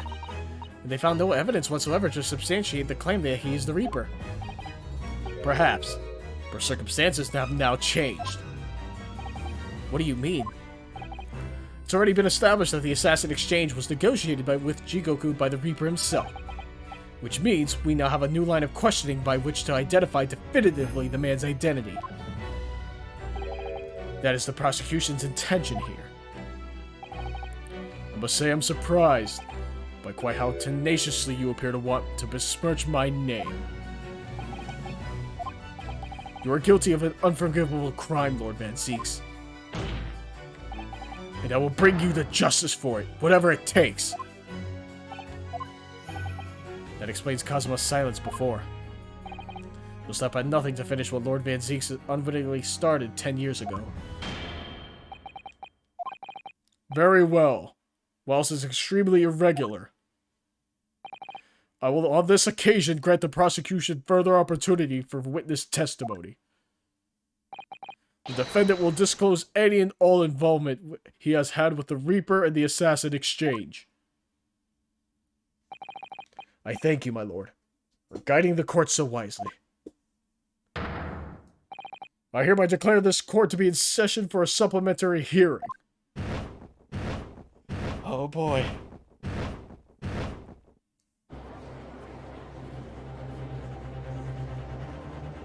Oh, hell yeah. Pray turn a blind eye to the discourtesy as I verify that this vile and unremitting accusation hasn't soured the contents of my hallowed chalice. Lord Van Zieks, I first had to suffer the pseudonym of the Reaper 10 years ago now. And ever since that time, I've endured the weight of the implied guilt that's gone with it. So I welcome the chance to testify now, and crush those allegations once and for all. Good. Then let justice decide, Lord Van Zieks. The prosecution seeks to begin building its case by calling the accused to the stand as the primary witness, in order that he may answer the accusation brought by the prosecution that he is the Reaper of the Bailey. And what says the defense? Putting the defendant in the witness stand can be extremely dangerous. And Kazuma-sama is so emotional at the moment. He's not thinking logically. You're right that he's not himself. But I knew it would be like this. And I came here today determined to face him through whatever might arise. As a lawyer, and as his friend. Then that's what we must do. The defense has no objection, my lord. Very well. Defendant, you will take the witness stand and give formal testimony on the subject of your involvement with the Reaper and the assassin exchange. As you wish, my lord. Fuck me, no intermission, man. Let me get a sip of water. I'm dying over here. The Reaper and the assassin exchange. I've never taken the life of another, nor have I instructed another to kill. been investigating the truth behind the Reaper for years, and I was aware of Gregson's involvement. That's the reason why I went to Fresno Street that day, and how I came to discover the body. The point is, no common thread exists between myself, Gregson, and Dr. Wilson.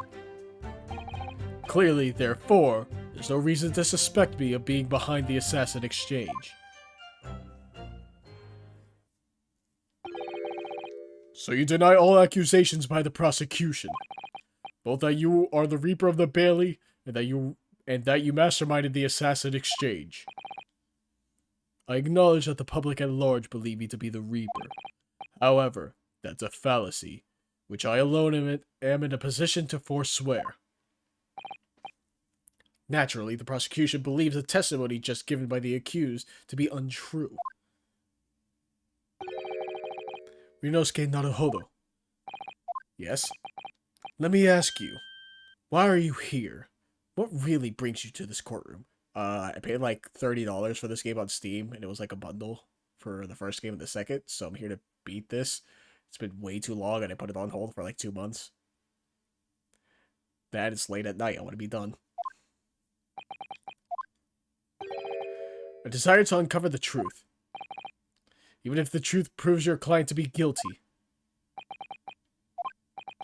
From all my experiences in this courtroom, I've come to realize something. The truth can't be hidden. Sooner or later, it will come out.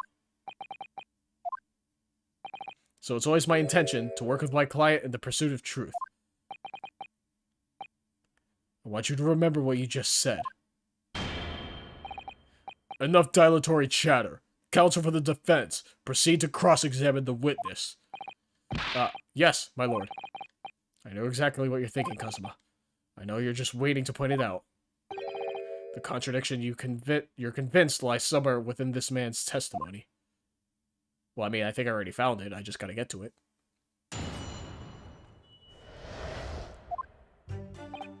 Never taken a life. Involvement. Fresno Street. No common thread exists between myself, Gregson, and Dr. Wilson. I think that's the point.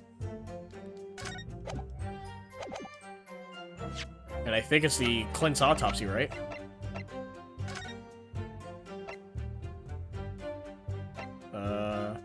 Gregson for the procedure, Wilson for that, Clint his brother. Objection! What is this? An autopsy report?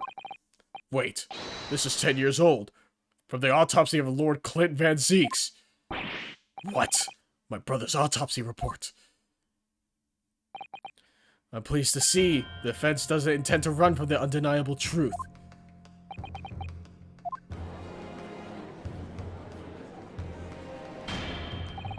Order in court! What reason do you have for presenting a 10-year-old autopsy here, counsel? This, the autopsy report for the professor's final victim, is an indelible link between Inspector Gregson, Dr. Wilson, and the defendant. Not that accursed name again. The professor. I've personally researched all of the court records relating to that case. I know that at the time, the autopsy was considered sacrilege to the victim's souls. And for a member of the aristocracy like Lord of Clint Van Zeeks, it was unthinkable. But someone implored the powers that be to allow the autopsy to go ahead. Inspector Gregson. He declared that he was certain he would obtain conclusive proof from that procedure. And it was Dr. Wilson who conducted the autopsy. His signature is clearly visible on the document. As promised by Gregson, the autopsy did indeed produce evidence.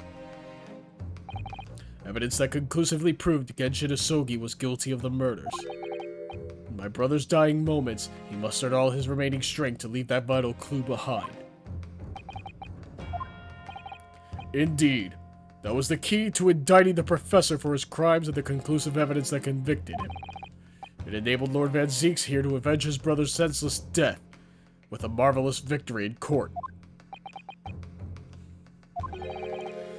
A marvelous victory, was it? I wonder if that's really true. What? Could the same be said if it turned out that the key piece of evidence in question was in fact fabricated? If the inspector, the coroner, and the prosecutor all colluded together, to cast an innocent Japanese man as a mass murderer and send him to his death. That's outrageous. And now, 10 years later, for some reason, the secret has been threatened and needs protecting. Which is why the inspector and the coroner had to be silenced, isn't it? By someone in power in Japan and in Britain, using the two killers recruited for the assassin exchange. Jesus Christ. Order! Order at once! 10 years ago, my father was convicted in this very courtroom as a mass murderer, to be sentenced to death. But it was all a sham, and I swore to myself that I'd prove it. Which is why I had to come to Britain, whatever the cost.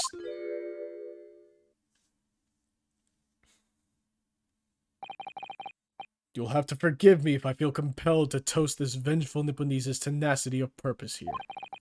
However, he who fails to quash his emotions in the courtroom has failed as a lawyer. Come on, Kazuma. You know this won't wash. You're claiming your father was misrepresented in the trial that took place a whole decade ago. You must see that without evidence, that's nothing more than a wild accusation. As it happens, I have evidence. What? As the court has heard, I crossed the channel to France with Gregson on the 31st. I went with him on the pretext of being the assassin recruited to kill Seishiro Jigoku. But my true intentions were to make the inspector tell me the truth. What truth? The truth about the evidence. And he acknowledged what I already deduced. There's a closely guarded secret about what went on in that autopsy 10 years ago. What? A secret? I know nothing of any secret. While we waited for my supposed mark in Jigoku's cabin, I drew my clan's illustrious sword Karuma before the inspector's eyes. And he very quickly understood what my true motive was. Right, I see. You're that Asogi's young lad, are you? And what? You're gonna cut me down with that thing? Is that it? That will very much depend on the answers you give to my questions. I want to know what really happened 10 years ago. The truth. That's all. Before we get into it, let me make one thing clear. I still believe your father was the professor. There's no doubt in my mind. But unfortunately back then, we didn't have the evidence we needed to make the crime stick. So, you admit it then. The evidence used in my father's trial was fabricated. It was for the good of the country.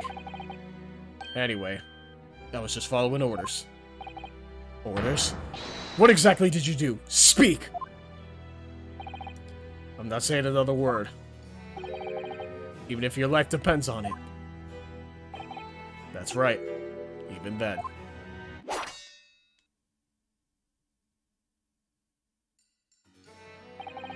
So that's when the tip of the sword broke. Oh, Kazuma-sama. If the results of Clint Van Zeek's autopsy were fabricated, then the investigating officer, Gregson, and the lead coroner, Wilson, must have known about it. And they can only have been ordered to pervert the course of justice in that way by one man. The man leading the case for the prosecution, Barack Van Zeeks. In other words, the defendant did have cause to organize this exchange of assassins. Exactly. And as was established earlier, it has to have been the Reaper himself who liaised with Jigoku Japan to arrange the exchange. So it follows that the Reaper's true identity can only be that of the man who stands accused in this courtroom today, Barack Van Zeeks.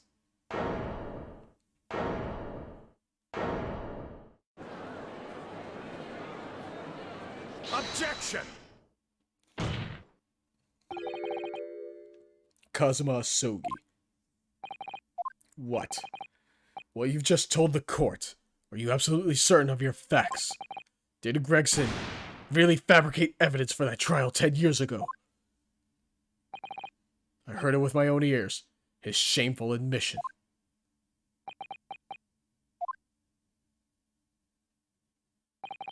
In that case, I know.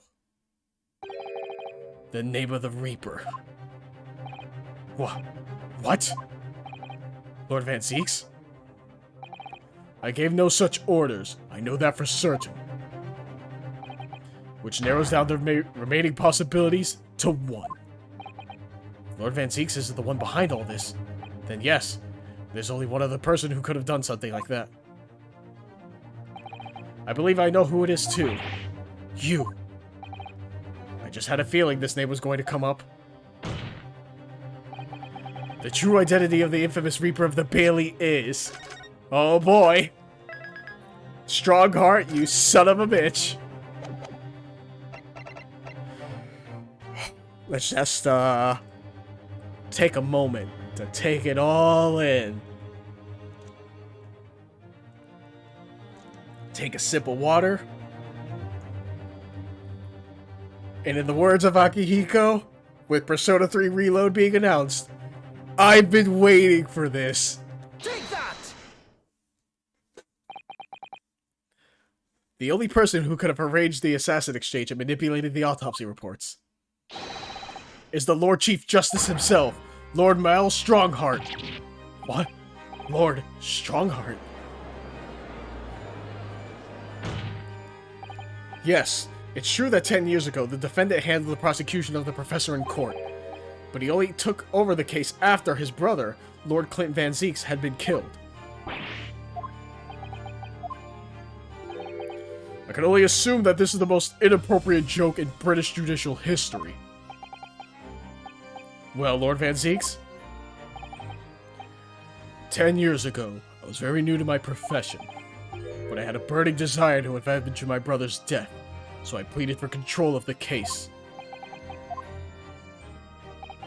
The investigation to that point, the supplication of the lords to allow my brother's corpse to be examined, all the evidence I was given, the autopsy reports, it all came from you.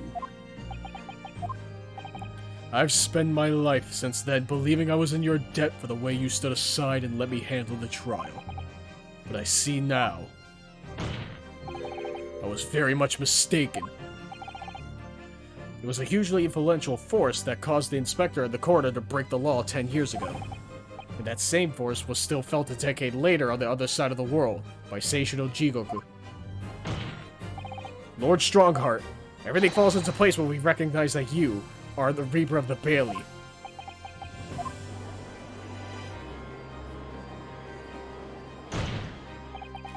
The court awaits your response, my lord. This may very well go down in British judicial history, but I assure you, it is no joke. Consider this a formal accusal by the defense. It doesn't warrant a response. A formal accusal? Don't be absurd. The defense's claims are utter nonsense, a wild fantasy at best. You're not going to defend yourself. You claim there was some wrongdoing with Lord Clint Van Zieks' autopsy. That's utterly untrue. But I heard it from Gregson's own lips. He admitted to it. And where is your evidence? What? Gregson's dead now. Unless you were thinking of summoning a ghost to the stand. You mean to say... I forget how the system works in your little backwater country. But in the courts of the British Empire, without evidence there is no case. Oh fuck. I have no intention of entertaining some wild fantasy that can't possibly be substantiated by anyone or anything.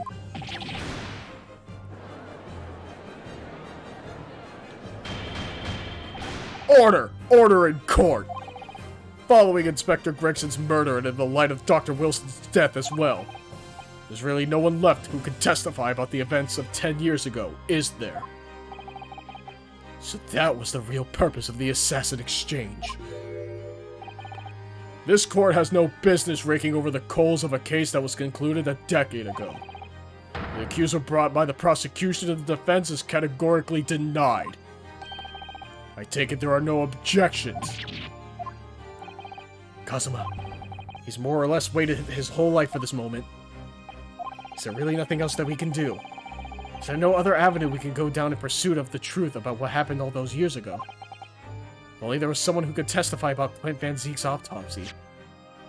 Well, there is. Can we not get, Scythe? It's either Scythe or, Hold on, before I do anything else. Okay, we don't have Scythe. So, it has to be Maria Gory, right? If it's not Gory, then it would be between Vigil and Caden. Because they're... Well, probably not Vigil. It's probably Caden, if anything. But I'm pretty sure it would be Mariah Gory, right? He's gone to extraordinary lengths to cover his tracks. Even so far as dispatching an assassin all the way to Japan to ensure Dr. Wilson's silence. And Dr. Scythe won't say anything against Strongheart. But, there's still one ray of hope. Objection!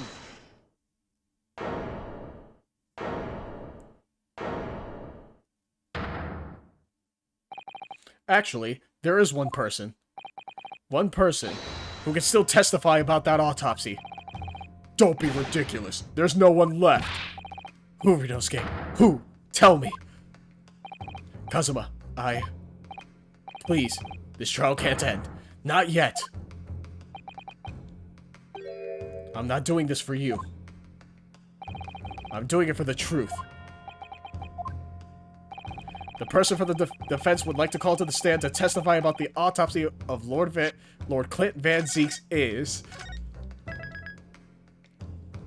Oh, fuck. Come on out here, go...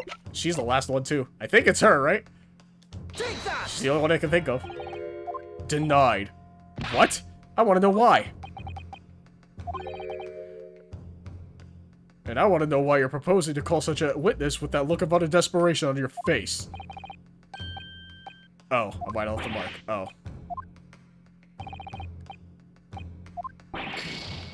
Oh, I was wrong.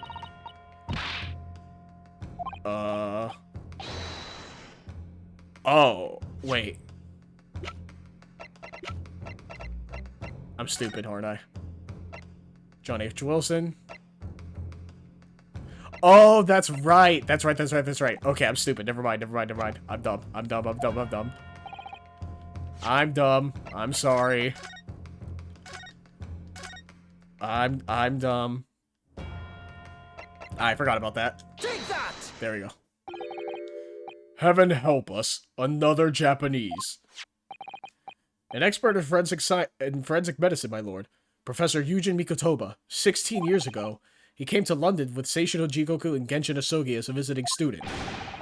And what could his testimony possibly tell us? Professor Mikotoba was the primary assistant during the autopsy in question. He was also the person who actually penned the report. Incorrect. The autopsy was carried out by the coroner, Dr. Wilson. The report carries his signature. It was the primary assistant's duty to keep a written record of the coroner's work during the procedure. In actual fact, the coroner merely read over the report at the end and signed it. In other words, Professor Mikotoba witnessed the entire autopsy from start to finish. The defense demands that Professor Mikotoba be summoned as a witness as a matter of urgency. Whatever really happened in the autopsy laboratory 10 years ago is something only he can tell us. Defense's demand is denied. What? Professor Mikotoba is in London at this very moment. We could summon him to the stand in minutes. No. Of course he's not going to agree to it. Strongheart has no intention of summoning anyone he knows. Of anyone who knows. He's too concerned about protecting himself. Prosecutor Asogi, let me refresh your memory, as you seem to have forgotten the prosecution's stance. Only minutes ago, you accused the defendant of being the Reaper and of masterminding the assassin exchange. I did, yes. So present your evidence for those claims and make your case complete. At this time, I don't have the requisite evidence, but that's exactly why we need witness testimony. The professor case is closed. There are no clues of the distant past that will bolster your argument today. I'm afraid to say, Prosecutor Asogi, that you would appear to be possessed by the spirit of your late homicidal father. Oh, fuck this guy. Now, As I stated earlier, this court has already reached a conclusion with respect to the matter at hand. Inspector Gregson was murdered by Japanese Supreme Court Judge Seishiro Jigoku. As for any hidden circumstances that may exist, they will be investigated in due course by the proper authorities. Objection! But we all know what will happen. That will just give the mastermind the whole venture time to cover his tracks again. By which you mean me. Your punishment for this contemptible behavior will be decided at a later date. As for you, Prosecutor Asogi, you will be remanded following these proceedings. Willingly, I trust, since you gave your word. This futile game of revenge is over, young Master Asogi.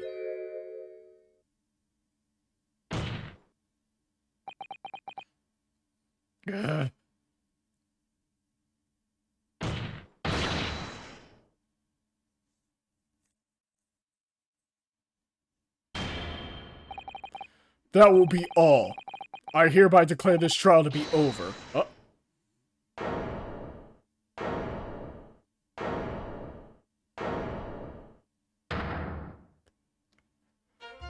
Of course.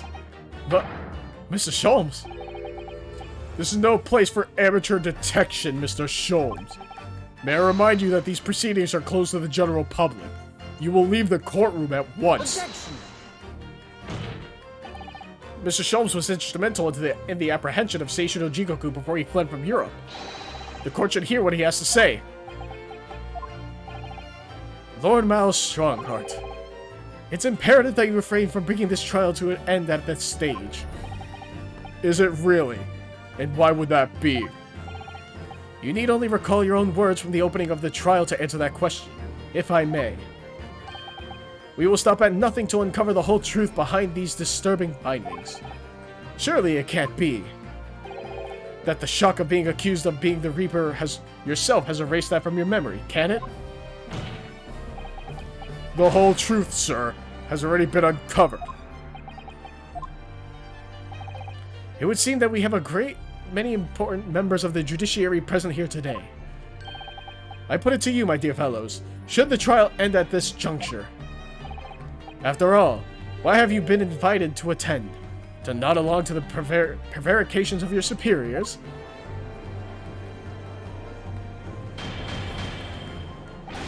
Order! Order in court! It seems to me that we stand before a door that leads to a new era of legal practices. A door that is ajar. Let us emerge from the shadows of the Reaper's decade-long ascendancy. For you and you alone, my dear fellows, have the power to push this door open now. The auditors in the gallery have no rights to express an opinion on court proceedings. Silence! He's right. The judge has absolute authority here. Yes, if he calls the trial to end, it must end. But will that really do? I sense dark things occurring behind the things. There's not a single person who could honestly... What? The trial should go on. Summon the witness. That's right. We need to clear this up before the young Japanese fellows... I can't read this that fast. Help me. My lord, you assured those present that you would uncover the whole truth here. Vindicate yourself of this outlandish accusation. The truth, the whole truth, and nothing but the truth. That's the very foundation of British law. A toast to my dependable colleagues in the gallery. On with the trial. Testify. Testify! Testify! Well, my lord, you hear the voice of British justice, I take it. I think you'll find it will be rather awkward to silence.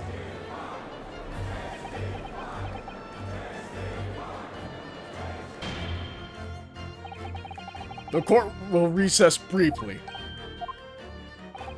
I have no intention of shrinking from these allegations. Bailiff, arrange for the subpoena of the witness at once. As soon as the gentleman arrives at the courthouse, we shall reconvene. A recess won't be necessary, my lord. Pardon? Mikotoba is a close friend of mine. He accompanied me today and is waiting in the antechamber as we speak. I do believe he's been enjoying a little trip down memory lane, in fact. What? Professor Mikotoma's here in the courthouse. Mr. Sholmes, you... Yeah, because if he wasn't, he'd be, like, killed immediately along the way. You didn't know this would happen, would you? Or did you? My dear fellow, no one is in a better position to answer that question than you, surely. I wasn't just asking for the fun of it, you know? Well, I must thank you for your assistance in this matter, Mr. Sholmes. However, you are of no further use here. Kindly leave the courtroom at once. But of course, in truth, I find myself rather busy now as a result of these developments. Mr. Naruhodo. Ah, yes? I trust you have Iris's little lucky charm with you. Absolutely. It's still in my pocket. She sends her regards, and a reminder. If you find yourself at a dead end, the ears are at your disposal. Just one tug, if you please. Oh, of course. In that case, the trial will continue without delay. Bailiff, show the witness to the stand. Holy shit. So it's Lord Strongheart. He's the Reaper of the Bailey. Where exactly is this trial going to take me, I wonder? Just how deep am I about to be plunged into the blackness of the abyss? Well, I'm ready. I'm ready to head into the heart of this maelstrom and confront whatever horrors it tries to drown me under.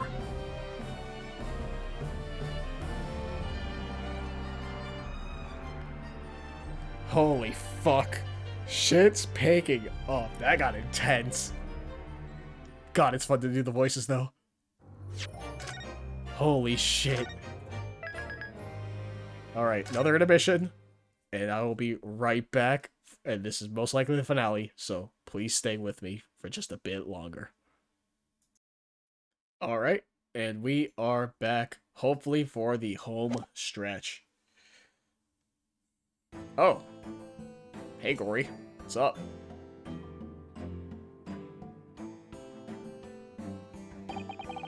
So, witness, please state your name and occupation for the court. Yuji Mikotoba, lecturer in forensic medicine at the Imperial Yume University in Tokyo, Japan.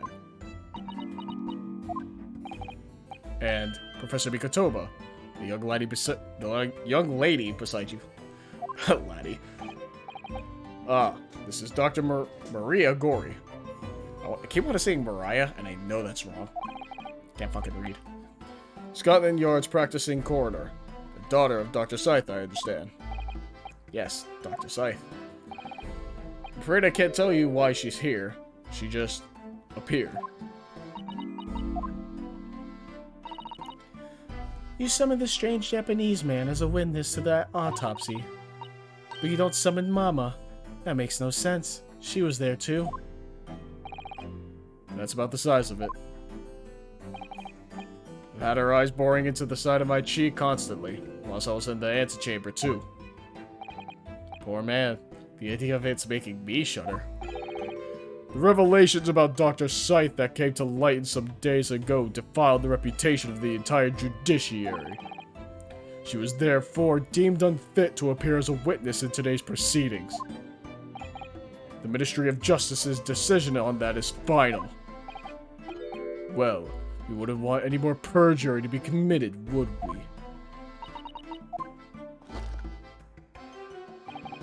The Ministry of Justice? Some questionable strings are being pulled, I think. I remember you, Dr. Mikotoba. But I certainly never expected to be meeting you under these circumstances. Yes, it's been a long while, Lord Strongheart. The prosecution understands that you were a visiting student of forensic science in London until 10 years ago. That's right. I studied under Dr. Wilson at St. Sinners. So you were present at the autopsy of my brother, Lord Clint Van Zeeks. I was, yes. I assisted Dr. Wilson with the entire procedure. Tch. Mama's far more skilled than any Japanese man. Well, Dr. Wilson asked me to be his primary assistant on that occasion. And this autopsy report was actually penned by you, I believe. Yes. I noted all of the doctor's findings, and when we were done, he read through the document and signed it. Poor Mama. As secondary assistant, she wouldn't have had such a good view of all the innards. So, Professor, do you remember Inspector Gregson? Yes, of course. If it wasn't for his insistence, Lord Van Zeek's autopsy would have never have happened. But he was absolutely convinced that it would reveal decisive evidence against Genshin, you see. So Lord Strongheart had to entreat the nobility to allow it to take place. Do correct me if I'm wrong, my lord. It was as a result of that autopsy that a mass murderer was apprehended and justice was done. But Gregson admitted it before he was killed. He admitted that the results of the autopsy were fabricated. You were there at the time, so you must testify. You have an obligation to tell the truth about what really went on. Absolutely. That's precisely why I'm here. And that's why I'm here too. Very well then. You will give your formal testimony now, witness. But before you begin, a word of warning. Oh? You will state truthfully and accurately what you saw and what you heard at the time. I wouldn't dream of doing otherwise, my lord. The moment your testimony verges on supposition, I will expel you from my court. Remember that.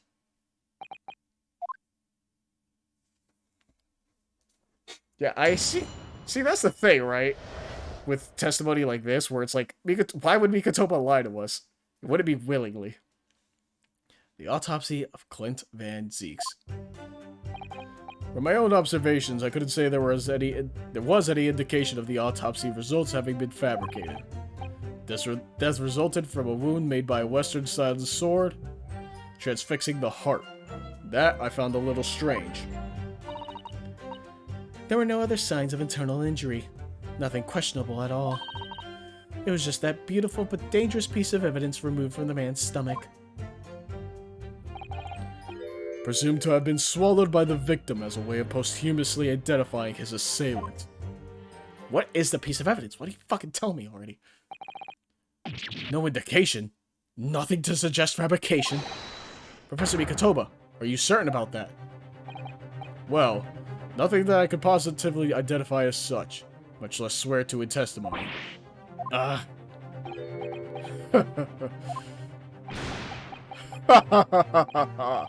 Well, that clears things up nicely. The only fabrication here, Asogi, has come from you. What? You claim the inspector confessed just before his death, but that is the fabrication. No, he freely acknowledged it. I swear he did. Freely, with the tip of a sword at his throat. The man was clearly at wit's end.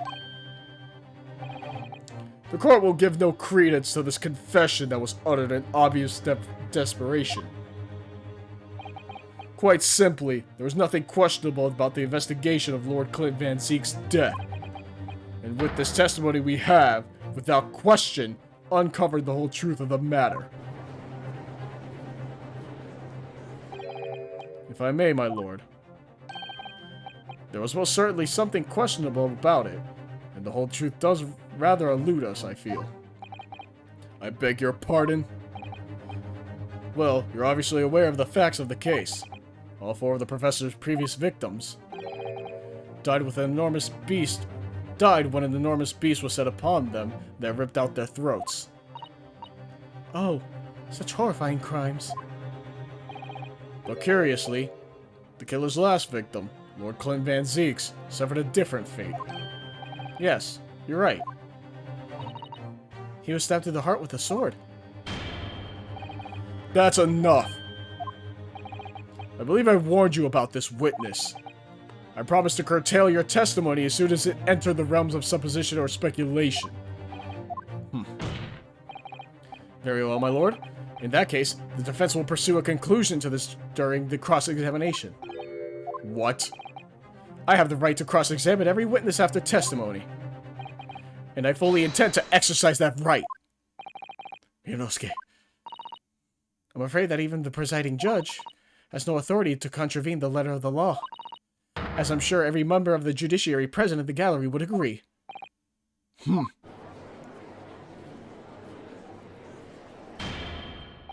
Very well. You may begin counsel. However, the moment your argument strays from the established facts, I will not hesitate to bring the cross-examination to an end. Proceed with caution. Yes, my lord. Oh boy. The autopsy of Clint Van Zeeks, huh? Well, let's save, first and foremost.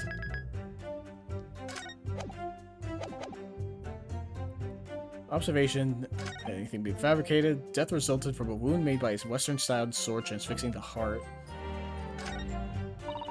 No signs of internal injury, nothing questionable. Beautiful but dangerous piece of evidence.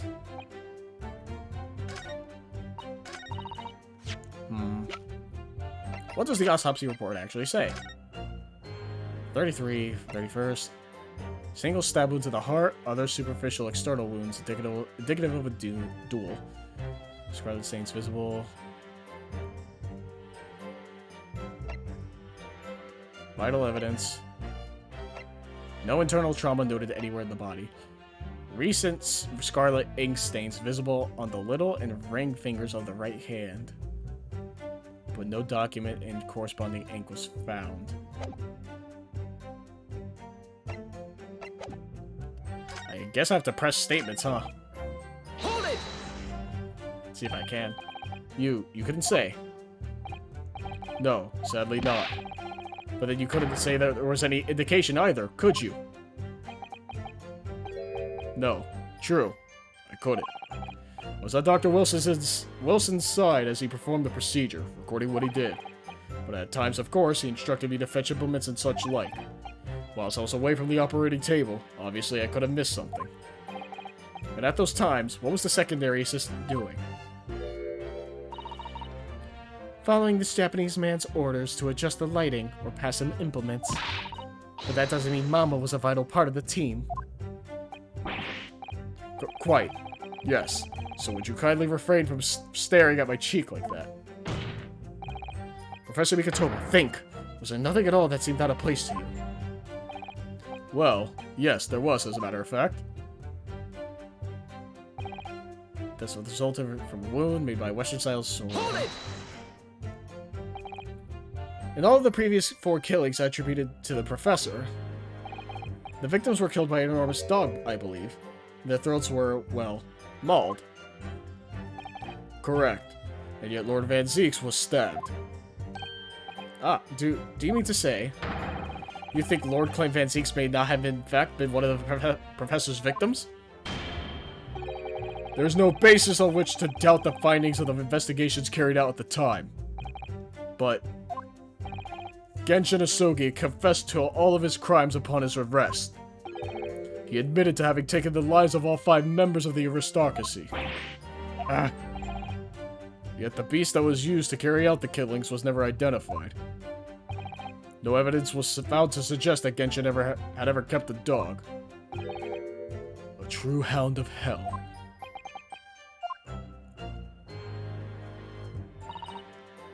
No other signs of internal injury. But, you weren't actually present at the autopsy yourself, were you, Dr. Gory? Does that matter? Well, I just wonder how useful your testimony can be in that case, really.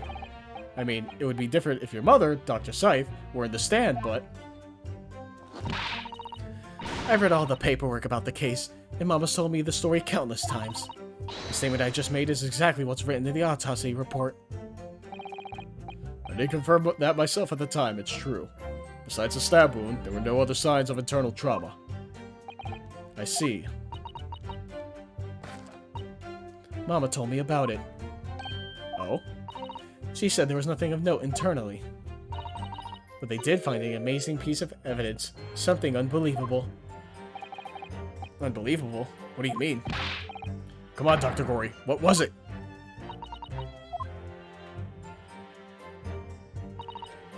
Hold it! Yeah, they don't want to fucking tell me. What exactly was it, though? What does beautiful but dangerous mean? Well, It was sparkly and round, with a hole, as if it might slip over a finger, perhaps. It was a ring, belonging to Genshin Asogi. My father's ring was inside the victim's stomach. At the time, Genshin wore a large ring on the digitus quartus of his left hand, the fourth or ring finger. I'd understood it was some sort of keepsake.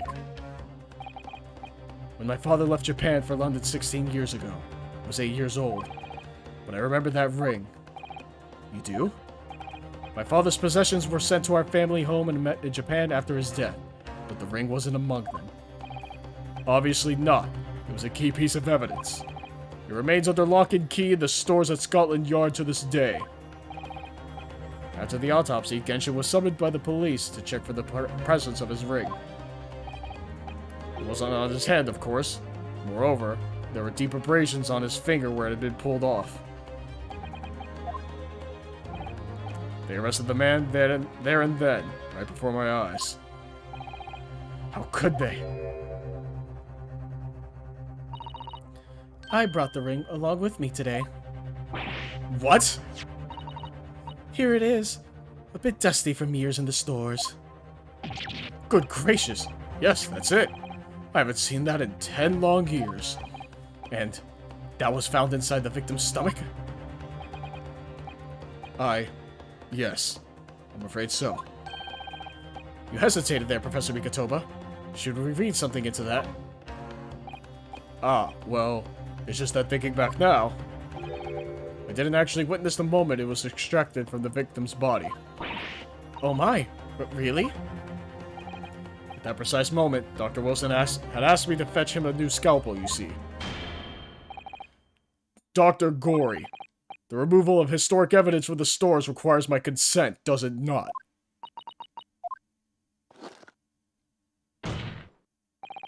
However it came to be here, the court cannot deny that this is crucial evidence for today's proceedings. Very well. You may submit it. It's not the sort of ring normally seen in Japan. They almost look like claws protecting that jewel. We must examine it very carefully, Mr. Naruhodo. Very carefully indeed. Yeah, I'm about to, right now. This thing looks fucking big as shit. Holy Christ. These fat claws are doing a good job of protecting the equally fat gemstone in the middle of this ring. Yes, if you were clumsy, you could give yourself a rather nasty cut on them, I should think. Ow. Now my finger's bleeding. The claws really are sharp. Oh my. That was very quick clumsiness, Mr. Naruhodo, even for you. Who would make such a dangerous ring? Couldn't swallow it without doing yourself some fairly serious damage, surely. A sticky mochi bun of about that size would go down much better, with some red bean paste in the middle. Someone as clumsy as me would probably manage to choke on it somehow. Your red bean paste is fucking good, dude. That shit is so good. Hold it! And that was the decisive piece of evidence that led to Genshin Asogi's arrest. Correct. After further investigations by Scotland Yard, the man admitted to his crimes. It's a lie. My father was no killer. Barack Van Zeeks, it was you. You twisted the truth to suit your purposes. Your hatred of me doesn't change the facts that were established 10 years ago. My brother Clint had closed in on the professor. In the end, he exposed the man and put a stop to his lethal rampage. In the way only a man of my brother's caliber could.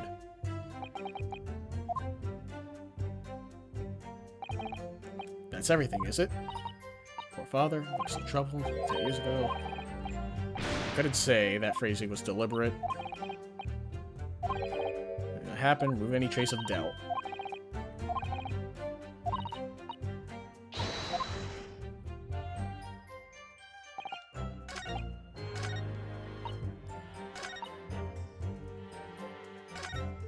Piece of evidence. So it's either on Gory's statement or on Van Zeek's. I would assume it's Gory's statement. Nothing questionable. Well, you would question the fucking ring slicing up your throat. Oh, whoops. Objection! Okay, cool. The court has heard that the ring was extracted from the victim's stomach. But you didn't actually see it being removed, did you, Professor Mikotoba? That's right. As I said in my testimony before, at that moment, I was fetching a replacement scalpel that Dr. Wilson had requested. In other words, you can neither confirm nor deny whether this ring in fact really came from the victim's stomach or not.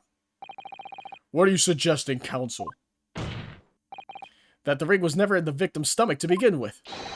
It's entirely feasible that Dr. Wilson fabricated that detail about the autopsy. What are you saying? That Dr. Wilson was in possession of the ring in advance after it was somehow stolen from Mr. Asogi. And he produced it during the procedure, pretending to have found it there and then in the victim's stomach. Objection! Supposition at best. What possible evidence do you have to support such a rash claim? This evidence, right here. That's the autopsy report. It's explicit in that report, counsel. Other than the ring, nothing unusual was noted internally, so I'm not sure how you intend to prove your point. You've already done it for me, my lord. The lack of internal injury says it all. What? To swallow a ring of this size would require considerable effort and determination. In addition to its size, there are the sharp claws around the gemstone to contend with. My brother was a determined man, and on the brink of death, even more so, I'm sure. He would have stopped at nothing to ensure that evil killer was brought to justice. But if he really had swallowed that enormous ring, it's inconceivable that no traces of its passage down his throat would have remained as internal trauma. No.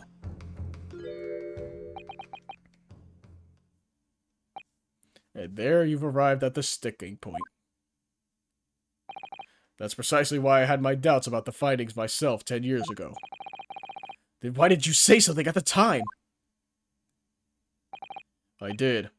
I still remember the conversation I had with Dr. Wilson in the laboratory that day. Look at this. Now this is a very curious thing to find in a man's stomach. What did you say? But, is it ever that peculiar, Dr. Wilson? What's that now, Mikotoba? Well, if you swallowed a ring of that size, with those sharp metal claws that it has, surely you'd expect to see the damage to the throat and the esophagus. Torn mucous membranes at the very least.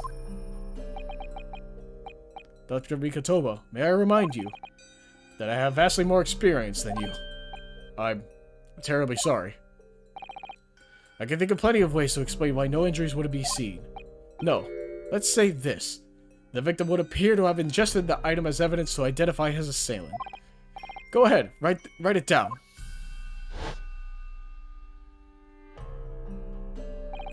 So I was right. Dr. Wilson deliberately fabricated the results of the autopsy to implicate my father. I'm disappointed, counsel. That argument is nothing more than speculation. What? Dr. Wilson was Britain's leading authority on forensic science and autopsy work. There's no scientific basis on which to doubt the man's expert opinion. Pardon the interruption, my lord, but damage to the mucous membranes of the throat is easily identified even in living subjects. Using a device called an endoscope, recently demonstrated in practical use in France. I want one. The government can pay. I don't think so. And Dr. Gory, rest assured that your removal of evidence from the stores without permission will not go unpunished. We open up the dead to find the truth. I beg your pardon? But Mama, she chose to stitch her corpses up, with all her secrets inside. That's wrong. Dr. Gory, it's looking as though she's chosen to walk a different path to her mama.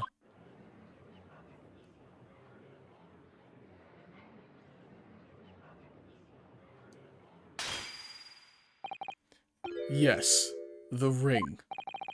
What about the ring? I've just remembered something. An earlier incident. What incident? The one I recounted to you before, about a memory I have. Of Genshin Asogi saving my life. What? My father saved your life? It was 10 years ago on a foggy night. Genshin and I were walking down some back streets at a late hour. All of a sudden... Don't make a peep. You're coming with us. All of our assailants were armed with pistols, their faces obscured by scarves.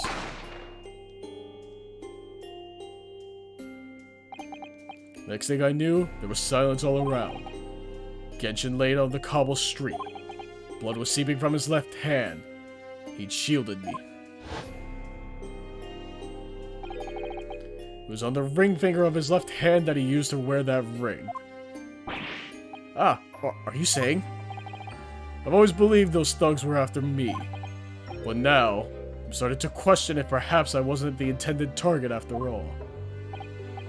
Wait, but... Genshin was arrested 2 days after that attack. And in that short interval, the decisive evidence needed to indict him was miraculously found. You mean, the ring was stolen from him? You think that's what those thugs were after that night? Objection!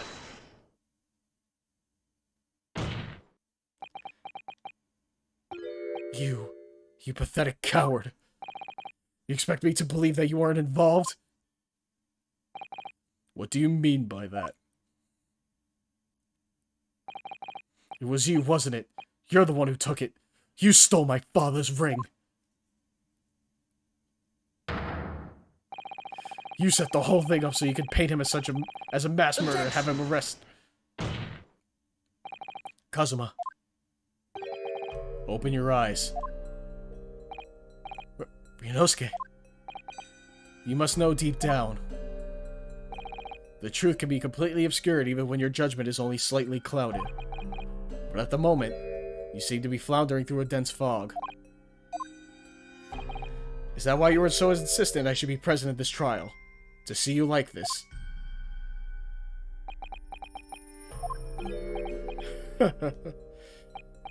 Well, this is an amusing spectacle. What a grandiose expression on your face, as if you were Lady Justice herself. It seems you've thoroughly convinced yourself of this alleged fabrication of the autopsy results. So much so that you're apparently blind to the blatant contradiction that would be born out of it. What? Though it's extremely hard to believe, let us imagine that there was some misconduct during the autopsy. If that were the case, why would Asogi not have disputed the findings in his trial? Oh. In the closed court hearing 10 years ago, the defendant never once denied the claims against him. Isn't that right, Lord Van Zeeks? Yes, that is indeed correct. Upon hearing the verdict guilty, he merely closed his eyes, quietly accepting the judgment. The actions of a man who has accepted responsibility for his deeds and is resigned to his fate. But then... Oh my, that is very strange. If Mr. Asogi did nothing to oppose the charges against him, then... That would surely mean there was no fabricated evidence. An obvious conclusion at which you should have arrived many minutes ago, Prosecutor Asogi. Your twisted loyalty and clouded judgment are hampering your ability for logical thought. Genshin Asogi's silence at his hearing can mean only one thing. There was no fabrication of evidence during the autopsy of his final victim 10 years ago.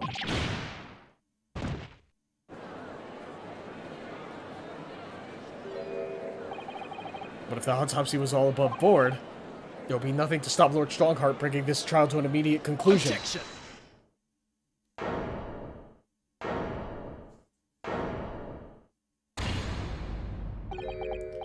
Thank you, Ryunosuke. If it wasn't for your frank words just now, this trial may very well have ended prematurely. Kazuma? What's this latest absurdity, Counsel? My lord, your reasoning is perfectly sound, but for one giant hold. I beg your pardon. You claim my father's silence was due to the fact that there was no fabricated evidence. But there's another possible explanation. You've overlooked the possibility that he had a reason for maintaining that silence. Objection! Silence that would lead to him being convicted and sent to his death. If the autopsy results were an invention, there's no conceivable reason why the man wouldn't have protested. Objection! Oh, those results were an invention, all right. There's no question of that. Or are you forgetting that two people with a connection to that autopsy have been assassinated? If I force the grievances I feel from my mind, I start to see you in a very different light. I think perhaps it's you who's been living in delusion these 10 years. Me. Kazuma-sama has created one last chance for us here, Mr. Naruhodo. If we can only show there was a reason for his father's silence and his trial. A reason why the man would have said nothing, even though he was innocent. Could it have been part of some negotiation, perhaps? Enough rhetoric. The court must be shown evidence. What proof do you have that could possibly explain Asogi's silence in court? This save. That's what he wanted to present. To make sure I didn't fuck it up. I would assume his will. Take that! This is the defense's answer to that question. Oh. Kazuma-sama knew the father being fabricated. Why would he have said nothing? Perhaps he was saying nothing in exchange of some sort of clemency.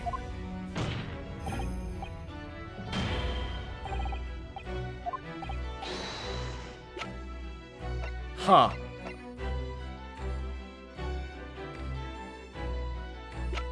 Possibly explain his silence in court.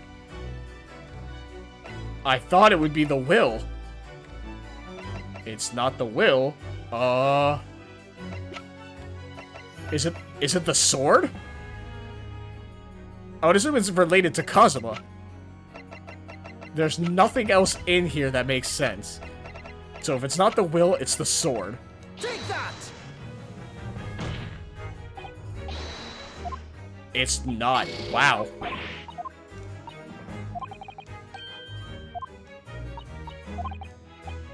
Perhaps he was saying nothing in exchange of some sort of clemency?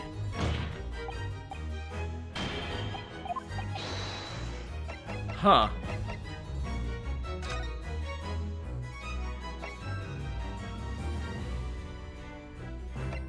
Oh! Oh, that's right. Is it the dismissal notice? Because he was working with Vigil? He was innocent, so he was just gonna get out anyways, or try to. Take that! Aha! Got it. Okay, we got there. It didn't take that long. Okay, we're fine. We're fine. We figured it out. Take that! It's true that Genshin Asogi's silence during his trial resulted in his conviction. But that didn't actually lead to his execution. On the contrary, it led to his escape. An escape that was only possible because he'd been sentenced to death. Although I find it hard to believe that my father would have negotiated in that way, the defense is correct. A fake execution, falsification of a death certificate, and the jailbreak inside a coffin. Clearly such an elaborate plan couldn't have been carried out by my father alone. He must have had the help of a collaborator from the judiciary. I have here the dismissal notice of the chief warder who was working in the prison at the time. The notes read, there are indications that the jailbreak was in planning prior to the inmate's incarceration. In other words, there were suggestions of some sort of negotiation between Mr. Asogi and the British government. In exchange for his silence in court, he was given an assurance that he would be broken out of prison. Yes, with that sort of clandestine agreement in place, I can imagine he would have kept very quiet. I would go further than that. In fact, I would say that the elaborate jailbreak of Mr. Asogi can be explained in no other way. Order! Order! First fabricated evidence, and now a jailbreak conspiracy. Of course, because it's all intimately linked. The prosecution wishes to summon new witnesses to the stand. Witnesses? People who could testify about the jailbreak that took place 10 years ago. Ah. Governor Caden? And the poor chief warder of the prison. I won't allow this trial to turn into a farce. To summon the governor of the prison after all these years. Oh, it wouldn't be any trouble, my lord. What? Father. My dear friend may appear a little rattle-pated at times, but I can assure you he's extremely thorough. He wired both Barclay and the local prison earlier, asking Governor Caden and Mr. Vigil to attend the Old Bailey as a matter of extreme urgency. Mr. Sholmes did that? Or are you telling me that? Both men are, unless I'm much mistaken, waiting just outside the courtroom at this very moment. Yo, let's finally Sholmes coming through, but no bullshit. My lord, you must permit this trial to proceed as you declared at its outset. You promised that we would stop at nothing to uncover the whole truth behind these disturbing findings. Very well. Bring in the witnesses. Make no mistake, I too would like nothing more than to lay this business to rest once and for all. Holy shit.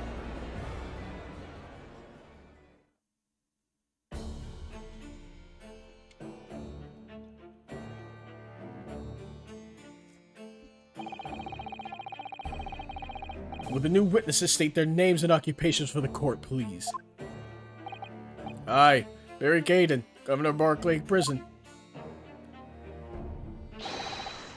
Everyone calls me Gossip. I sell jaunty little your other persona, if you don't mind. Oh, I do beg your pardon, of course.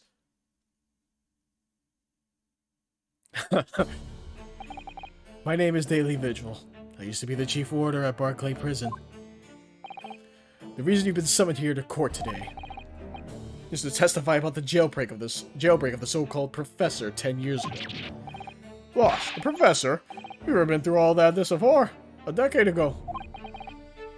And the conclusion was that there was anything untoward happened. A convict escaped from your prison, governor. Hardly what you'd call nothing untoward. Ah, well. The convict's death certificate was somehow falsified after he was allegedly executed. And he escaped the prison from inside his own coffin. A plan of that complexity could never have been carried out without the help of somebody of influence inside the prison. Governor Caden, don't imagine that the passage of time will afford you any protection.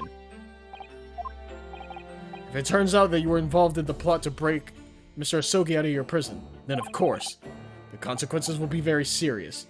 In all likelihood, a capital punishment. Gads, hold on there, laddie. All I did was... Witness, Governor Caden. Aye, sir. You have a critical role to play in the public safety of our country. A great responsibility to shoulder. The significance of your testimony in court cannot be understated. Therefore, think carefully before you speak. And Prosecutor Asogi, if you threaten the witness again, you will be held in contempt of court. My apologies, my lord.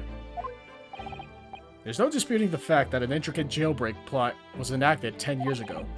Clearly, you were both involved in some way. So you will testify before the court now and explain exactly what took place. Very well. Let the witnesses give their formal testimony. Tell the court everything you know of the plot to break Asogi out of Barclay 10 years ago.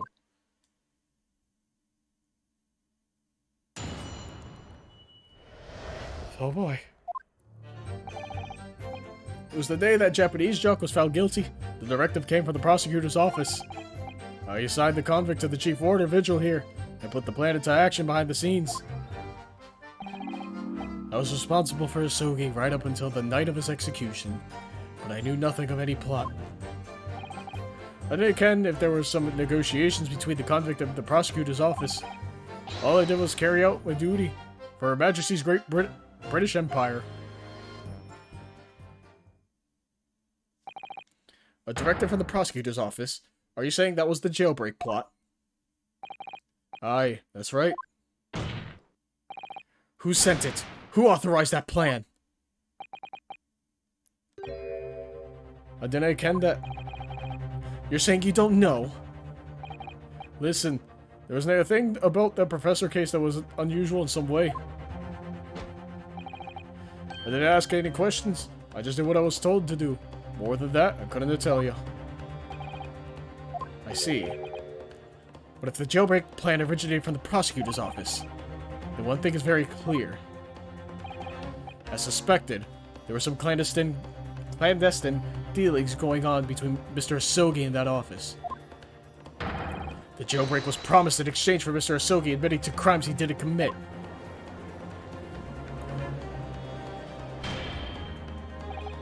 That, counsel, is nothing more than speculation on your part. So, let me ask the defense. Oh, yes, my lord? I fail to see how these witnesses have any more pertinent information here. Do you intend to assert your rights to a cross-examination? Absolutely. I have no intention of squandering a single opportunity, my lord. It seems all you Japanese are fiercely tenacious. Very well. Proceed, counsel.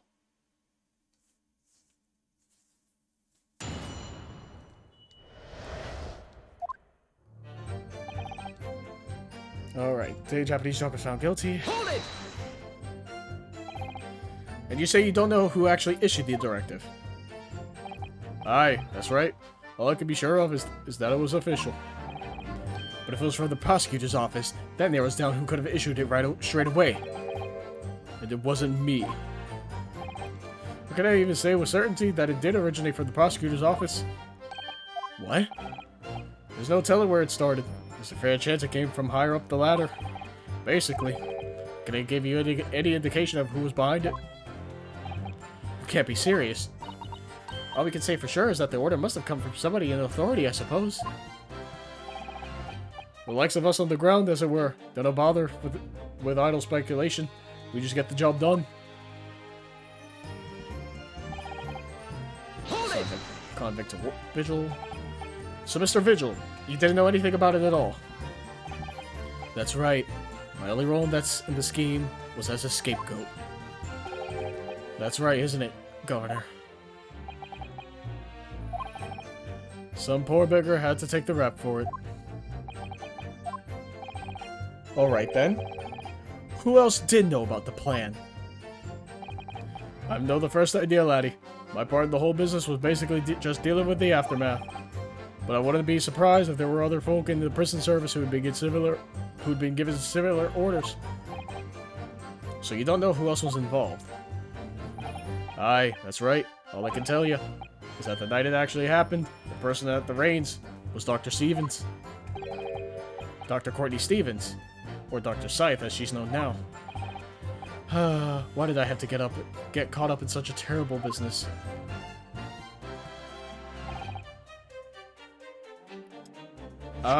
I feel like it's that statement, because once again, the Sogi papers, he actually knew about that. Because we heard it from him.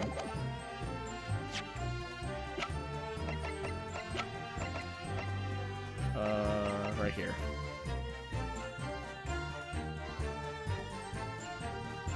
Objection. Okay, it's not that. Cool. I wanted to try it just to make sure.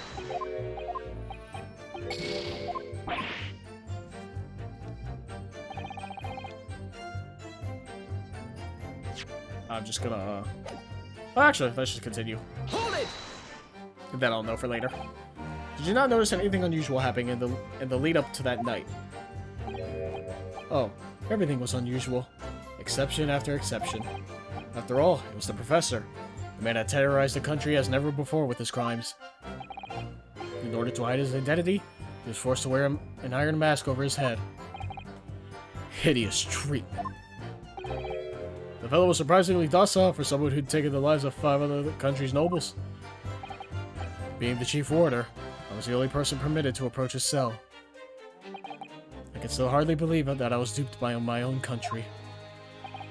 I believe you jumped from the window of the governor's office when the jailbreak was blamed on you, didn't you?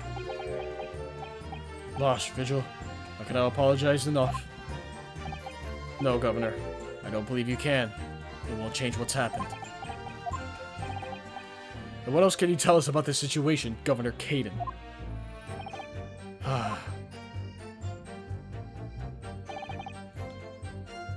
it! We've already acknowledged that orders came from the prosecutor's office who arranged for the man's escape. There must have been some sort of negotiation. It's the only explanation. Aye, well, be that as it may, I don't know nothing about that. The witness stand is no place for telling what you don't know for sure. I can, that much I do. Then I presume you also know this. Not telling what you do know is a criminal offense. So you're just following orders, is that it?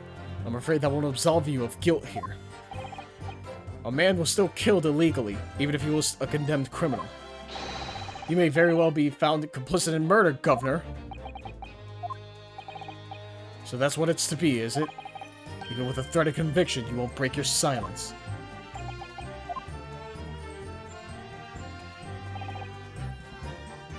And then carry out your duty, huh? Did you carry out the plan in its entirety? Aye, I did everything I could at the time. As you know, Genshin Isogi was shot dead in Logate Cemetery after the escape. Tell me, was that part of the plan too? My instructions were to do what get the jock out of the jail and nothing more. Not gonna tell you anything about what happened after that. Only, personally. What does this all mean? Oh, I believe his death was the last part of the plan. Excuse me. Mr. Vigil, is something wrong?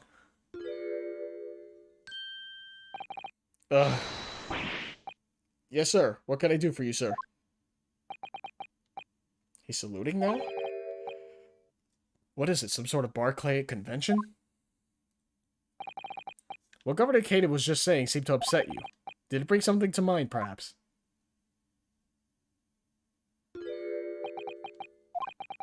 For the last 10 years, I've completely blotted out the memories of that time from my mind. I was betrayed by my superiors in the name of my country. Just as my father was betrayed, it seems. But you see, thinking back now, I really can't imagine that the shooting of Mr. Isogi in the cemetery was ever part of the plan. What makes you think that? Well, it just doesn't make sense, does it? To make the man admit to crimes he didn't commit with the promise of a jailbreak, only to kill him in the end. That's treachery of the worst kind. But the point is, if the intention was always to betray him, why would there be any need for all the chicaneries of an escape? Never seen that word. Ah, yes, that's quite true. If whoever negotiated with Isogi never intended to keep his or her end of the bargain, it would have been far simpler just to let the man be executed in prison as dictated by his sentence. It all happened in that vast chamber of secrets that is Barclay, behind the high prison walls. I suppose nobody knows what really went on in the execution room now. Yes, it's an unsettling mystery, certainly. Truth be told, there is a wee matter that's never quite made sense to me. If you believe there was some kind of negotiation behind the jailbreak between the Isogi and the body at the top, it doesn't quite add up, does it? Governor Caden, I must insist that you explain these doubts that you have by amending your formal testimony. Gads. Aye. Go on then.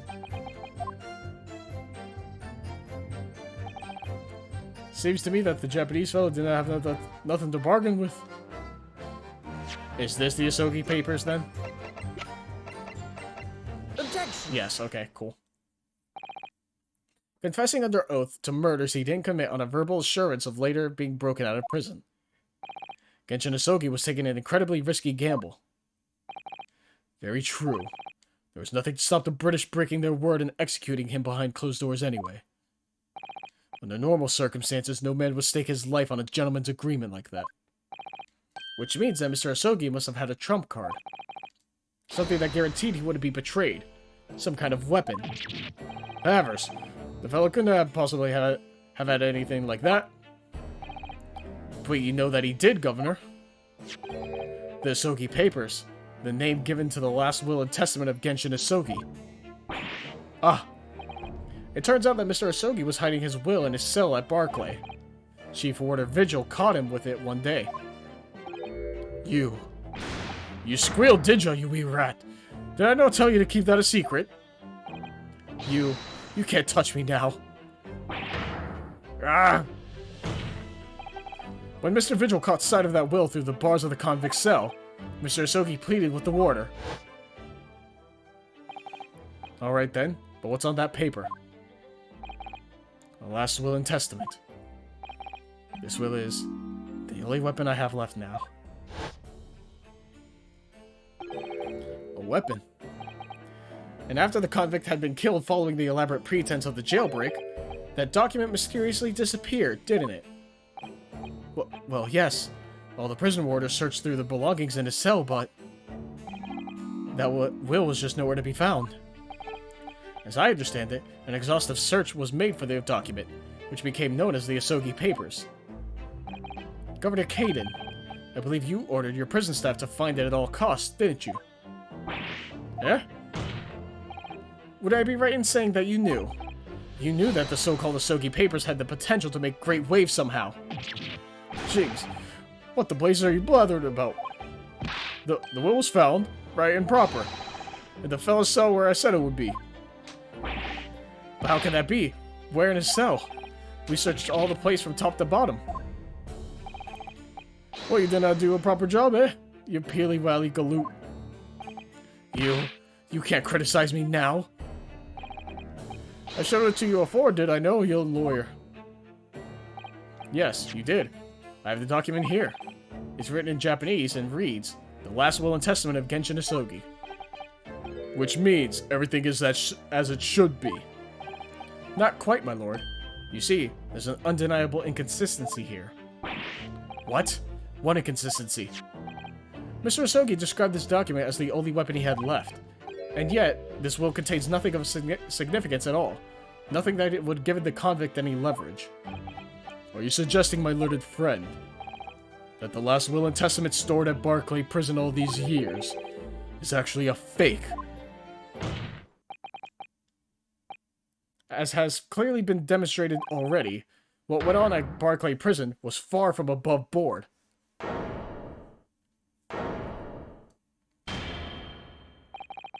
That last vilification by the defense was an affront to the entire British legal system.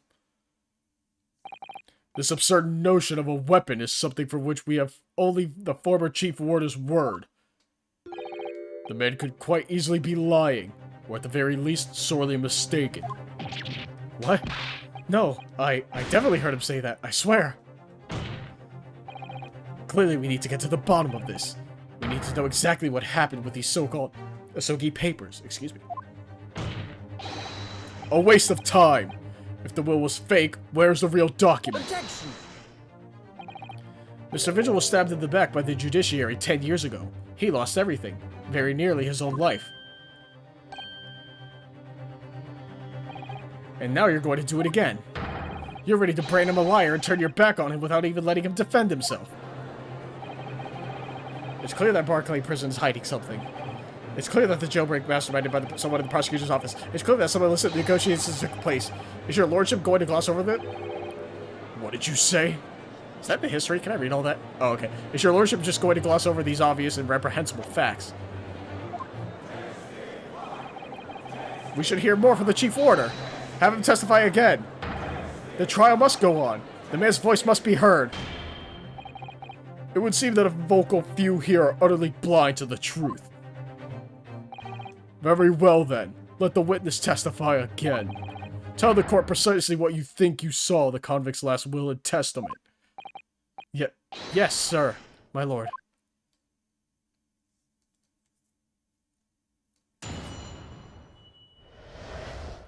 The Asogi Papers. As the warder responsible for condemned convicts, I attended to Mr. Asogi and kept watch over his cell. The night after he was found guilty in court, he was doing something with that will in his cell. We turned the cell inside out looking for it after the execution, but to no avail. I only found out about the Asogi Papers when a directive came telling me to impound them. The document was in the folds of the fellow's robe that was left in his cell. A kimono, I think it's called. In his kimono? That's a lie. We searched every inch of the man's cell. We looked through all his clothes. It can't be true. Were you not satisfied with calling me a liar the once? You wee Waffinger. Ha! There's nothing you could do about it now. You don't have any hold over me anymore. Other than the hold you like to take on my cravat, of course. Is that what you're going to do, is it? Are you going to give me a good shake again? Or are you too scared?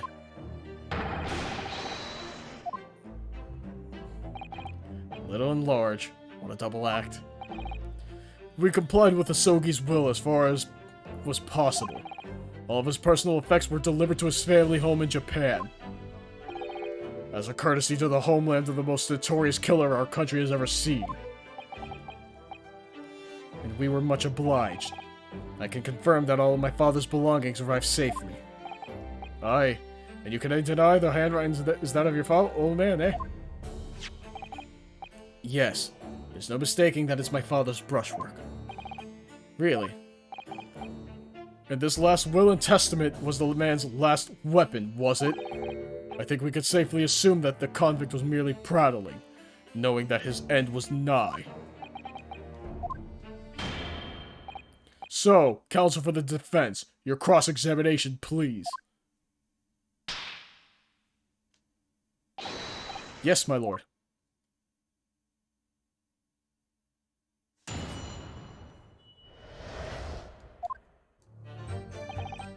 Well, first and foremost, we're gonna save.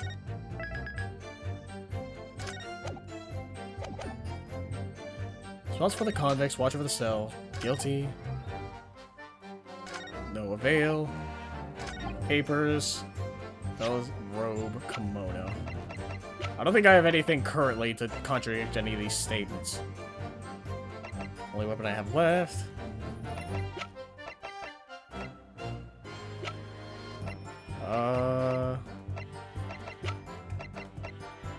Yeah, I don't think we have anything here. So we're just gonna press every statement. Hold it! So would that mean that you conversed with Mr. Asogi? Yes, certainly. Though there was precious little time before his execution was due. He was remarkably calm, considering his days were very much numbered. In all honesty, he really didn't strike one as a man capable of mass murder. Yet he confessed in full to the crimes. I know. That's why I felt compelled to ask him one day. I can still recall his reply. I'm guilty of the unforgivable crime of ending another human's life. Yes. But he was so tranquil and intelligent, put me in mind of an Eastern holy man. What about the will you saw him with? What can you tell us about that? It was the beginning of all that drama. I remember it very well, yes. Hold it! And he pleaded with you not to report him, didn't he? Yes, that's right. And like the vampire you are, you didn't tell me. A blatant breach of trust, that was. I could see that the man had a noble spirit. I found myself wanting to treat him accordingly. But according to what you told us 2 days ago, the convict had been strictly forbidden from having any writing materials whatsoever. Yes, you're quite right. Ah, so when exactly was this will penned? That was before the man was remanded in Barclay, obviously. Yes, at the prosecutor's office under supervision of the relevant authorities. I personally instructed Asogi to make a will for the benefit of his family and his homeland. In that case, why was it found in his cell? What do you mean by that? Well, if it was penned at the prosecutor's office, you would have expected that it would remain there for safekeeping, surely. Ah. It's curious. There doesn't seem to be any obvious explanation for why it was subsequently found in the convict cell. Oh, well, the defense makes an astute point. Well, Governor. A prison governor can be expected to ken the inner workings of the prosecutor's office. In that case, Lord Strongheart, perhaps you could shed some light on the matter. I'm unable to offer an explanation here and now. I would have to consult with the notary responsible for the will at the time.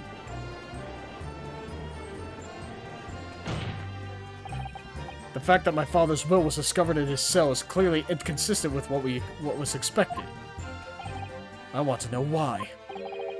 Another inexplicable mystery, then. Well, the thing about that will is...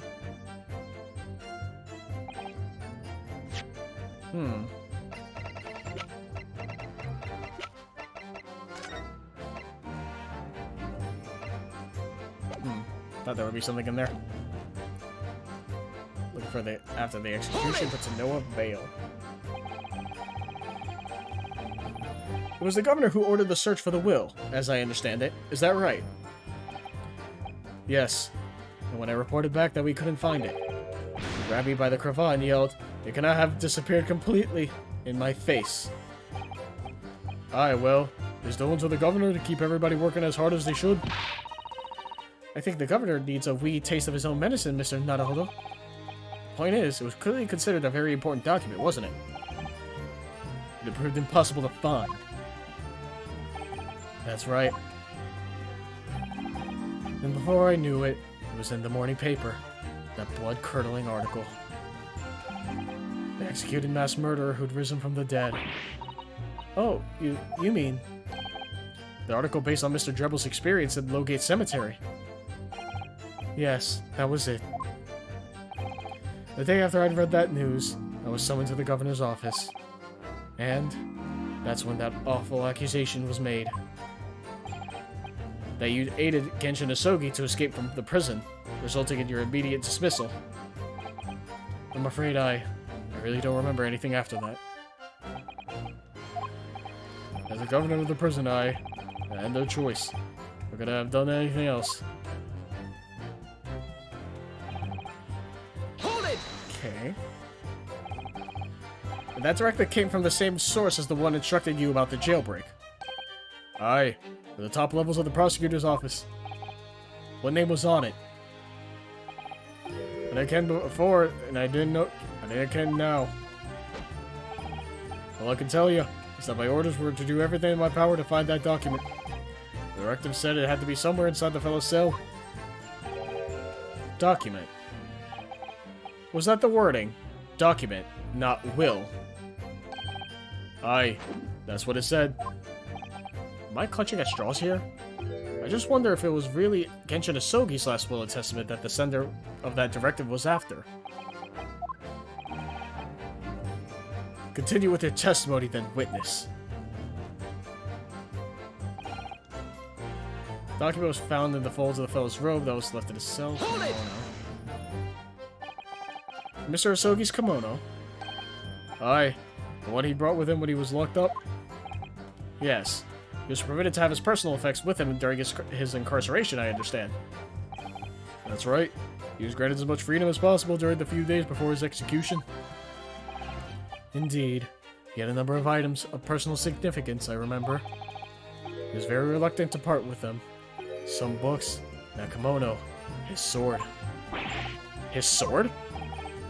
Aruma, the famous sword of the Asogi clan. It bears the soul of my family. I don't doubt it, but I wasn't really getting at that. Forget it being the soul of the clan. Could the man have had a more obvious weapon? Have some respect for Inosuke. Respectful silence? The warders carry firearms at all times, and the inmates have shackles around their ankles. He couldn't have hurt anybody with the thing. Still, he was allowed a sword, but no writing materials. Aye. He wrote that will before he came to stay with us at Barclay, you see. Dr. Mikotobo was asked to bring the necessary Japanese writing implements to the prosecutor's office. A Suzuki inkstone, black sumi ink, and some Hanshi rice paper, no doubt. I was present when he wrote it, but I'm sorry to say, that letters look just like a squirming mass of jet black earthworms to me. Excuse me. Are you feeling faint, Mr. Vigil? Mr. Vigil! Sir! It was Scarlet, sir. What? Oh, I'm terribly sorry. I didn't mean to blurt it out like that.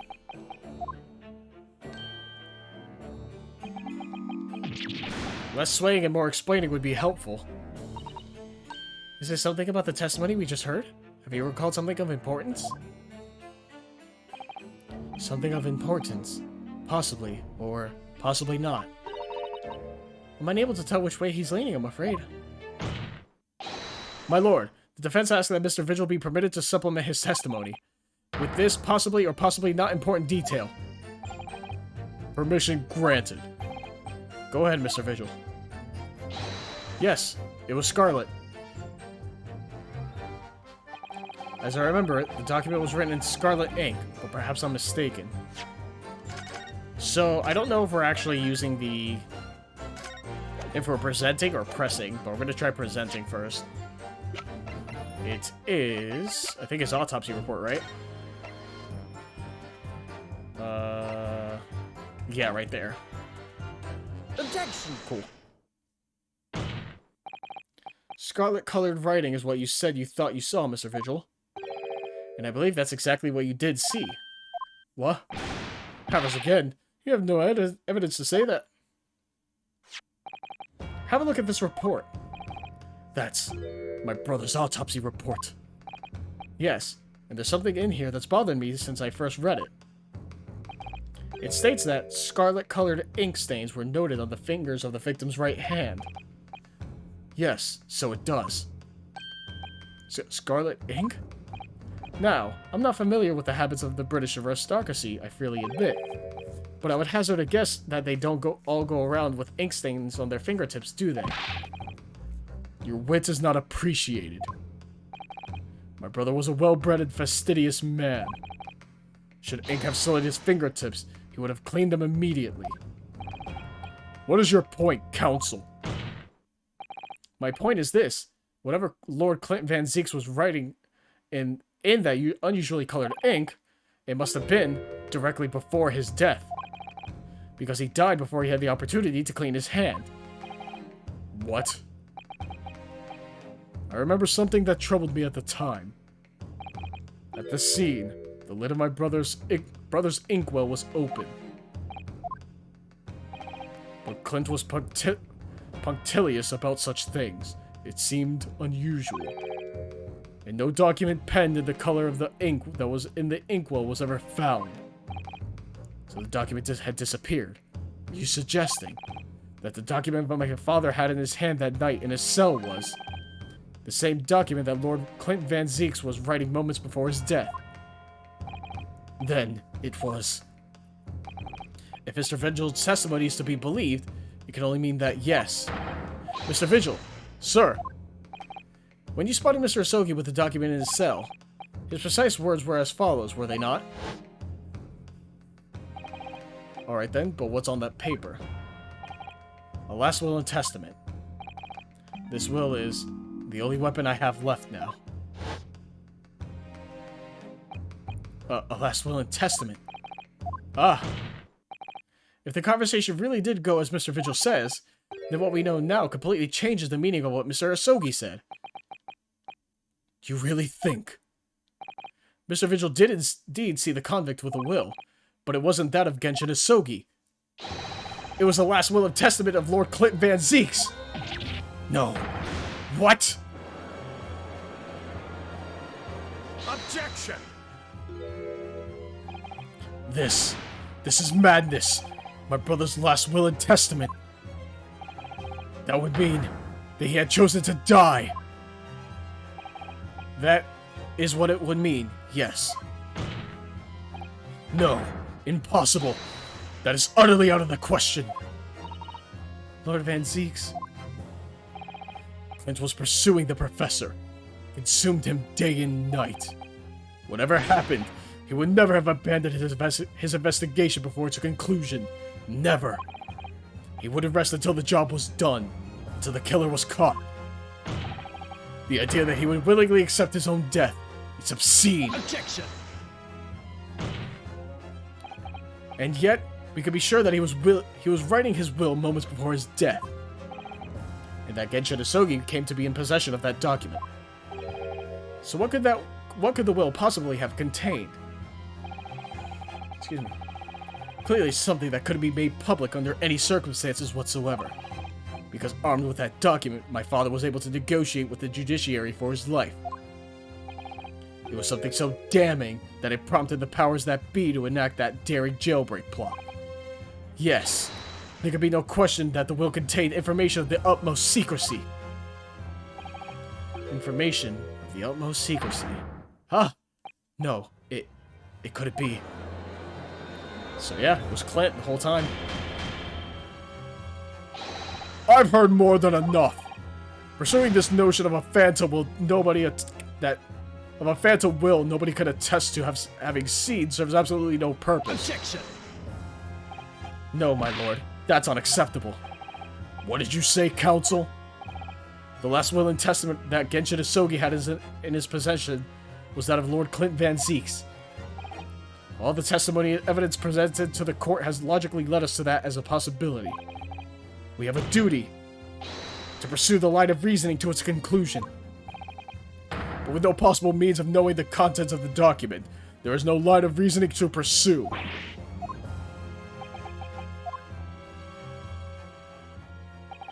A real reason why Lord Clint Van Zeeks, a man of high noble standing, would have chosen death. Information so secret, people in the judiciary would be willing to negotiate the jailbreak of a condemned killer. The only explanation that fits those facts is an unthinkable truth that turns absolutely everything on its head. But it's just too hideous. So Naruhodo. However difficult the situation might become, as you work with your client in pursuit of the truth. That's what you resolved to do when you entered the courtroom this morning, if I'm not mistaken, Mr. Sato. So hold your head high and keep soldiering on. Yes, you're right. 10 years ago, in his final moments, Lord Clint Van Zeeks left behind a will. A will that Genshin Isogi was able to use as a weapon to negotiate his escape from prison. In all probability, the details in the will were related to the Professor case. Defense's last statement is mere conjecture. What are you getting at, man? Rinosuke. As soon as these words come out of my mouth, there's no going back. I believe that the last will and testament of Lord Clint Van Zeeks was in fact...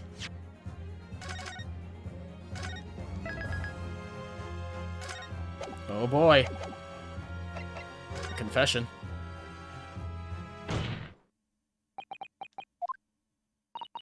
You can do this, Mr. Naruhodo. I believe that what Lord Clint Van Zeeks actually penned that day was a confession. A confession? Regarding the mass murderer known as the Professor. And his true identity. Objection! Enough, counsel. What are you saying? Do you even realize? A confession about the true identity of the Professor. That would mean... Lord Van Zeeks, I appreciate this must be hard to take in. But it's the only explanation that fits. The killer that terrorized London a decade ago and became known as the Professor. The man believed to have murdered 5 members of the aristocracy. Wasn't Genshin Isogi at all. No, you can't be suggesting. It was in fact the man believed to have been the 5th victim. Lord Clint Van Zeeks himself!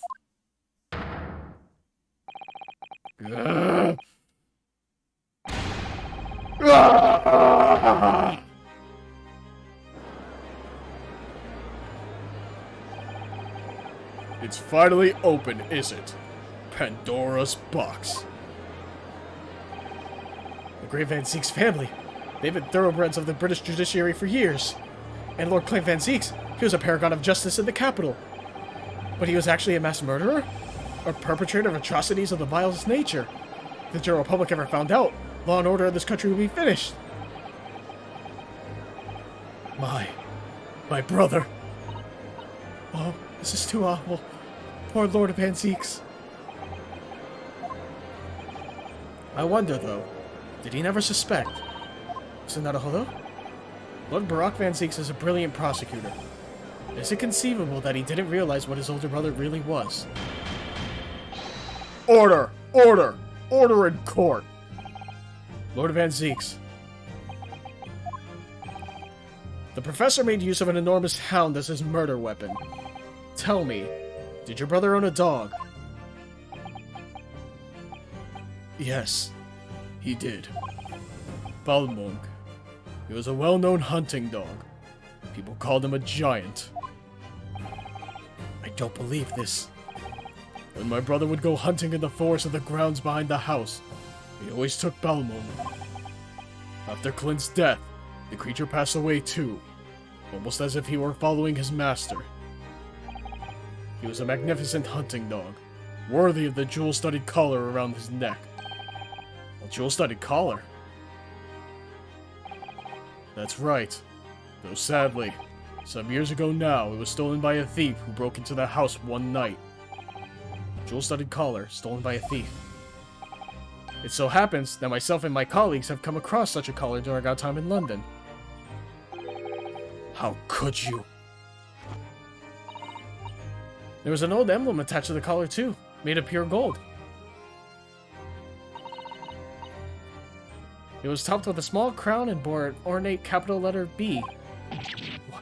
What? An emblem bearing the initial B.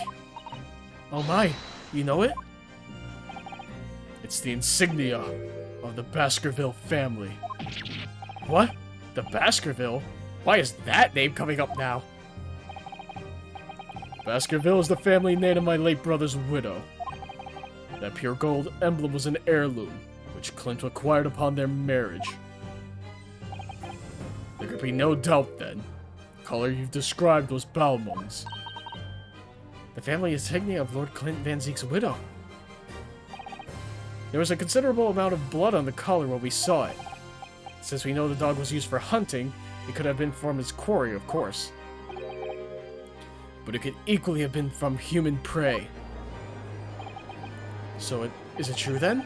Clint Van Zeeks really was the professor. Impossible! These Japanese are making it up to exonerate their own. So in fact, the person responsible for these murders of nobles and royals was the noble himself.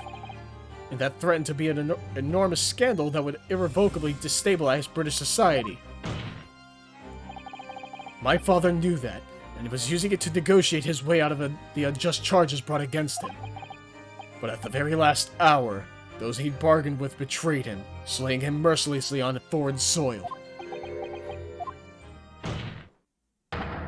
Well, can you deny it, Lord Strongheart? 10 years have passed, and still now, the 6 million inhabitants of our great capital rest easy believing that justice was done. That though his anonymity remains, the diabolical murderer was caught and executed. Very well then, you may have the truth.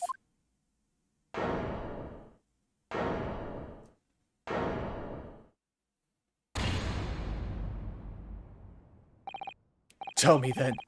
Tell me what Clint really was. Lord Clint Van Zeeks was too pure of heart. When he became a prosecutor and went in pursuit of the black roots of crime, he drove himself into a corner. He came to the uncomfortable realization that to fight the most fiendish of criminals requires one to become even more fiendish oneself. Clint.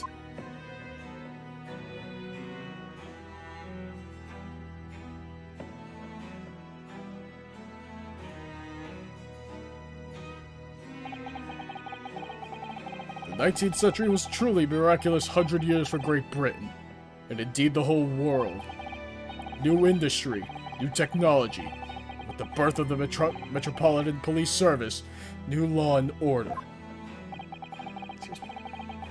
But these dazzling new developments meant even deeper shadows were cast on society. Water sullied by factories, air thick with noxious fumes and crime, growing daily to fill the darkness. Lord Clint Van Zeeks made it his mission to combat that darkness. But as time went on, it slowly ate at his soul, until eventually, he was consumed. It's ironic, really. It's somewhat surprising that the truth has once again been unearthed by a Japanese. Once again? What do you mean? 10 years ago, your father, Genshin Asogi, turned up at my office one night. The professor. Yes, beyond all shadow of doubt, you must issue a warrant for to search his home at once. Don't be absurd. The man comes from one of our country's most illustrious families. He's a paragon of justice here in the capital. Yes, that's the point. That's why none of you British can see it. He's using his noble status as a diversion, whilst he commits these atrocious crimes from behind the scenes. Do you have evidence? Nothing definitive as yet, but he keeps an enormous savage hound on the estate. We need the full support of the judiciary for this. We're up against a member of the aristocracy. So a large family estate has a fierce guard dog. You should know that's commonplace here in Britain. I'm sorry, but I can't possibly put Scotland Yard onto this based on the tenuous accusation of a visiting student.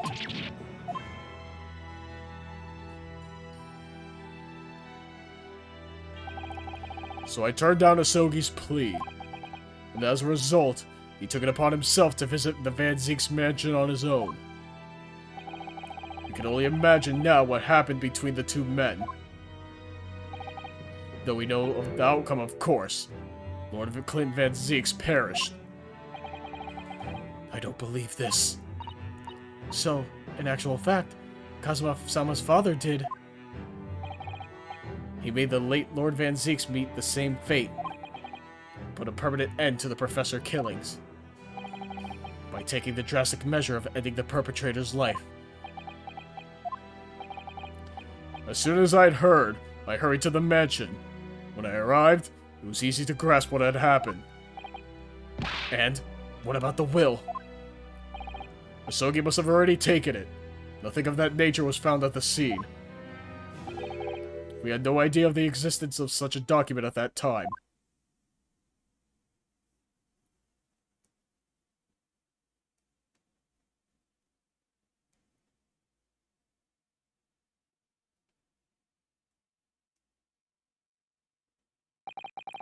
I was the only person who knew of the true identity of the professor. So, I resolved to keep it a secret, and to guard the secret to the bitter end. So you're admitting to it? That you were behind it all? It was you, then, who pinned the crimes on my father.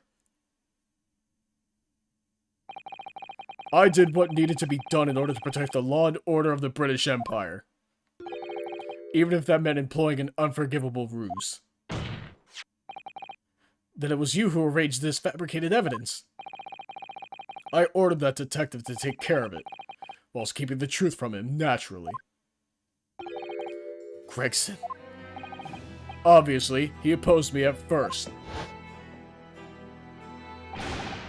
Are you off your rocker? We can't do something like that. There's no question that it was Asogi who murdered Lord Van Zeeks. The house staff have made statements that they saw the man running from the mansion that night. Yes, well, I've no doubt it was that Japanese fella. But we haven't got a shred of conclusive evidence against the man. And worse than that, he doesn't keep a dog, so we're short of a murder weapon to boot. And we're short on time, Gregson. We must put a stop to this man's rampage, for the good of the country. So we'll use whatever means necessary. Do I make myself clear, detective? Blimey. So that night 10 years ago, when I was attacked by those thugs in the back streets, and Genshin's ring was taken, that was him, was it? That was Gregson and some hired help. Then the detective handed the stolen ring to Dr. Wilson, who feigned its discovery from the victim's stomach during that autopsy. And in the light of that decisive evidence, Mr. Asogi was found guilty of the charges brought against him. However, behind the scenes, he had actually already struck a deal with his accusers, in which he agreed to silently accept the charges. but I just don't believe that part. As far as I knew the man, my father despised such underhand dealings. It was extremely easy to make him comply. You see, he had one crippling weakness. What weakness? Isn't it obvious? You, Kazuma Asogi. Me?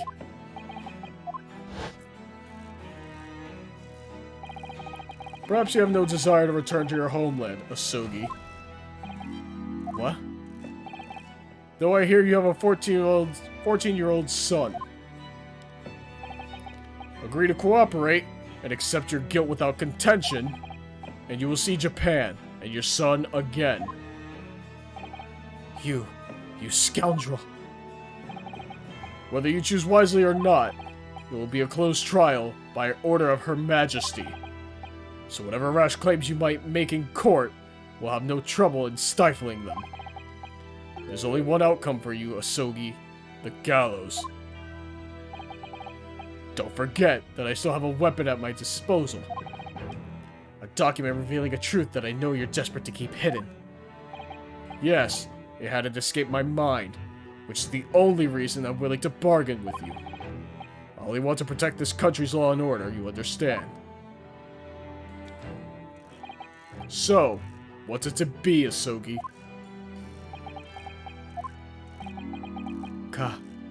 Kazuma.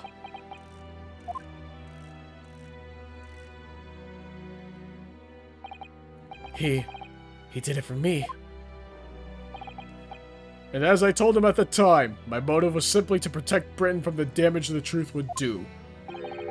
To protect this country's law and order, at any cost. Objection!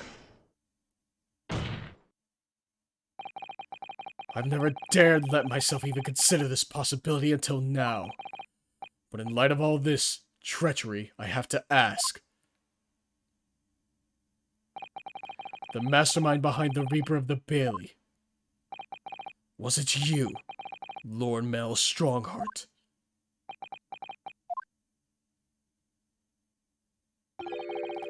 A rather brilliant idea, what did you say, Lord Barack Van Zeeks? That the spirit of your late brother, that paragon of justice, should return to reap justice for his sibling. Could there be a more appetizing tale for London's masses, I ask you? What brazen? I knew that you'd play the part to perfection. But your role really wasn't that of some embodiment of death. No, you were London's guardian angel. An angel with bloody hands? I think not. Those who had cooperated with me were only too happy to participate in my plan. Inspector Gregson, Dr. Wilson. My minions worked tirelessly to ensure that the finger of guilt could never come to rest on you. It's all thanks to them that you were exalted as the demigod the Reaper became. But Dr. Wilson left Britain 4 years ago when he was invited to work in Japan. That's right. So I had to employ the services of his young protege after that.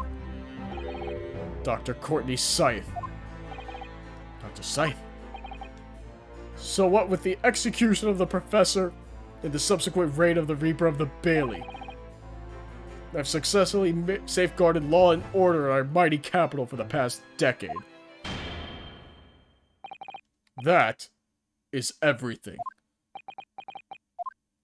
Well, no, it's not. The one last question to remain is who killed Genshin?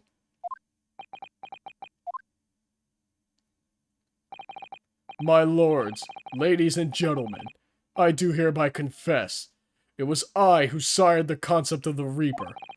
However, let me say in my defense, it was all for the preservation of law and order across the entire empire. Lord Strongheart did it? An unforgivable collection of crimes, but still. All those who died at the Reaper's hands were rotten to the core anyway. It was all in the aid of keeping London safe. There is no one left now who can reveal the precise truth of what happened 10 years ago. Therefore, this trial can go no further. Now, I would like to entreat all those present. Beyond these four walls, nobody need know the truth. Even Her Majesty must be protected from this. I trust you all appreciate the importance of my request. It is, of course, for the good of the country. Can he do this? Can the trial really end now? Hold it! I have one last question. For the accused, Lord Van Zeeks. What? Of course, I know that you're a highly accomplished prosecutor, so I find it hard to believe that you didn't have any doubts at all. That you never suspected your older brother. Yes, the same thought occurred to me. It was only once, but yes, I couldn't say that I never had my doubts. My brother's sense of justice was extremely strong. Perhaps too strong, I observed. At that time, there were members of the aristocracy who were bleeding the country dry for their own gain. And since they were nobles, they were untouchable. For my brother, it was a source of great turmoil. And coincidentally, at the same time, the professor began his terrifying reign. During the time of the professor killings, my brother did not appear to be himself. And that made you suspect? Yes. But it was only once, not more. Only once, really. Flint wasn't the culprit. That was my conclusion at the time. And I still believe that now. Do you have any evidence to support that idea? The third victim was the Lord Chief Justice at the time. It was he who had recognized my brother's potential and trained him as a prosecutor.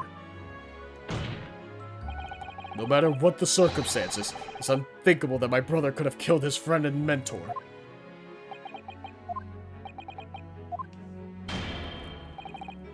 That will do.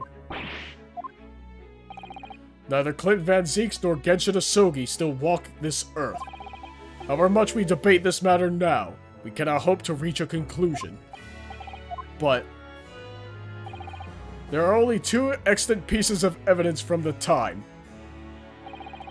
The woebegone ring that acted as the incriminating evidence to condemn Genshin Asogi, and the 3-page last will and testament penned in black ink and left behind by the man. The wretched truth of what happened is exactly as I have explained.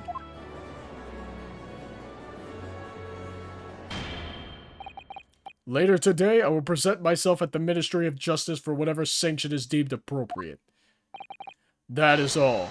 Court is adjourned. Oh, it's no one gonna pull an objection? Thank you. We still don't know. I want to know who killed Genshin, because as far as we don't know who actually did that. Thank you, Kazuma. Me? If it wasn't for you, I would have made this 11th hour discovery. What discovery? My lord, I'm afraid I must insist that the trial continues. I beg your pardon.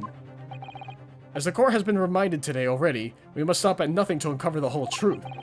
And to that end, one particular statement made by somebody in this courtroom moments ago revealed a very subtle contradiction. What contradiction? But all I did was ask the accused one simple question. Well, it began with Lord Van Zeeks and his recollection about his brother. But Lord Strongheart didn't permit the defendant to speak at length. I merely pointed out that we can draw no further useful conclusions here. So where on earth is the contradiction? One of them definitely just said something contradictory. It's time to identify who. I don't know.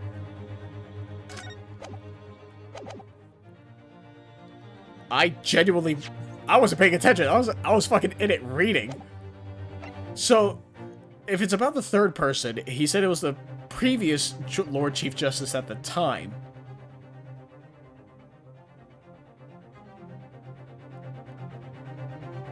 So, was it Strongheart? Lord Van Zeek said it was the last one at the time, the previous one at the time, that was killed and was their friend and mentor.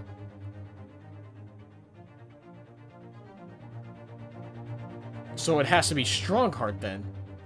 It's either... my leaning is towards Zeke's, but I'm going to... I'm going to save again. I think I just did, but I'm going to save again, just to make sure. Is it... I'm going to go with my gut and say Zeke's. It was Lord Van Zeke's. I'm sure of it. Something about what he just said... What he said was just a little jarring. Come on, Ryunosuke. Go over it again. Find it. Clint wasn't the culprit. That was my conclusion at the time. The third victim was the Lord Chief Justice at the time. It was he who had recognized my brother's potential and trained him as a prosecutor. No matter what the circumstances, it's unthinkable that my brother could have killed his friend and mentor. Lord Van Zeeks, would you care to explain? What exactly am I supposed to make of those pitiful Nipponese eyes? When you were recounting the information about your brother and the third victim just now, something you said was inconsistent with a certain piece of evidence we have. Inconsistent. And even though that inconsistency arose from words out of the defendant's mouth, we have a duty here to pursue an explanation. What are you playing at? I fail to see the defense's intention here, but clearly the court cannot ignore this new development. What evidence is inconsistent with the defendant's words? I don't fucking know. I was just throwing a guess. What the fuck do you mean?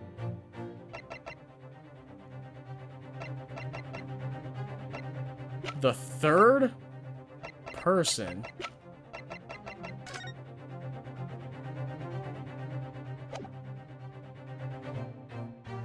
prominently displayed in Gregson's office. I don't fucking know, dude.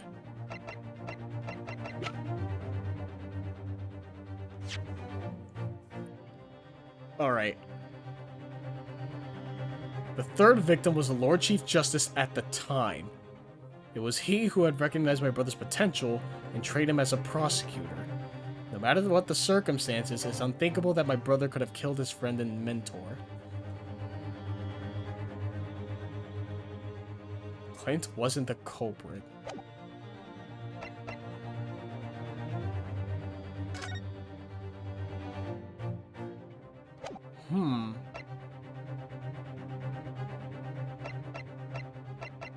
I think it's Strongheart then, because I feel like there's nothing here I have that makes sense.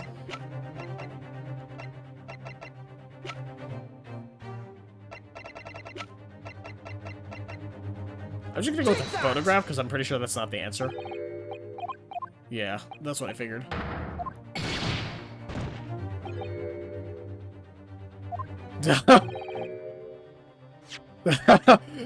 I have the distinct impression that permitting you to advocate for me was the mistake of my life. And don't you dare show your face again at my door once the trial's over. It's going to be very lonely around the Naruhodo dinner table in the future. Not as long as I'm alive, Mr. Naruhodo. I'm sure we need to only think again to fix the situation. Oh my, Mr. Sato. Yes, of course. It began with Lord Van Zeeks and the recollection of his brother. Lord Strongheart didn't permit the defendant to speak at length. Okay, yeah. So it is Strongheart. But just to make sure, I want to load so I have all four. So, I thought so. Was Lord Strongheart, I'm sure of it. Something he said was slightly off. Neither Clint Van Zeeks nor Genshin Isogi still walk this earth. No matter how much we debate. Two excellent pieces of evidence from the time. The ring and the testament. Lord Strongheart, would you care to explain? Explain what, counsel? Among the statements you made just a few moments ago, something you said was inconsistent with a certain piece of evidence we have. Inconsistent. While inconsistency remains... Oh, is it Karuma? That's where I'm going. That's where I'm getting at. Let me warn you about the statements you are making, counsel. They may very well prove fatal. You claim my words contained a contradiction. With which piece of evidence, I ask you? Take that! Okay, no. I thought it was Karuma. Huh. There's only either 2 pieces of evidence or the third Lord Chief Justice.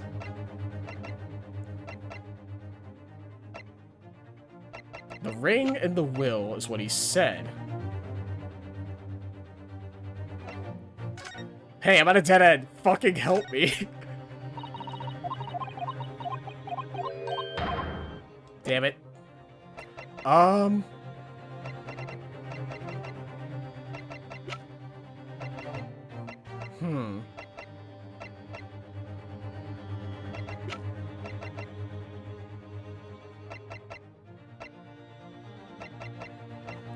figured it'd be a Karuma, but I guess that's not it.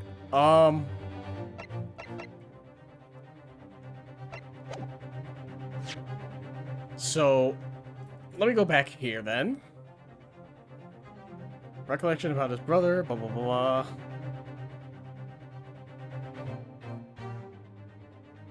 Oh, did I fuck up? I'm trying to find it. Oh, that's right. There's all this nonsense. Okay, claim the words were contradiction. Right here. So, neither Clem Van Zeeks nor Genshin Isogi still walk this earth. However much we debate this matter now, we cannot hope to reach a conclusion. There are only 2 excellent pieces of evidence from the time. The ring, incriminating Genshin Isogi, and the will that was penned by the man. So we're looking for something that either belongs to Clint or that belongs to Genshin. Neither of which exist, because then it would be the... It wasn't Karuma, so I don't have to worry about that. Huh.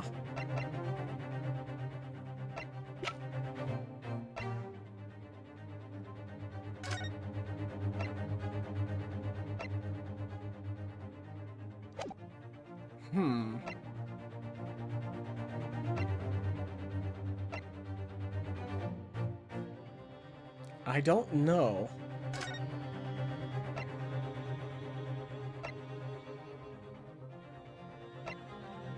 I don't know who it would be.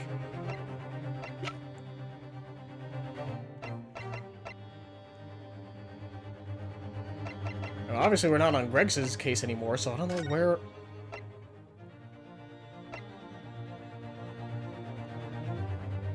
will be demanded. Huh.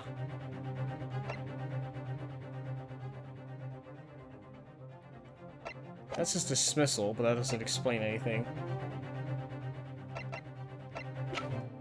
I'm at a loss as to what it would be. No further conclusions. What on earth is the contradiction? One of them just said something contradictory. It's time to identify who. Friend and mentor. Third Chief Justice.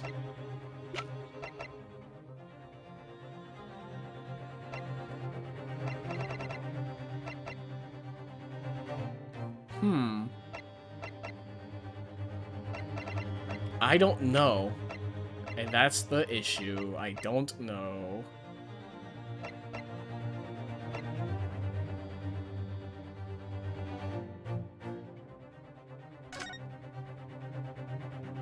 Is it the photo? I feel like it's the photo. It's the only thing I can think of is, like, why I still have this in my fucking, like, list of evidence, right? It's the only thing I can think of.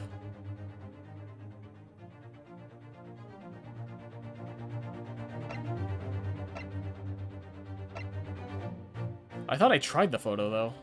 No, I tried the sword, that's right. Find the problem. Climb Van Zeeks or Genshin Isogi walk this earth. The will be gone ring acted as incrimination. And the will. Would you care to explain? I don't see it.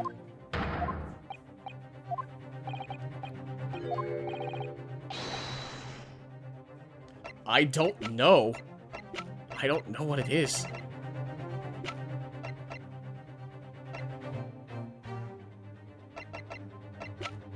Because, like, we have Clint Van Zeek's autopsy.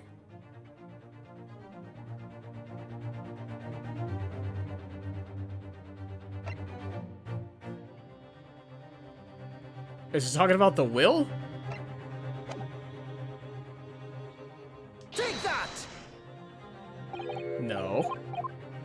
I was thinking about the will because, like, we still haven't found it, right? Yeah.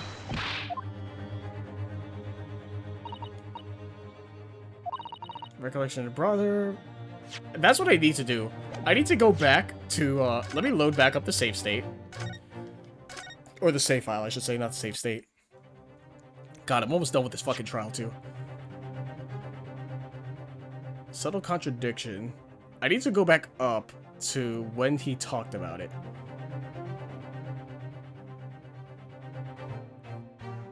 Only once, no, not more. Sense of justice was strong, too strong. Bleeding dry, starts of turmoil. During the time of the professor killings, my brother did not appear to be himself. Only once. Clint wasn't the culprit, that was my conclusion at the time. And I still believe that now. Do you have any evidence to support that idea? The third victim was Lord Chief Justice at the time. It was he who had recognized my brother's potential and treated him as a prosecutor. No matter what the circumstances, it's unthinkable that my brother could have killed his friend and mentor. That will do.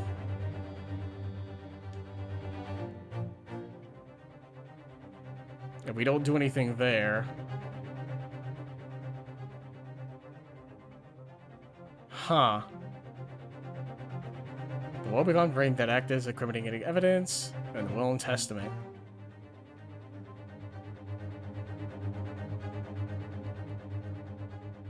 A very subtle contradiction.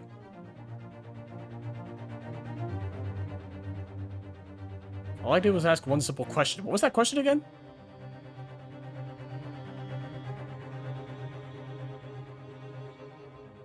Oh yeah, if he had any doubts. Like, if at any time did you ever doubt? So it has to be Lord Van Zeek's, right? Something he said was a little jarring. Clint wasn't the culprit, that was my conclusion at the time. The Chief Justice...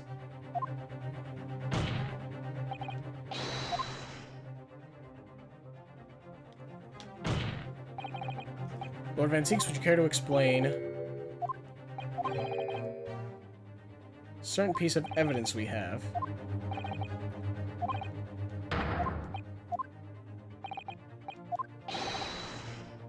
I don't know. Friend and mentor? I'm gonna save as well right here, just so I can, like, pull it up every time so I don't have to go through all the dialogue. Oh, man.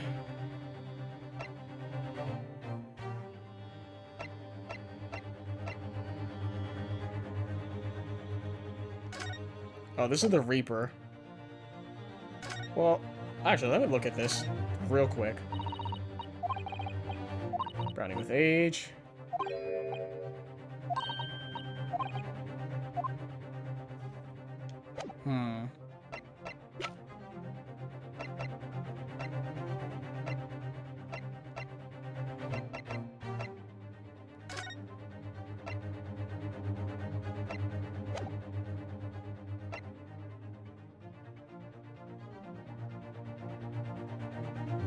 Yeah, the Lucky Charm isn't fucking helping me. What is it?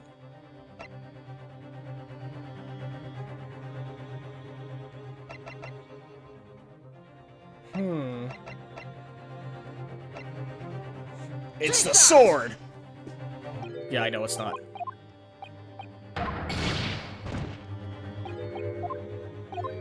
I don't know what it is. Yeah, this must be very fucking subtle, because I don't see it.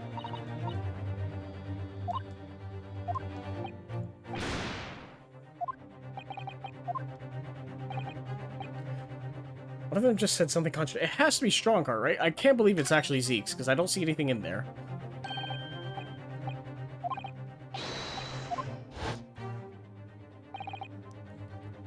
Clean Zeke's nor Genshin Asogi still walk this earth. However much we debate this now, we cannot hope to reach a conclusion.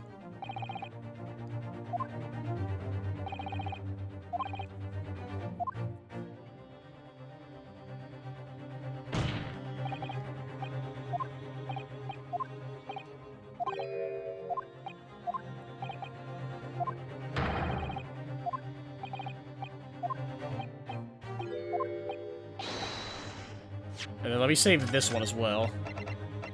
So 7 is for Van Zeeks. 9 is for, what's it called? Lord Strongheart. So he's saying that there's only 2 pieces of evidence that exist relating to this case, essentially, for Genshin and for Clint.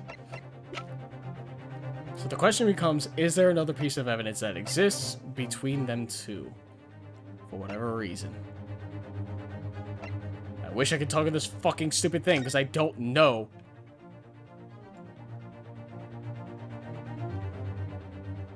Yo, Sholmes, help me out, my man.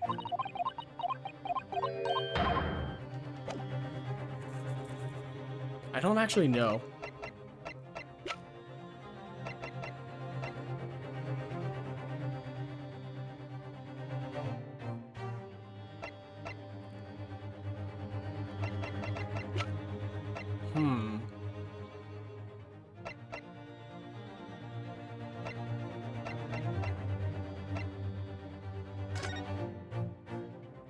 Review of his post.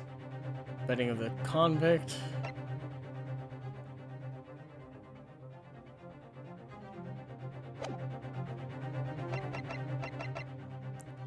Oh my god, is it this dismissal notice? I'm like properly trying to fucking think, and that's the issue, right?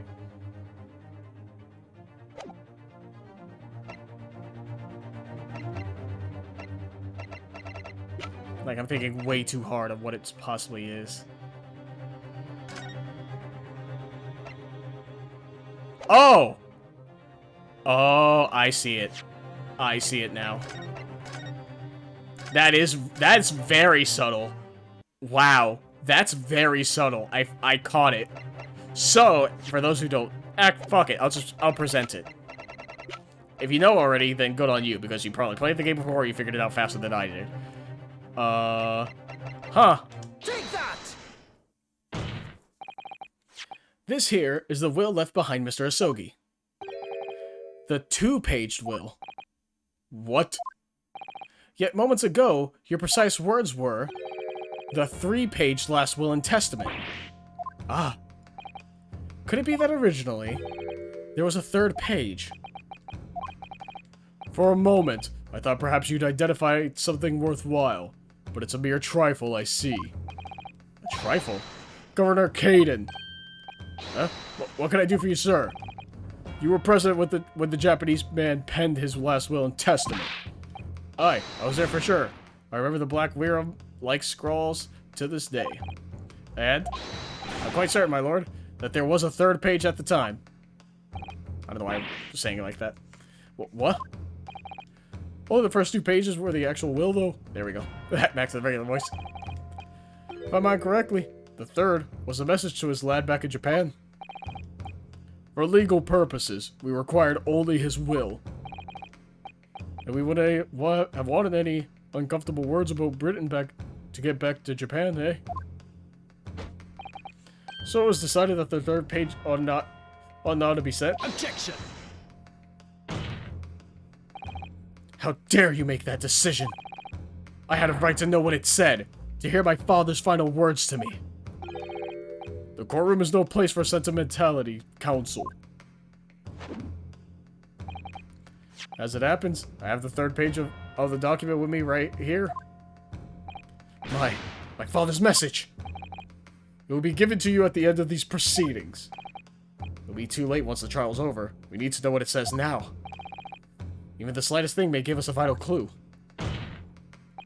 My lord, the defense calls for Genshin Asogi's last words to his son to be read out loud before the court now.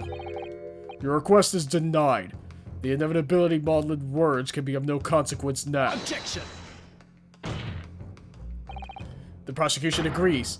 The court should know the content of that message. Every possible piece of evidence must be thoroughly examined.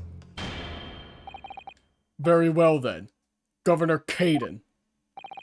You will read the third page of the document for all present to hear. Yes, sir. Only, I should point out, my lord, that I can actually read the Wirram language. This beautiful handwriting. Shame on you, Barry. If I could be of assistance here, I would be happy to translate the words into English for the court. Father! You're still here, are you, Dr. Mikotoba? Naturally. I consider myself a member of the judiciary, albeit a lowly one. But perhaps I should quietly withdraw after I've translated Genshin's message. Your cooperation is much appreciated.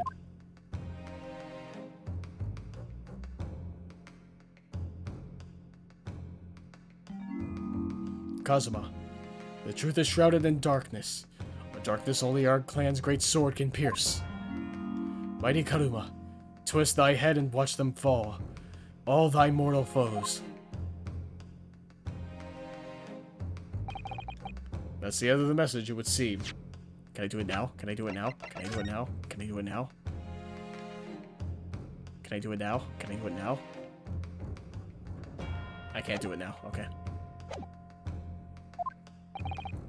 Haiku poem. Twist thy head.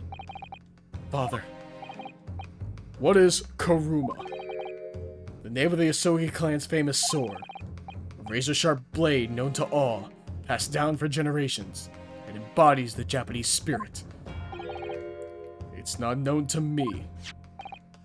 It's the katana sword that was submitted as evidence earlier in these proceedings.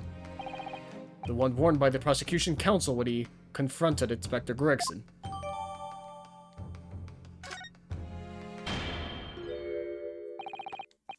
All these procrastinations are beginning to try my patience. Adjournment of this court is long overdue. As the presiding judge, I have been as accommodating as possible of the will of the courtroom. However, despite all that, no new information has come to light. In pursuit of justice, Lord Clinton Van Zeeks tragically lost all sense of morality. When he murdered his former mentor, clearly he was already devoid of his normal faculties. Objection! How dare you! I refuse to believe that of my brother. Too much time has passed. We cannot ever hope to know more than we do now. Especially since the alleged will that he penned in his final moments appears to have been lost forever. Lord Strongheart, you appear to be in something of a hurry to wrap things up. I wonder why. We've heard you state time and again during these proceedings that everything you did was in the interest of protecting British law and order. And I stand by that. Without the Reaper, we could never have achieved the reduction in crime the capital has seen. Objection! What about Inspector Gregson, then? And Dr. Wilson. They were no criminals. You used them to achieve your ends, and then you had them killed. However you dress it up, there was nothing fair or just about that. Lord Strongheart, what exactly is it that you're hiding? Dr. Mikotoba, were you not to quietly withdraw after the translation of your former associate's will? In this courtroom, no argument carries weight unless it is supported by evidence. And it would seem that the defense has no more evidence to present. In which case, I hereby order all discourse from these proceedings to be struck from the record. This is my last chance. Mr. Naruhodo, I have to present some decisive evidence now, or it's all over. But can I? Well, yeah, I can, but I tried to twist the handle of the sword, and I couldn't fucking do it. So let's try again. Oh, now I can. Mighty Karuma, twist thy head and watch them fall, all thy mortal foes. That's the proper way to use the sword, is it? Maybe I should try it. Hurts my neck. That's the trouble. Mr. Naruhodo, if I may make a suggestion, I think perhaps it doesn't mean your head. Oh, I once studied the history and development of the katana some time ago.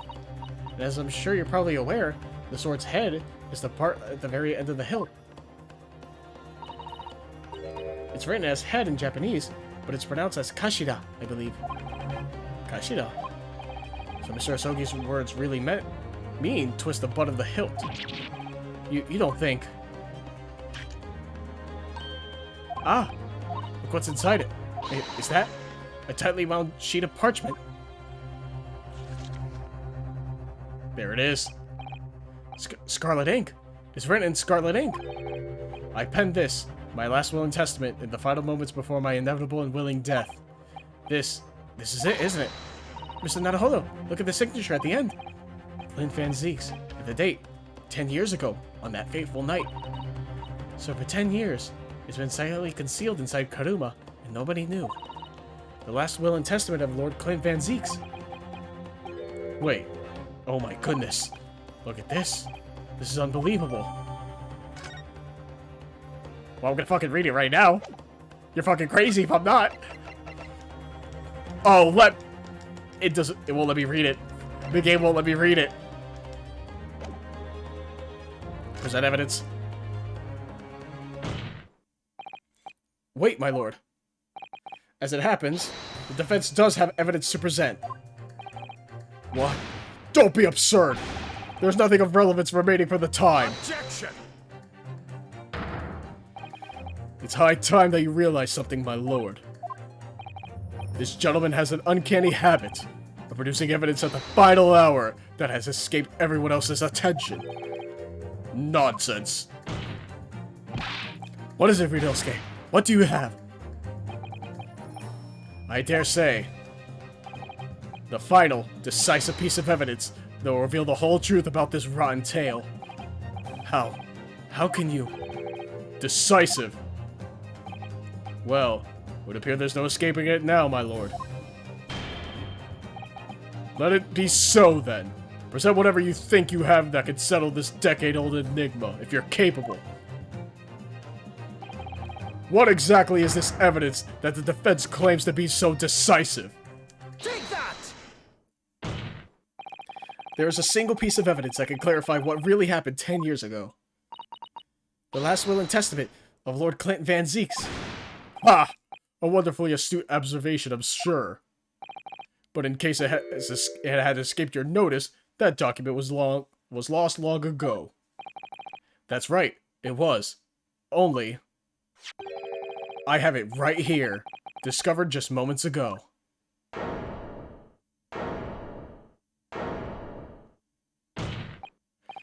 Impossible! That can't be! Everything that's happened comes back to this will. This document is the key that will unlock the entire mystery. Oh fuck, he's mad. My brother's last will and testament. Where did you find that? It was rolled up inside this. Inside Karuma. The ultimate weapon Genshin Asogi obtained has lain undisturbed in the hilt of this sword all these years, just waiting for the right time to emerge and reveal the truth. The signature and seal certainly look official. My god, it's true. It's my brother's handwriting. There can be no mistake.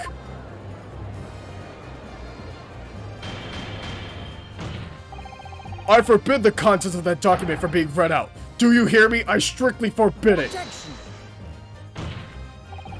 You can't do that, my lord. This document could explain everything. That document could literally destroy the meaning of justice in this country. I demand that you hand it to me at once. Why? What are you trying to hide? Could it be that you already know what's written on this page? What are you implying? Court is adjourned with immediate effect. Clear the courtroom. Objection! Do that, my lord, and you'll suffer a fatal blow as Lord Chief Justice. I beg your pardon? Forcibly ending a trial without good reason. And not any trial. A closed trial by order of Her Majesty the Queen. To defy the monarch's will is treason! Ugh. Lord Clinton Van Zeeks really did pen a will that day. It's exactly as the young Japanese man said. Read it out, now! We have a right to hear what's in that will. A right, and the duty. Well, well, my lord. Rather appear as though proceedings aren't going to go as quite as you hope. You fools. Go ahead, Rinosuke. Read it. The prosecution gives its full support. Very well, then. No, for God's sake. No!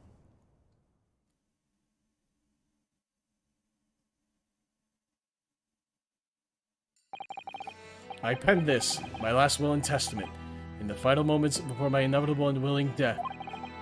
The hour is 11 p.m., and I sit at my writing desk in my office. My good friend Asogi stands at my shoulder. He has expressed his intent to invoke the dying ritual of the duel, that I may depart this world with honor. An honor of which I am utterly undeserving. The Japanese are a truly merciful people. I, Clint Van Zeeks, Lord of the Manor of the Van Zeeks Estate, hereby confess to the following. I am the killer who has come to be known in society as the Professor, guilty of 4 counts of murder. I will not here discourse the corruption rife among the aristocracy, which is to me as one of them so apparent. However, 6 months ago, I took the life of a member of the House of Lords at the heart of the depravity. A demon, who habitually sacrificed the common man to further his own interests, abusing his position of power.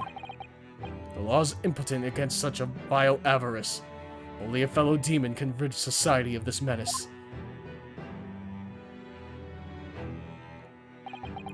That demon was my quarry, upon whom I willingly set my great hound.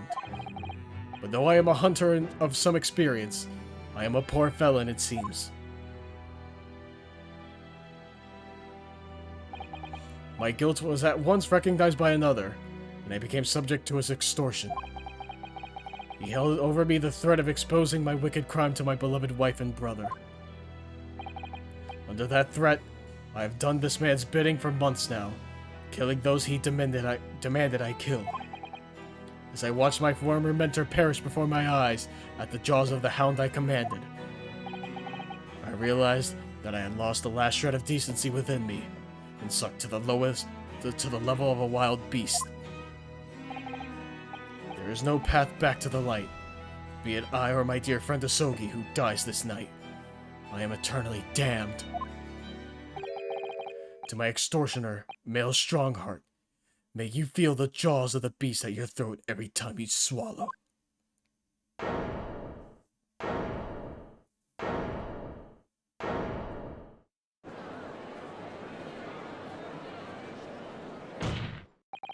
So now we know, yes, Clint Van Zeeks was a murderer, but somebody was directing him and naming his victims. His extortioner, Lord Male Strongheart, it was you! Lord Strongheart, a moment ago, you claimed that what the court has just heard could destroy justice in this country. But you weren't trying to protect justice at all.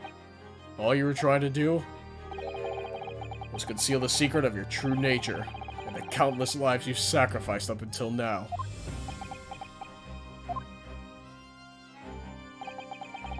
It just didn't make sense to me that the third victim, the former Lord Chief Justice, was my brother's benefactor and a man of lofty principles. As I said, Clay had no possible reason to kill the man. But you didn't you, Lord Strongheart? To eliminate the man who stood between you and the office you set your sights on. You used your own hunting dog, Lord Clint Van Zeeks, to take him down. It had to be done. London's unsavory shadows are deep, and the arm of the law fails to reach their depths. Crime must be cut off at the roots, but the Lord Chief Justice at the time couldn't see that. He was weak. Lofty principles, you say. Tantamount to cowardice, if you ask me. Which is why I took his place, in order to fight the crime he was allowing to spread like wildfire. By murdering the man. The Reaper, the Professor, the name makes no difference. As I've explained countless times already, it was all done for the furtherance of law and order in London. Objection! Are you going to legitimize the murder of my father, too? Ah, Genshin Isogi. Well, that was unfortunate. I had fully intended to send him back to Japan as we had agreed. I don't believe you. It was you, wasn't it? You killed him. No, it wasn't me who took your father's life. Then who? On the night following his mock execution, I went to Logate Cemetery at 3 in the morning with Jigoku. Judge Jigoku? There had to be a collaborator on the Japanese side to manage Asogi's treatment after his repatriation. Jigoku had fierce ambition. It made him easy to manipulate. 10 years ago, after he'd stood trial for the destruction of the witness stand, I had words with him. When I told him the position of Minister of Foreign Affairs could be his, he couldn't agree fast enough. Seishido, you fool. As you know, Asogi escaped the prison in a closed casket and was subsequently interred. We intended to dig him out of his grave before he ran out of air. But sadly, all did not go to plan.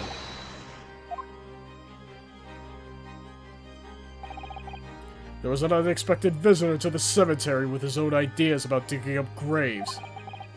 A man who witnessed what nobody was supposed to see. Enoch Drebber. Of course, I knew grave robbers frequented London cemeteries. But that grave on that particular night...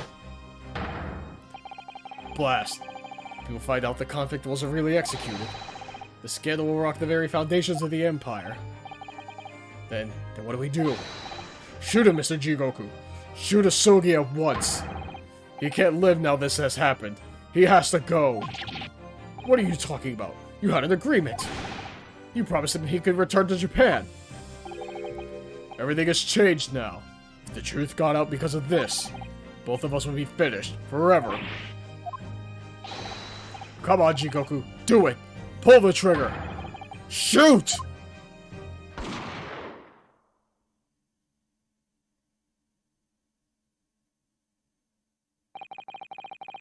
Jigoku shot Asogi from the shadows.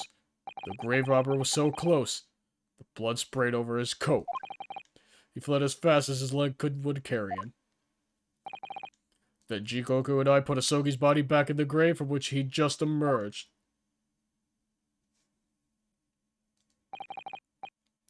When I later learned of the waxwork modeler's presence at the scene as well, I made her swear to 2 things.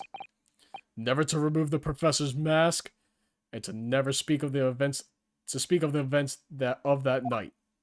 Can't fucking read. And with that, the secret was buried along with Asogi's corpse. So, now you know what really happened in Logate Cemetery that night. Holy shit, fucking finally.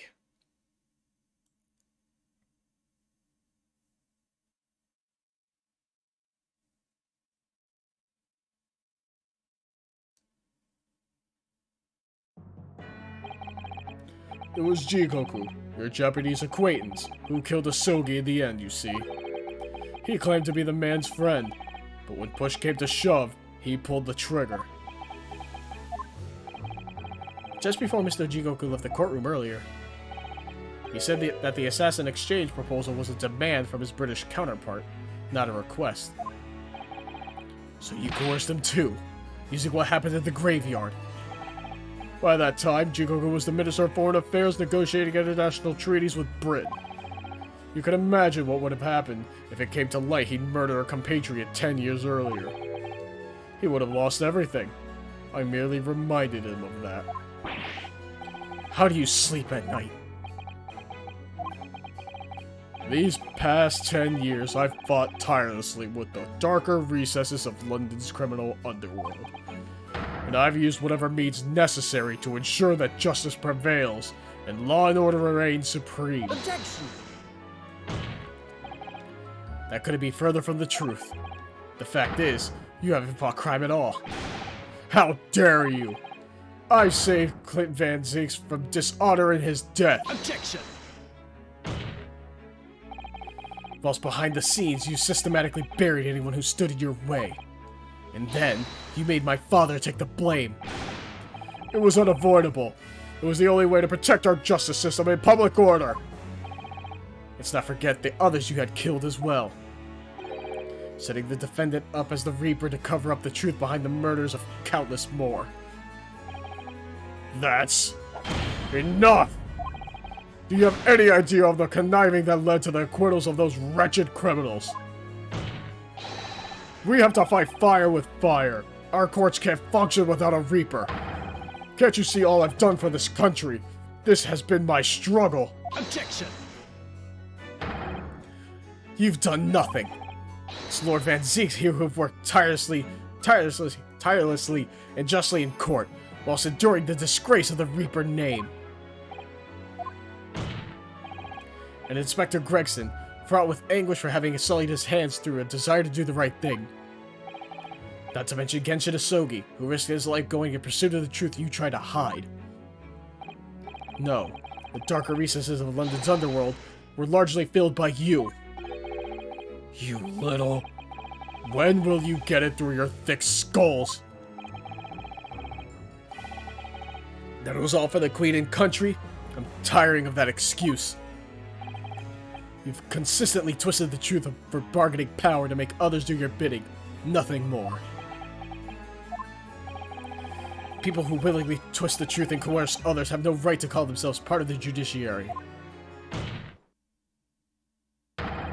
I strongly suggest you don't ever talk of justice again. Gah!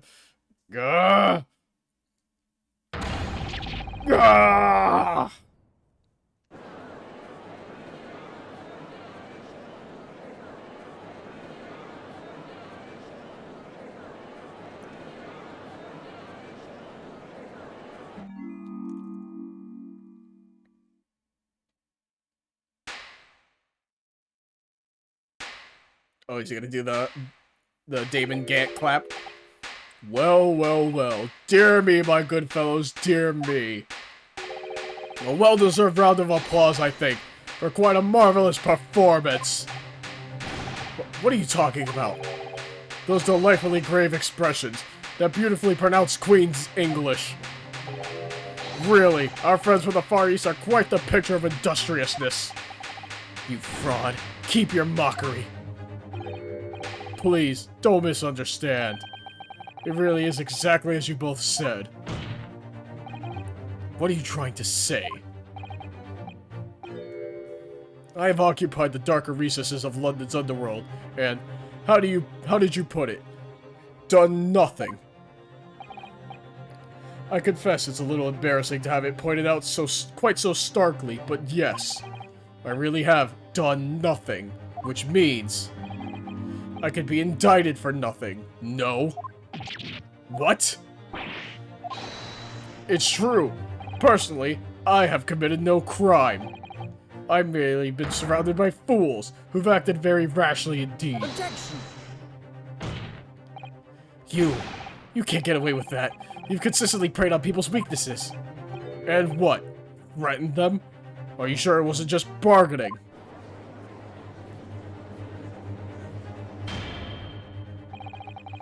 I would like to address all the good lords, ladies, and gentlemen of the judiciary here present. You all know of these darker recesses in our great capital, and deep down, I believe you also know that to fight those who dwell in there requires at least some of us to occupy the darkness ourselves. So let me appeal to your good sense now. Consider the situation with me. If this catalog of horrifying revelations were to become common knowledge among the 6 million inhabitants of London, what might happen?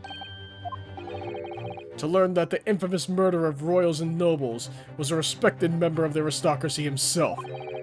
That evidence was fabricated in the scapegoat's trial amid secret negotiations with prosecutors to effect a jailbreak. That the Reaper of the Bailey was an organized group of assassins managed by a Scotland Yard inspector. And finally, that it was all masterminded by the Lord Chief Justice himself. If the general public of Britain knew the truth, all faith in the police and prosecutor's office would be completely lost, without doubt. Public order in the capital would completely break down. We'd be cast back to the lawless day of the last century. Precisely.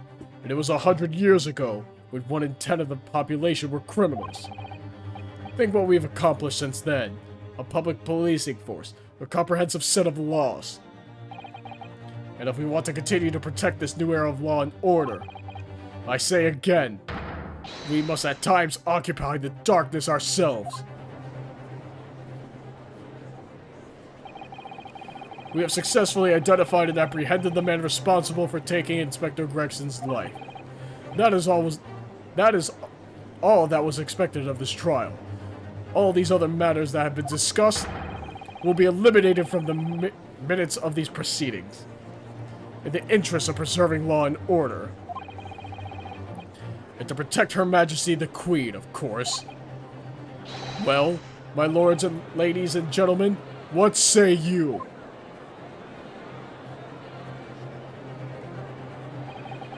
He has a point.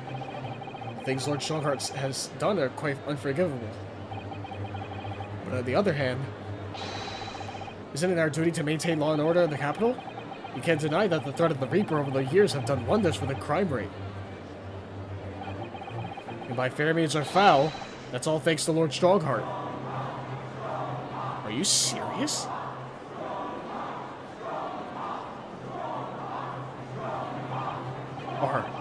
Are you hearing this? This is the will of the British judiciary?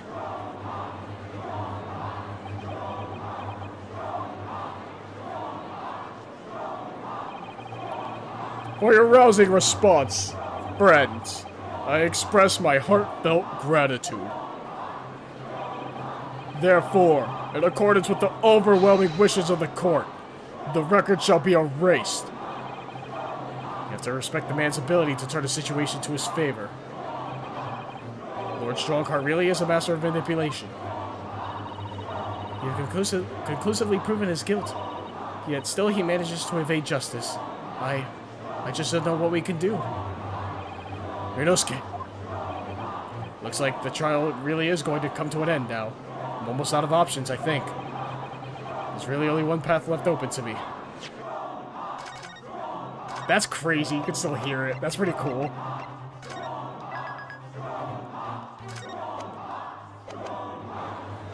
Use evidence.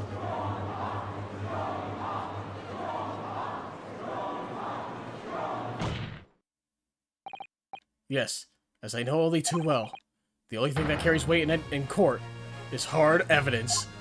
Oh, the fucking theme! Let's go! But, Mr. Naruhodo, what evidence is there to use at this stage of the trial? I have an idea. I don't know whether anything will come out of it, but if there is ever a time for using this particular item we have among the evidence, it's now. The wig! The lucky charm. Oh my, yes. Mr. Sholmes asked if you had that with you. If you had that with you earlier. We've exposed all of Lord Strongheart's wrongdoing now. I've no doubt that Mr. Sholmes have already deduced exactly how the truth would unfurl. So I think it must be time for the great detective to take center stage, don't you? Yes, absolutely. Let's take the hair by the ears then, and heave! Alright, here goes. Heave! Ow, ow, ow, ow! My dear fellows, must I remind you every time? A gentle tug will suffice. Mr. Sholmes, you're looking in quite the wrong direction, Mr. Naruhodo. Because I'm over here. Ah, Mr. Naruhodo, he's... hello? What the fuck? It's Mr. Sholmes! Yeah, he just has a fucking hologram? I wasn't expecting you back, Sholmes. Delighted to be here again, Lord Strongheart. What? What is the meaning of this? Seize him! Put that man in irons! This is a closed court. You've already been warned once already, man. What the? We can't get a hold of him, my lord. We just go right through him. I'm afraid your efforts are wasted. You see, the great detective you see before you is composed of entirely light and shadow. An image, if you will. Mr. Naruhodo, I must congratulate you on your fine deductions. Mr. Sholmes, what on earth is... Are you familiar, I wonder, with the invention known as the telephone? Well, yes. I hear that some public telephones have been installed recently in Tokyo. The sound of the speaker's voice is converted to an electrical signal and transmitted instantly to another place. Quite. Sounds are transmitted. So cannot images keep them company, I mused.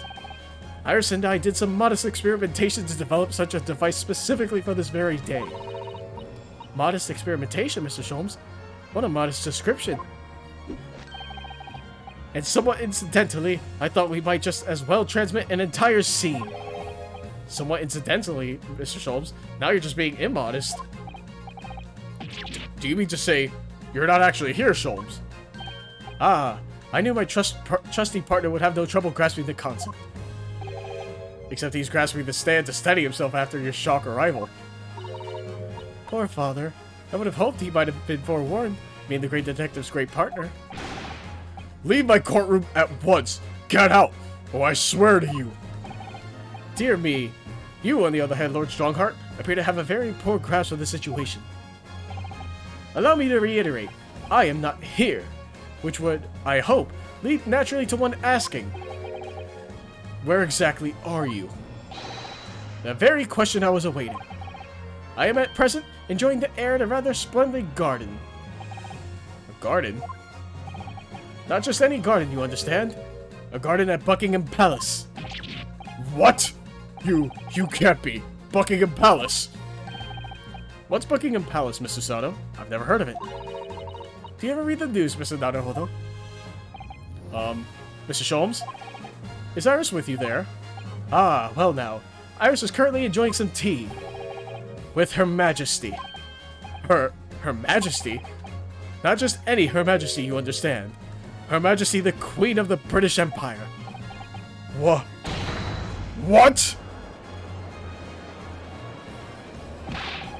What on earth is all this about? Buckingham Palace is Her Majesty the Queen's residence in London, Mr. Naruhodo. Order! Order in court! I demand immediate silence! Her Majesty the Queen, you can't be. I mean, no. This is some sort of unforgivably distasteful trickery by a third-rate detective, that's all. Unforgivable, distasteful trickery. What an apt description. A closed court session attended by elite members of the judiciary is a rare event. I presume that Her Majesty would be more than a little curious about the proceedings. So, I decided to show her everything, from start to finish. Huh? You showed her? Indeed. By dint of Herlock Sholmes' remote cinematograph. It's hard to say. You meddling. This is some kind of nightmare. Just as I appear just as I appear to be standing before you, regaling you with talk of my latest invention. No doubt you've inferred that the reverse is also true. You don't mean... Her Majesty has seen and heard every moment of the proceedings. I assume there would be no objection. After all, every trial in this country is conducted under the auspices of Her Majesty, as you know. You... I confess, I am quite impatient to hear Her Majesty's opinion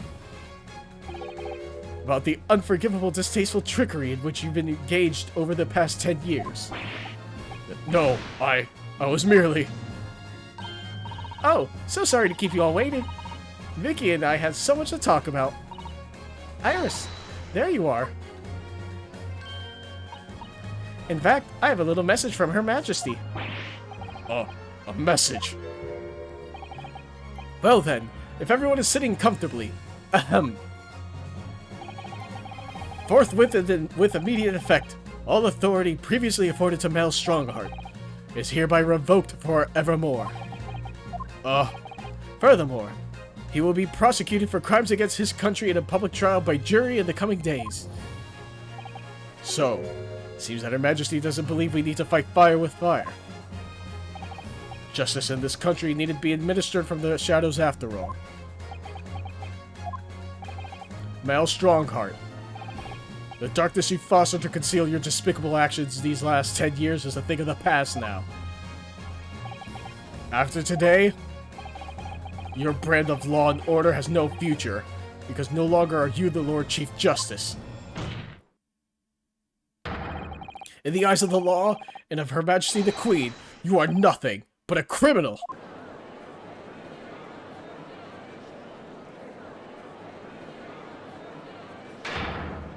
Adjourn! Adjourn! Adjourn! Adjourn! Adjourn! Court is adjourned!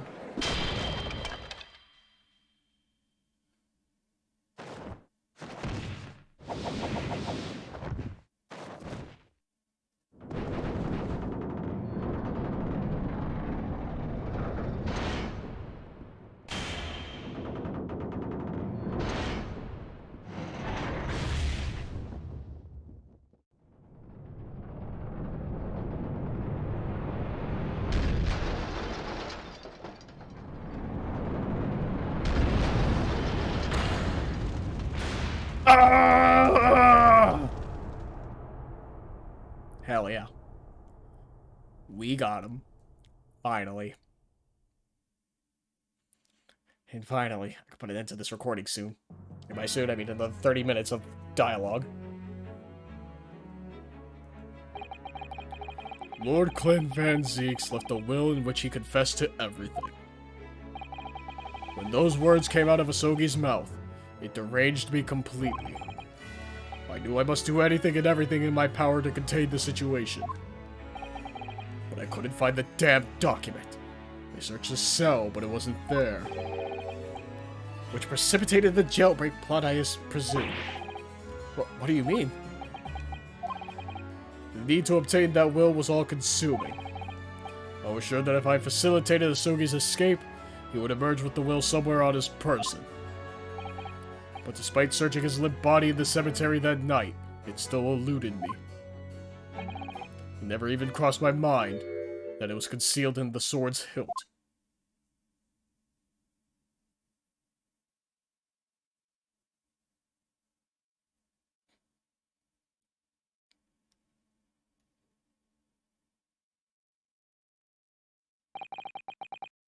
What pains me now is that my brother left this world without a word to me. I'm sorry, Lord Van Zeeks. In point of fact, I think perhaps that isn't the case. Sorry? How could that be? There is more to his last will and testament. What?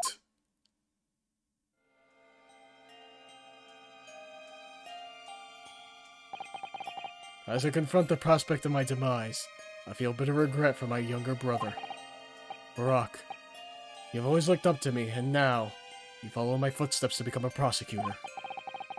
It is my fervent wish that my unspeakable deed should not hinder your advancement. I ask not for understanding, for none could understand my depravity.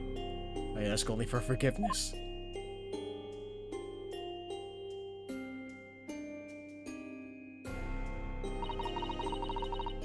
Asogi is a fine detective, and a hunter worthy of respect.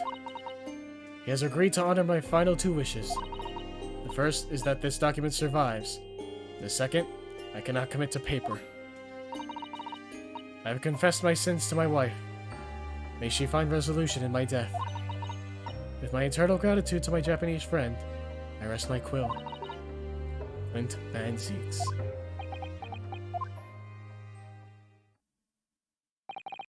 Clint.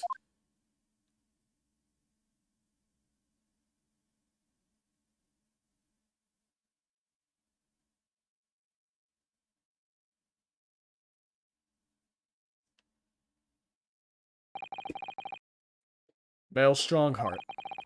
You colluded with Seishino Jigoku in a criminal plot so immense it spanned the oceans. And you cold-heartedly murdered all those who knew the truth about what happened 10 years ago. But why did you set about that now, a whole decade later?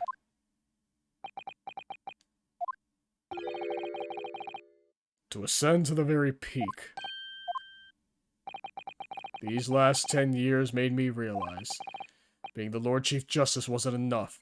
Short of becoming Her Majesty's Attorney General, I could have no real power to affect the changes needed in this country. And for that promotion, I needed to ensure no remnants of the past remained. How could you? Well, I like everything to run smoothly, the exact manner that I prescribe, like a well-oiled machine.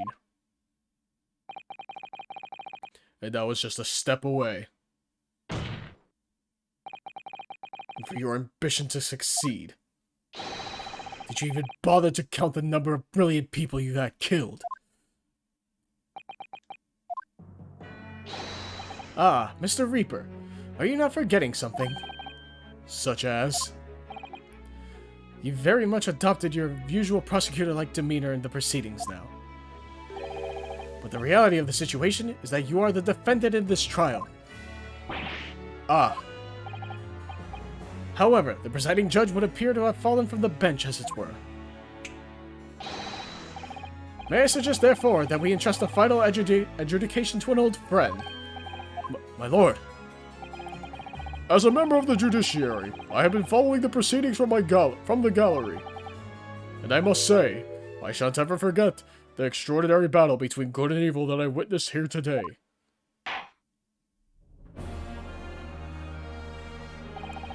The darkness that has blighted justice in our land these past 10 years has at last been dispelled. Thanks, in no small part, to the efforts of a bright young star from the east. Defense Counsel Naruhodo. Yes, my lord. On behalf of everyone here present in the Old Bailey, I give you my heartfelt thanks.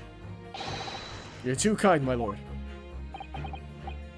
The first time I faced you in court, just under a year ago now, I had the faintest of intimations that if British justice, so warped and twisted over its long history, was finally to no change, this might just be the man to do it. What? But at the time, I wouldn't allow myself to acknowledge the possibility. I couldn't overcome my hatred for the Japanese after the circumstances of my brother's death. Mr. Naruhodo, allow me to apologize for countless discourtesies on my part. You are a lawyer of boundless talent. Oh, Lord Van Zeeks. When I first arrived in Great Britain, I was literally a nobody, certainly not a lawyer. The truth is, my fortunes have entirely been made by the miraculous people I've met. My best friend, Kazuma Asogi, who led me here to Britain in the first place. My loyal and ever-patient judicial assistant, Mr. Sato, who helped me to study to become a lawyer. The brilliant Lord Van Zeeks, who never failed to challenge his Nipponese rival. Not to mention, the exceptional master of logic and reasoning, who showed me the true art of deduction, Mr. Sholmes. Saving the best for last, Mr. Naruhodo. What a relief.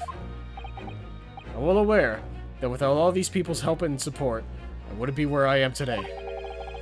The truth is a guiding light that always leads to happiness.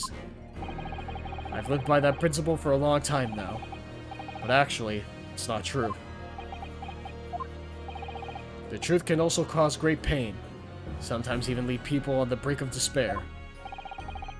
And for that reason, there are those who feel the need to hide the truth. We do it instinctively even.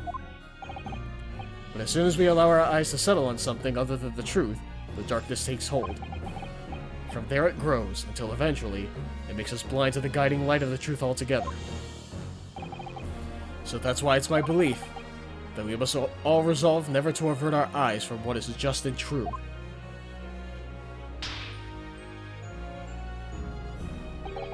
so that we can continue to walk the straight and narrow path ahead.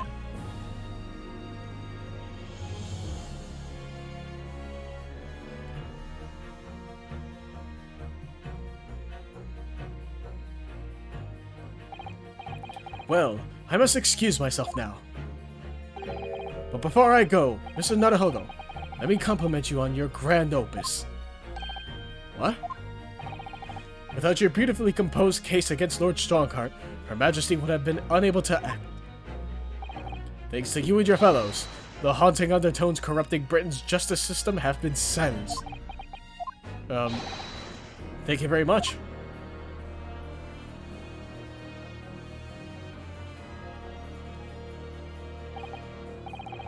So, until our paths cross again somewhere.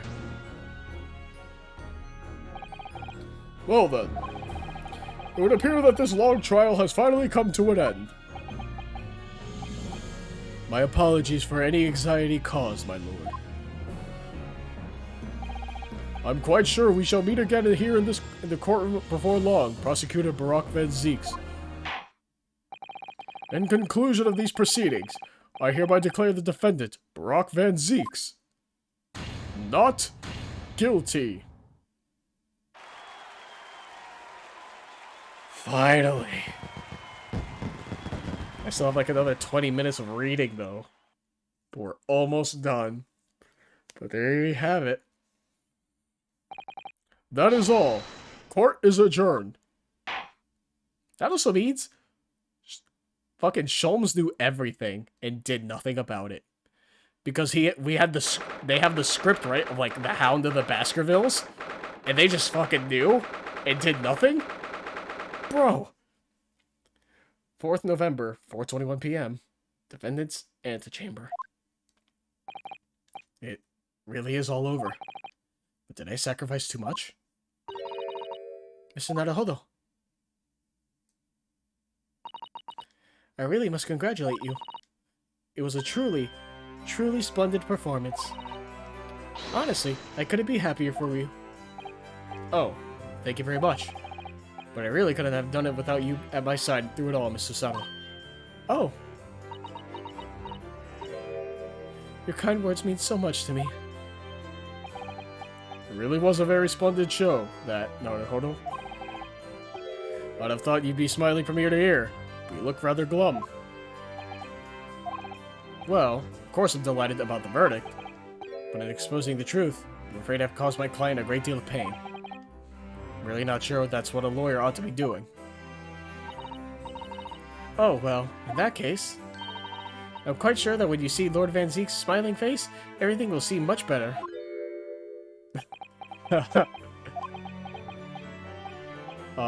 Mr. Sato? Everything seems worse. He has a face like thunder. Oh dear, I really shouldn't have presumed. Mr. Naruhodo. Yes?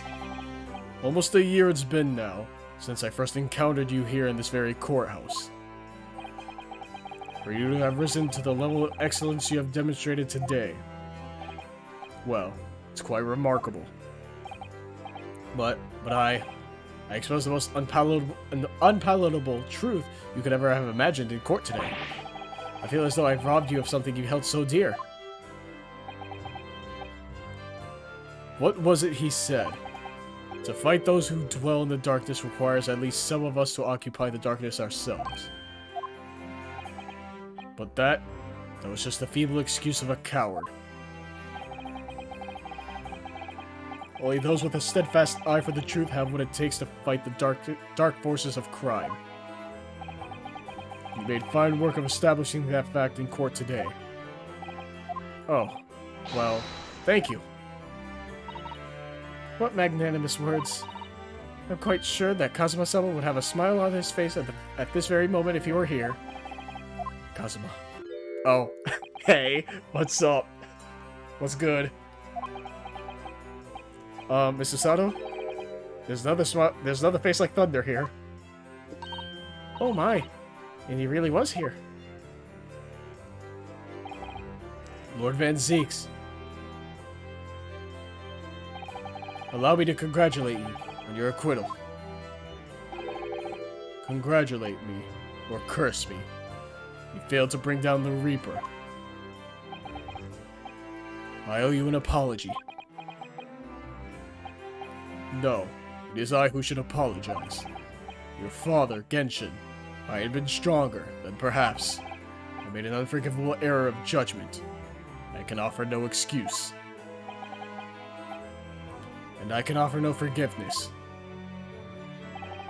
That said, I suppose you fought for justice and the truth. For that at least, I can't withhold the respect. Your words mean more to me than you can know. I will hold them dear. Kazuma-sama. I must say, there's one thing that's still bothering me. What's that? The will that Lord Clint Van Zieks wrote before his duel with my father.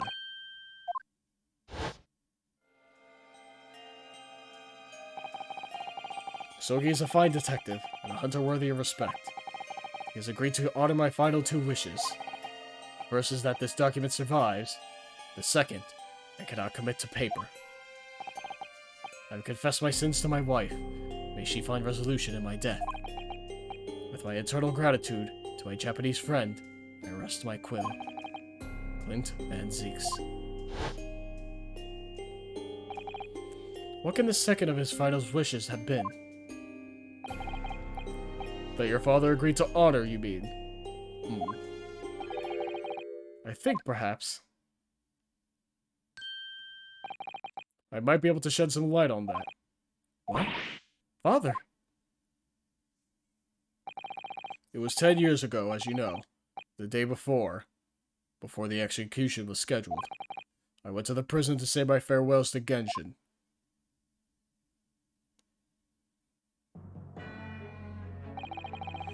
Why aren't you putting up more of a fight, Genshin? If you'd only agree to it, Seishiro and I would gladly petition the government. We've been through this already. You do not need to worry about me. Anyway, Yujin, I have a favor to ask of you. Something of great importance.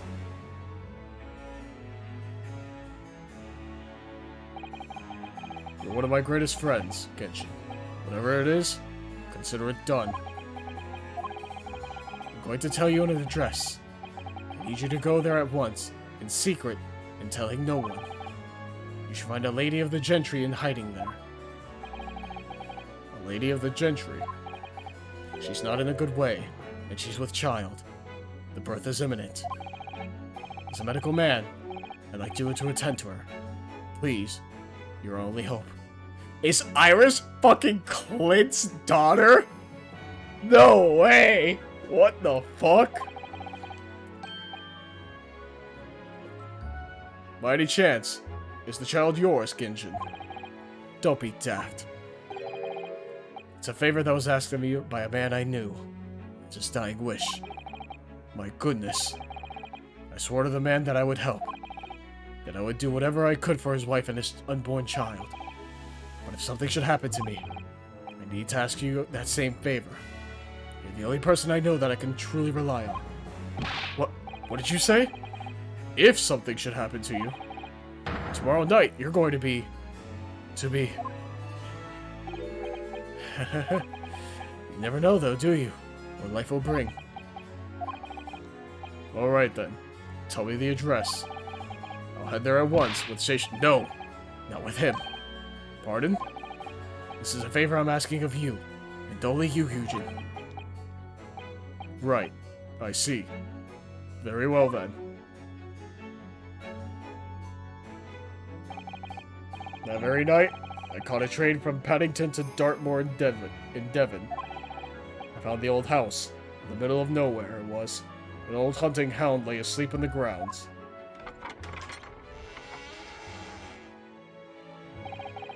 The poor woman was on the floor at the back of a darkened room. She was in mortal danger. I broke her waters to precipitate the labor before she weakened further, but it was a torturous birth. I did everything humanly possible for her and her child.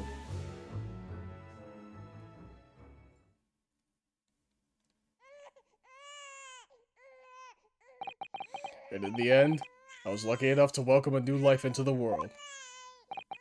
But tragically, my efforts to save the mother's life were in vain. I held the healthy newborn girl in my arms and wept for her longer than I care to remember. Eventually, in something of a daze, I looked around the room.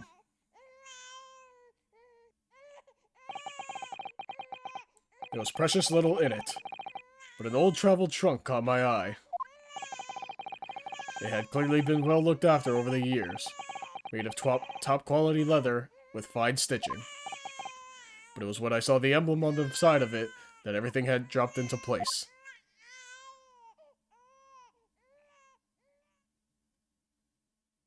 B for Baskerville. Baskerville? You mean the woman was the wife of Lord Clint Van Zyke? Or Zeeks? Sorry. That's right. The newborn was his daughter. But that makes no sense. Why on earth wouldn't Clinton have entrusted the child to my care in that case? I was completely unaware that he even had a daughter. I suppose he didn't really have any choice. What?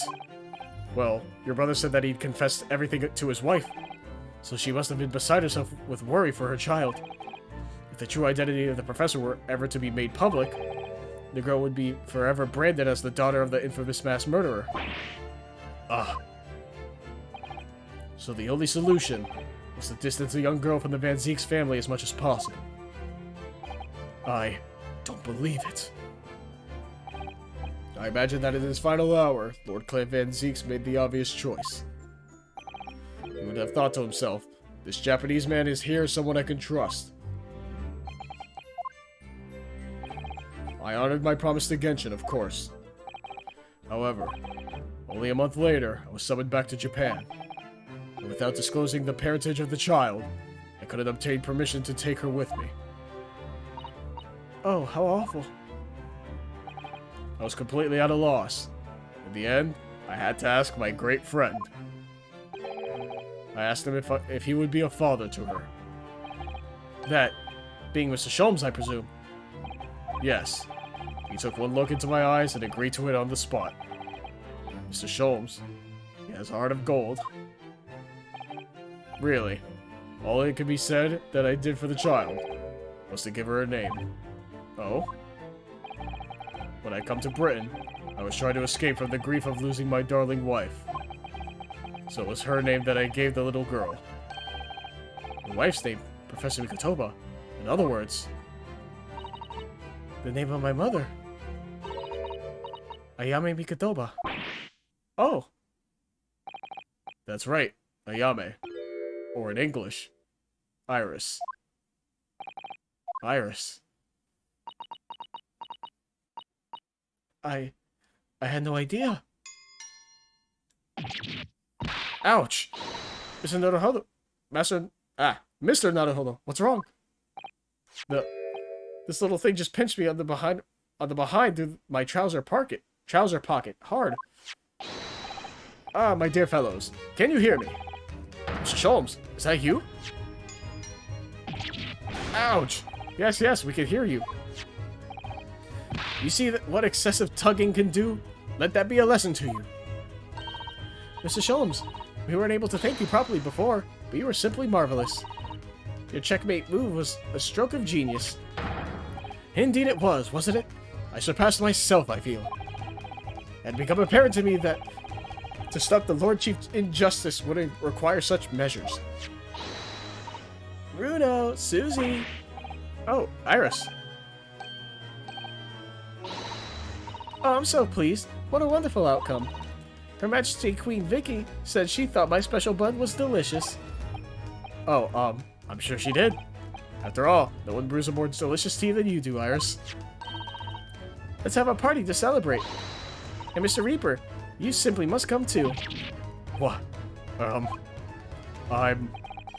afraid I couldn't. The Reaper of the Bailey, flustered by a 10-year-old girl. Again. No, really? Oh, poo. But, I give you my word. and I shall present myself at your residence in the near future to express my gratitude. Oh, how lovely. You've promised now. I won't let you forget. Bye for now, then. Alright, Iris. Thank you for all your help earlier. Oh, that was nothing. Just come back home soon. Ouch! One final pinch goodbye, was it?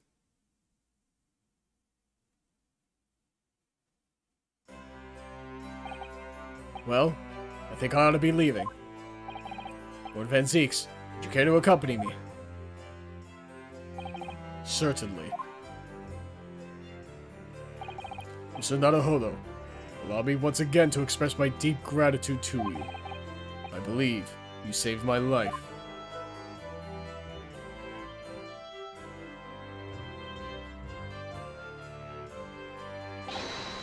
Wait, Lord Van Zeeks? Yes. What are you intending to do now? Well, clearly, I shall have to resign from the prosecutor's office. Oh no. I intend to publicize the full truth about the Professor case. Once that's done, the Van Zeeks family will be ostracized completely from London society. Surely not. So as soon as I am free from my employment, I shall leave the capital. Oh, I see. Don't be a fool. Are those the actions of a man once feared as the mighty Reaper of the Bailey? I beg your pardon? For the past 10 years, you've endured that pseudonym and been cast as one of the Dark Forces yourself. Now that you've finally been freed from that disrepute, your battle is just beginning, surely. Well, I certainly never expected to hear those words from your lips. I waited a very long time to come to London. Now I'm properly here, and I intend to learn all that I can. Anyway, goodbye for now. Ryunosuke Naruhodo. Kazuma Asogi. Seems as though he's really matured suddenly. He's not the only one who's matured, Mr. Naruhodo. Well, I think we should make our way back to Baker Street. We must help Iris with tonight's dinner. We must. Are we done? Can we roll the credits, please? It was then that I came to an important decision about my future. Please roll the credits. 4th November, 6:25 p.m. I'm home. Ah! About time you got here. We've been waiting ages, Otto. What are you doing with that colorful piece of history? It's a party, ain't it? It's gotta go off with a bang. I mean, fireworks, ideally. But when you ain't got fire, smoke's the next best thing, ain't it? There's a girl on Fresno Street who could help you with that, I think. Right. I'll remember that. Don't have to reload that thing every time I speak. You really must hear this. It's quite the most extraordinary thing. I assure you, it will defy your expectations. Take down every detail now, Mikotoba. Ah, the world-famous great detective, regaling his partner with the tale of his adventure, a sight to behold. Would you care to hazard a guess? Where do you suppose the fiendish runaway had concealed himself? Would you believe? Inside the trunk I found abandoned in his cabin. I would believe it, yes. I say, Mikotoba, I detect not a hint of surprise. I wonder why that is, Maybe because I was there at the scene as well, Sholmes. What? You were? Then why the deuce didn't you say so before? Not quite the sight I was expecting to behold, but still. It's hard not to feel privileged to see it. Hello, Mr. Sholmes, Professor Mikotoba. Finally back from the Bailey. And not a moment too soon. A feast prepared by Iris and Mr. Sato awaits. I must say, I haven't seen Susato looking so happy in a very long time. Ah, Runo, there you are. Dinner is on the table, everyone. Please do come and take a seat. Time to fill me boots.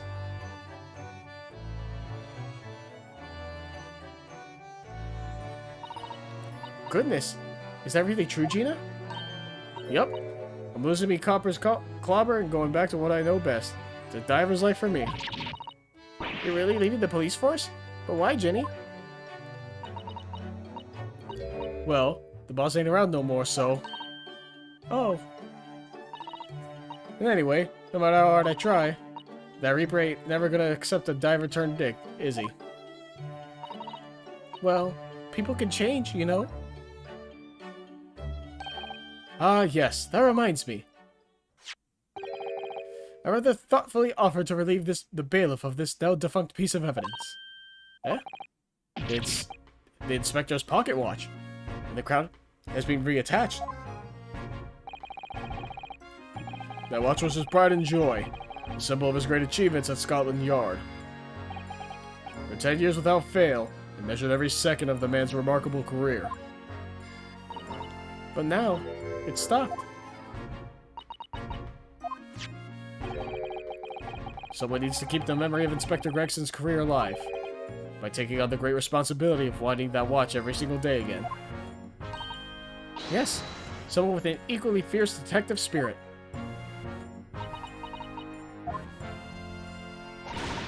It's gotta be me. There ain't no one else. Quite right. I mean, after all, the boss was... well, he was my boss. Yes, Ginny, he was. Oh yeah, and I made you a promise and all, didn't I, Iris? That I'd become a proper detective one day and track down your old man. Oh. Alright then, it's decided. I'll do it. And I swear, I'll find your dad and bring him in kicking and screaming. About that. I'm not entirely sure that would be appropriate. Yes, I think, Gina, it might be best not to... I think I'd like you to forget that promise, Ginny. Eh? Iris? Well, obviously I've always wondered about who my real daddy is. Of course I have. I wanted to know where I've come from. I thought it might tell me something about myself. But I've caused such a lot of trouble trying to find out. For so many people. Hurley, Bruno, Professor Mickey. Oh no, not at all, my dear. Really, you owe no apology to anyone. Well, anyway, I've decided to give up on it. Because I finally realized my daddy is the greatest in the world. I don't think it matters what his name is or where he's from. Don't you agree? Hurley?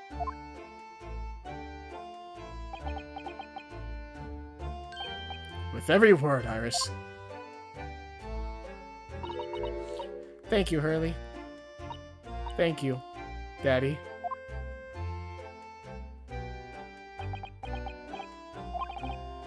I think, Mikotoba. Yes, Sholmes? I think that I ought to express my gratitude to you. Oh? For 6 years, you and I solved many a mystery together. And during that time, I remember countless expressions of gratitude for our good services. But a moment ago, I had the most pleasing expression of gratitude of them all. And I should have never have experienced it, were it not for you. You old softy, Sholmes. But I must confess, it's a weight off my mind to hear you say it. Well then, I think this calls for a lengthy violin recital. What did you say? Oh well, the food would go cold. That's the only problem. Maybe next week, Hurley. Are you sure a week is long enough, Iris? Are we done? Please. Even amidst the most troubling of cases, even reeling from the most shocking of revelations, returning in the evening to this suite of rooms, there's always warmth and happiness to be had. The home of the world's greatest detective, and my home too, with my greatest family.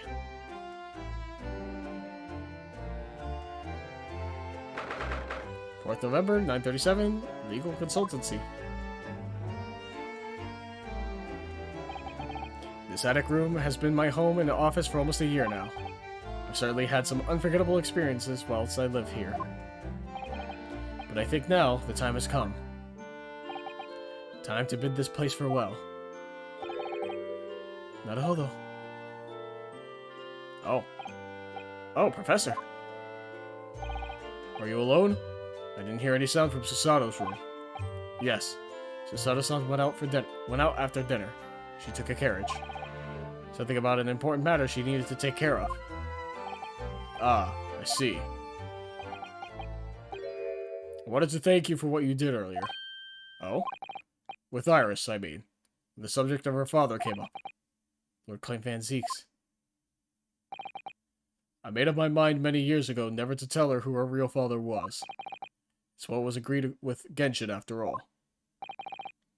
Lord Van Zeek's final wishes before he died, you mean? Yes. I had to take some rather drastic steps at times to protect that secret, you know.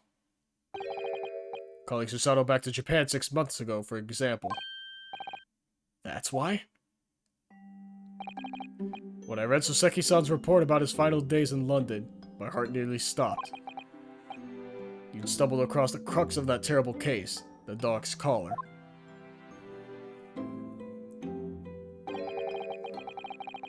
The description of the Baskerville insignia left me in no doubt. Baskerville.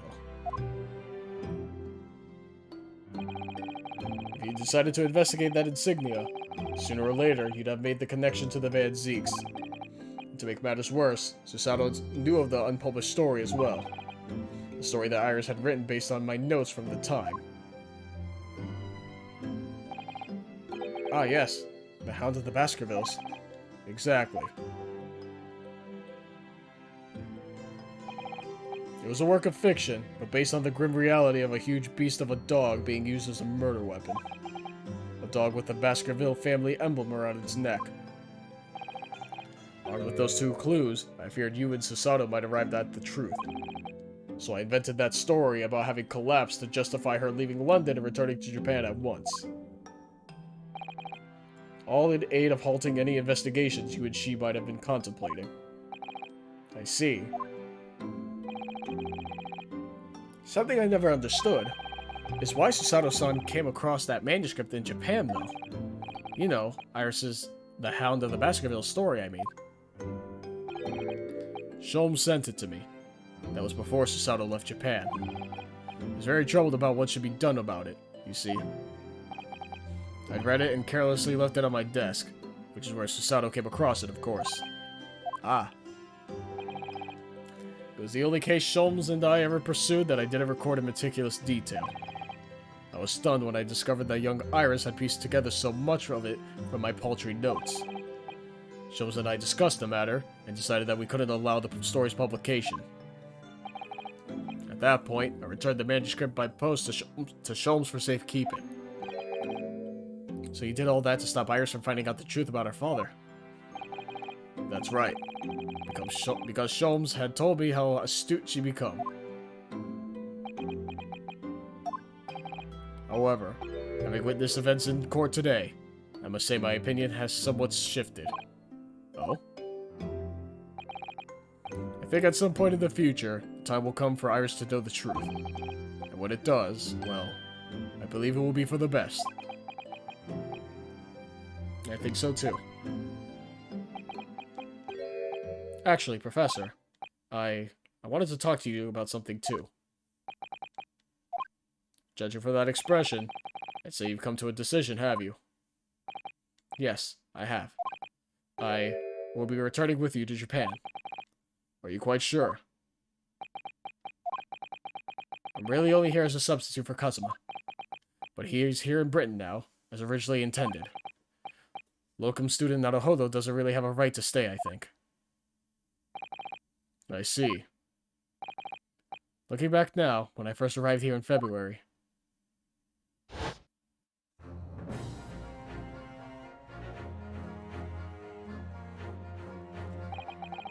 My becoming a lawyer just seemed to be the way things turned out. With Kazuma, Susato-san, and Mr. Sholmes all gently pushing me in that direction.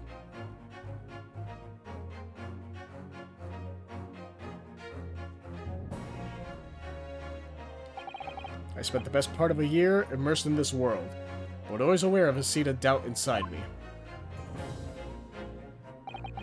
Until today. Standing in that courtroom earlier, all doubts vanished from my mind.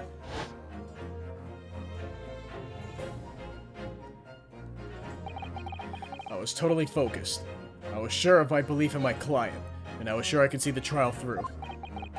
And at the end of it, I finally realized no one else chose this path for me. I chose it myself.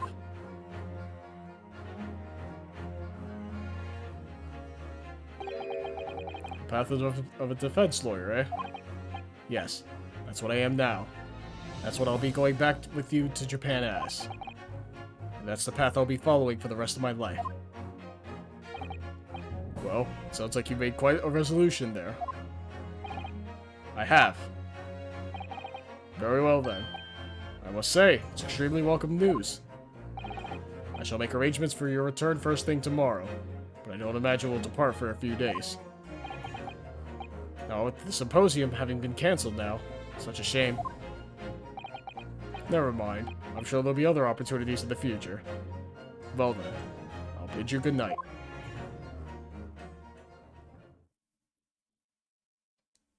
Oh, hey. Susato-san. I just wanted to let you know I'm back.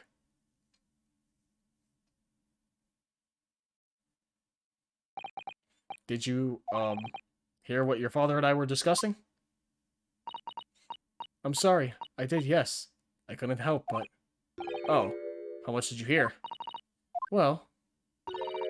For the part about Iris's real father, I think. In other words, from the beginning. So you made up your mind. You'll return to Japan and continue working as a defense lawyer. Ah, yes, I'm sorry. I really should have consulted you about it. I did want to earlier this evening, actually, but you'd already gone out. Oh no, that's quite alright. I already knew that it's what you'd decide, Naruhodo-san. You did?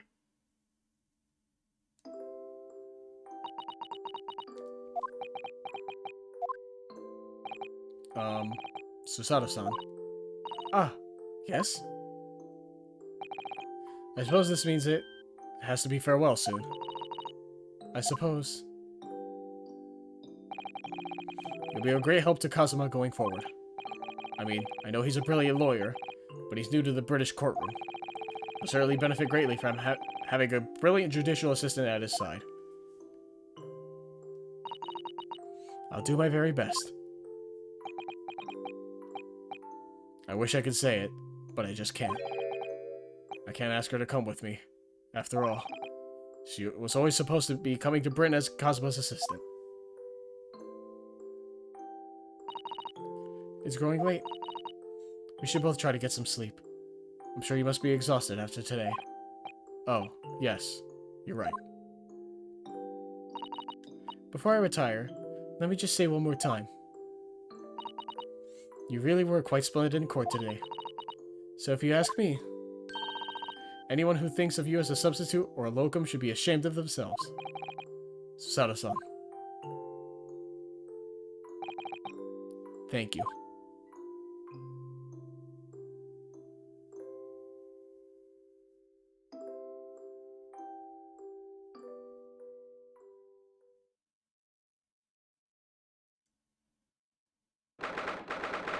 _7th November, 5:42 a.m., Port of Dover, Quayside. Can't believe the day's finally come. You're really leaving then, Runo? I'm afraid so, Iris. Oh, whoops. Thank you so much for everything. I don't know what I'll do without your wonderful cooking and delicious tea. Oh, I wish you weren't going. But you have to come back and visit. Say you will. Of course. I promise.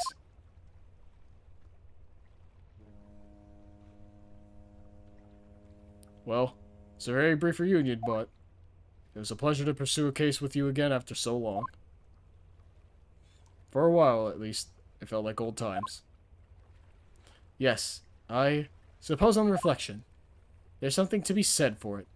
Having a little fun once in a while. I'll just go and say goodbye to the professor as well, I think. Alright, Iris, you do that.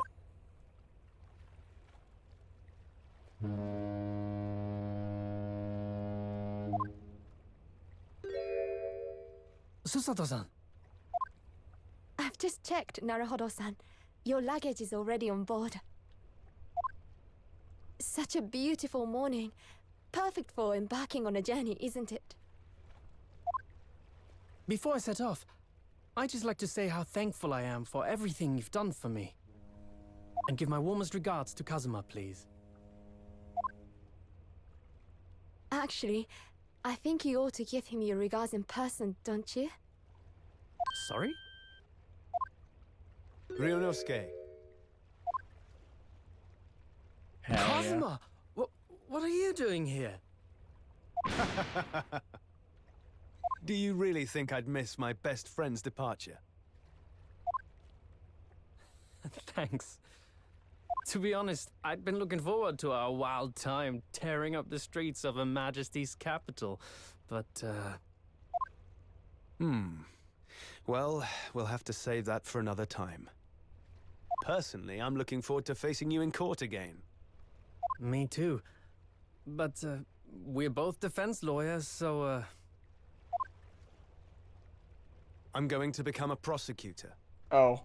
I'll stay in Lord Van Zeek's tutelage for the time being, but before long, I intend to be just as formidable as the Reaper himself. Oh, I see. Actually, Ryunosuke, I have a favor to ask. Name it. Yeah, we didn't even hesitate. We just said name it. I'd like you to take care of this for me for a while. Karuma? Why? Because I've seen it now. I've seen what's inside me, the demon that reared its ugly head that day.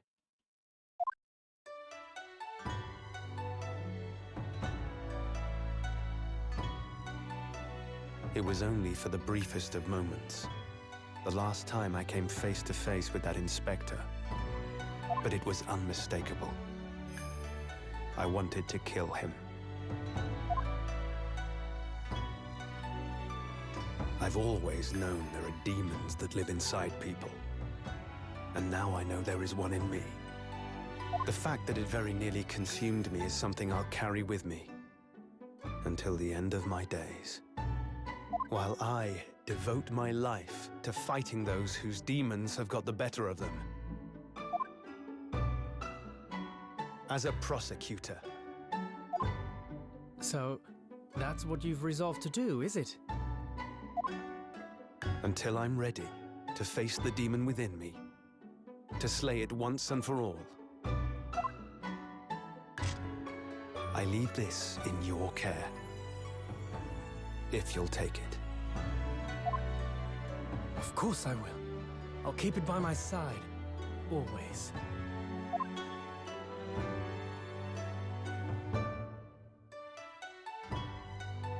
Until we meet again, then. You have your path to follow, and I have mine. Naruhodo-san?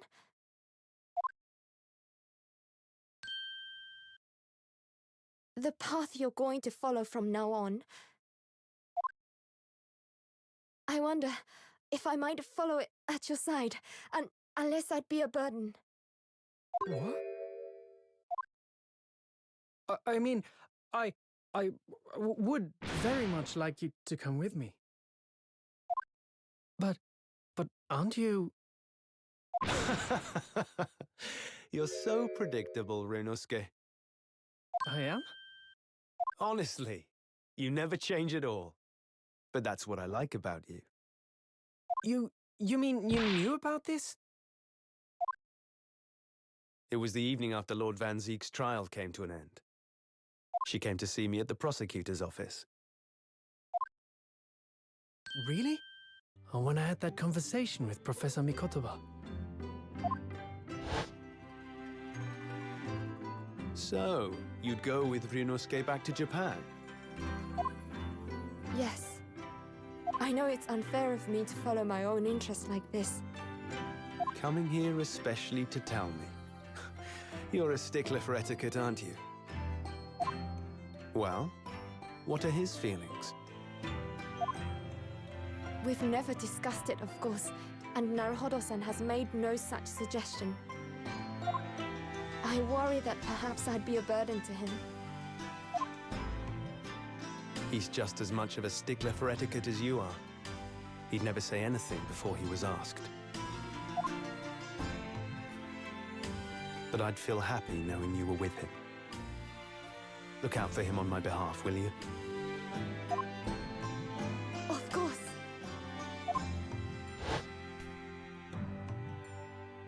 Susato-san. What do you think, Naruhodo-san?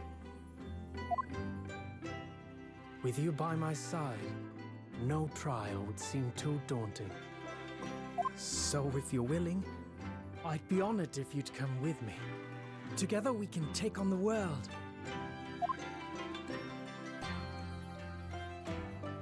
I'm terribly incompetent, but if you'll have me, I'd be delighted. Oh, no, not at all. If anyone's terribly incompetent, it's me. Ah! What's wrong? Your luggage, Susato-san. There's no time. The ship's going to set sail any minute now. It's all right. There's no need to worry. As it happens, my luggage is already on board too. It is? Your fine judicial assistant has everything in hand as always, I see.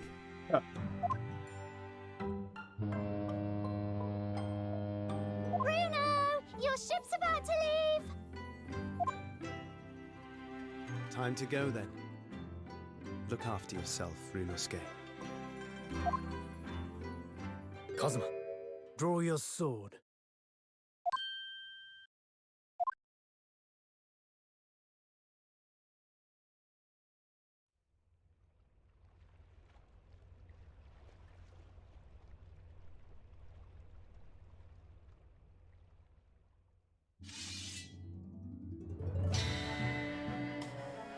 Hell yeah. One day, when our paths cross, once more, we'll fight a duel of words across the courtroom. A day I eagerly await as a lawyer. I've been waiting to hear you say that, partner.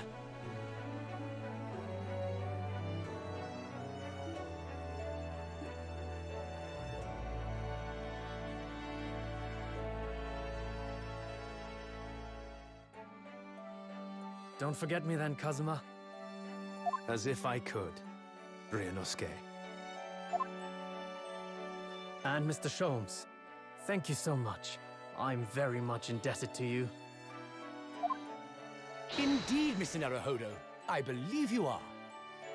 I'll never forget all you've done for me during my time in London. Quite. I should like to think you will remember your debt of gratitude. Especially when I visit you in your country. What? The truth is, although many are ignorant of the fact, the world is far smaller than most folk realize. Well, I'd be delighted if you came to Japan one day. Oh yes! Would welcome you with open arms, Mr. Sholmes. Oh, that sounds wonderful! I can't wait! In that case, let us conclude that this is to be merely a brief parting, my dear fellows.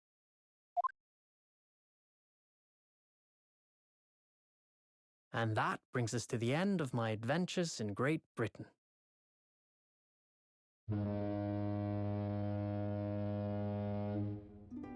A peculiar twist of fate brought me halfway around the world those many months ago. But that was just the start of my journey. Who knows where fate will lead me next?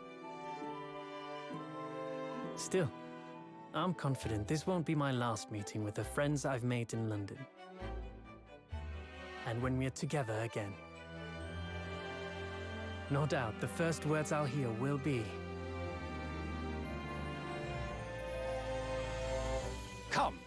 Game is afoot. Finally, dude.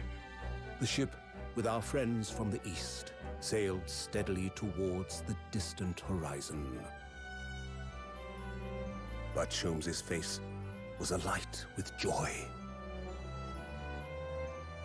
The times may change, but a steadfast friendship will remain true, Wilson. We have but to gently close our eyes, and we are with our companions once more.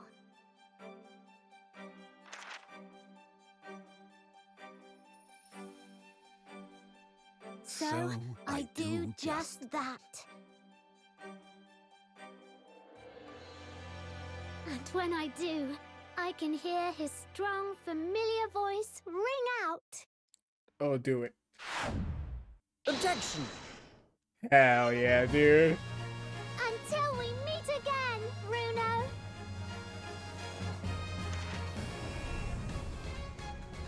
Hell yeah. There you have it. Oh, man. What a finally fucking done. But it was so worth it, despite my voice being run wrecked. Oh god.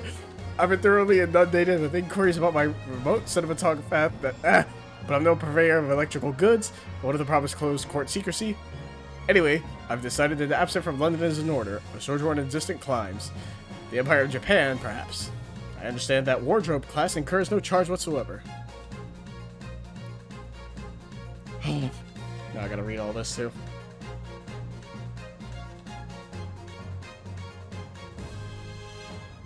I gave a little note to Hurley the other day.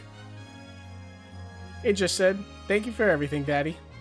But it made Hurley cry.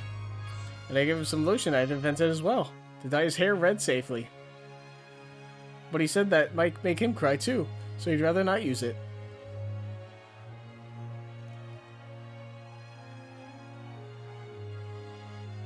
Oh man. Come on, my voice is almost shot. Don't make me keep reading. In those days, when I was known as the Reaper, I felt your presence at my side. Once, unable to bear the burden of that grim pseudonym, I even retired from the courtroom. Despite everything, I still wear your prosecutor's badge with pride. But the darkness that once beset me is no more, as you too are no more. In the words of a young foreign friend of mine, I must stride forward toward a brighter future.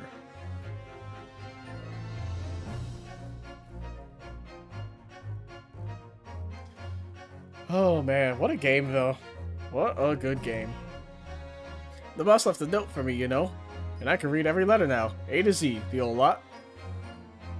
Just cleared a load of stuff up. The boss was trying to protect me, see? And that's exactly what me and Chief Inspector Toby are gonna keep doing for the Londoners. I only wish I could have said how grateful I was before he, you know.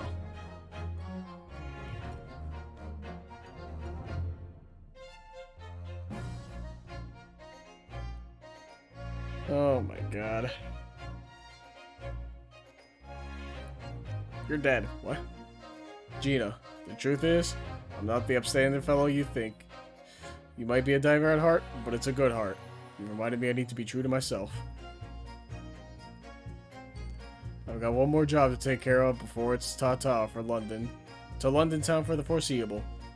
And then, I've got to complete your education in the art of detection a la Gregson, as they say.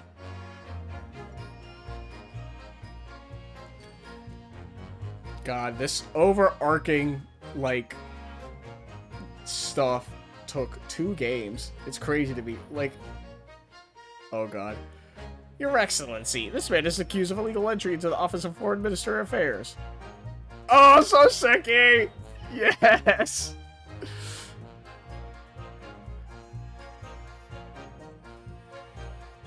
Oh, really? My friend Susanoo-san is the British courtroom all the time and doing a wonderful job. Hosonaga, let's go! Perhaps I should have engaged the services of a regular legal team. What did you do? What do you mean? What the fuck did you do?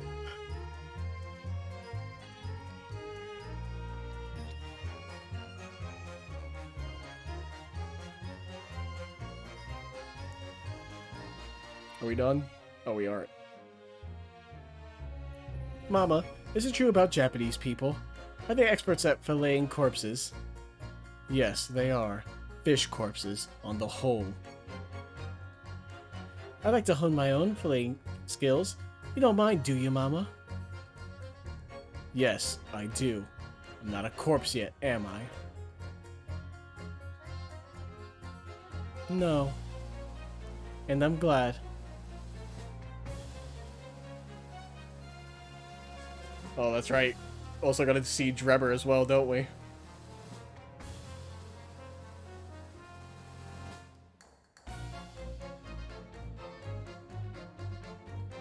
Oh, that's right, Hairbrain.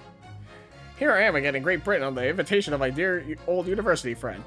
He sent me a very nice letter saying he'd like to show me around now that everything was settled. But what have I done? I was so excited I picked this splendid hotel and now I can't afford the bill. Oh, Barack, come to my rescue again, please? I just wish I could vanish into the air sometimes.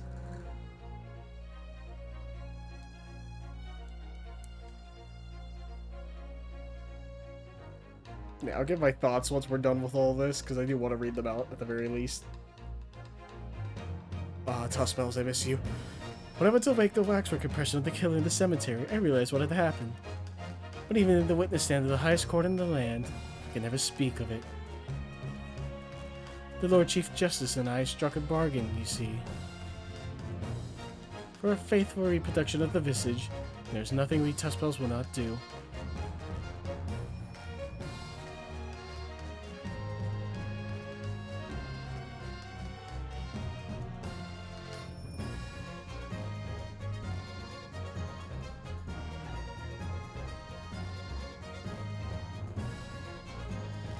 Everyone calls me gossip. I sell jaunty little tidbits to passerbys, you know?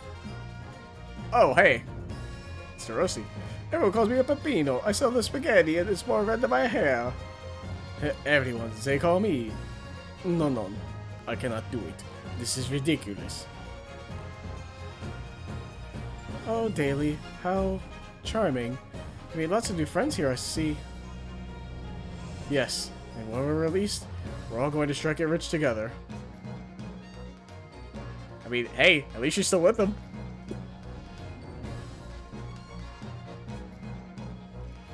Get you a woman like her.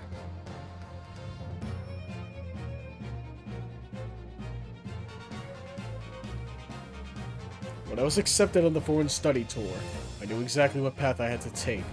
However it might have ended, I knew that I wanted you there to see it. If I'd ended up in the dock, there's no one I would have rather had defending me. But now, thanks to you, there's a new path I want to take. I'm sure we'll meet again in the courtroom, my friend. Until then, I leave Karuma in your care.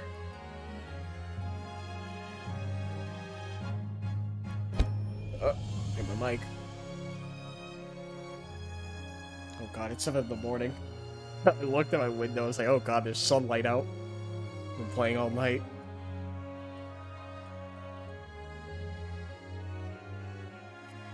I made some tea, Naruhodo-san. It's important that you rest whilst you can. Once we arrive in Japan, you shall be busy establishing your new office. I'm so delighted to be accompanying you. After all, your talents have been recognized by a great detective. Because you really are the greatest of lawyers. A great ace attorney, some might say. You're goddamn right. I'm the best fucking attorney. Except for the part where I couldn't figure shit out. But, you know. We filled in the other eye. I was gonna ask, too, if we were ever gonna fill in the other eye. Hell yeah, dude.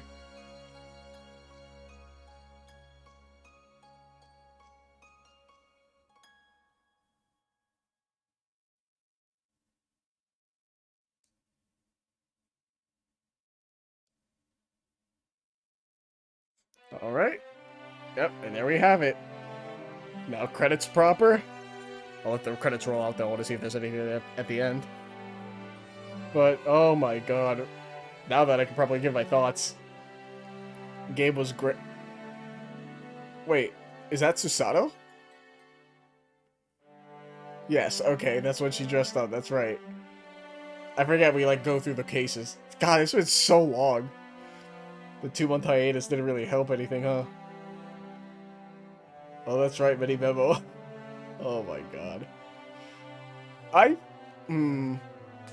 Especially because it spans 2 games, they have much more time, you know, to, like, flesh out the narrative, because it's been, like, underlying the entire time throughout both games.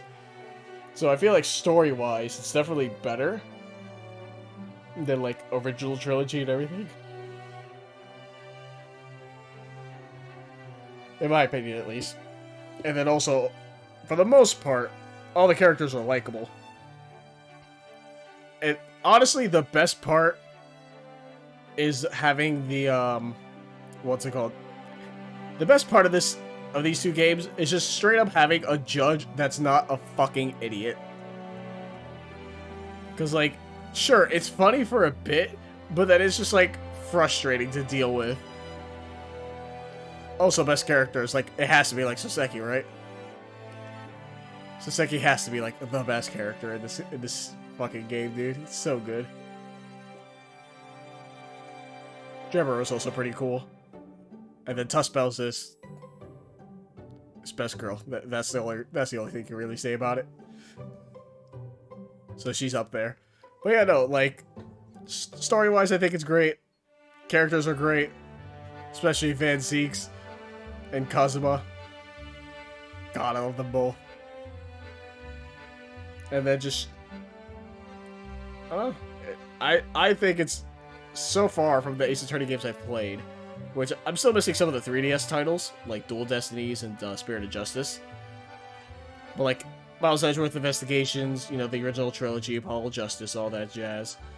Like, this is definitely probably the best one out of the series, I would say. Like, these 2 games. And then obviously, you know, Resolve being the sequel is just, you know, the better one because it wraps everything up. And genuinely difficult segments of the cross-examinations.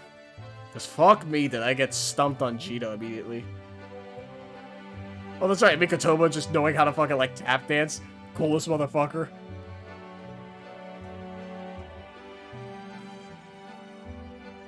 Fuck you, Seishiro. I thought you were cool at first.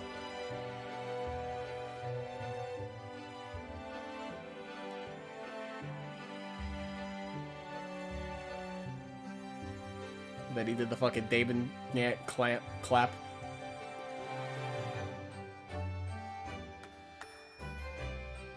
But yeah, no, I mean... God, it's long because it's a visual novel. I mean, what can you expect, right? And I'm just so glad Cosmo didn't actually die. That was upsetting, but so glad he's still alive. Hell yeah.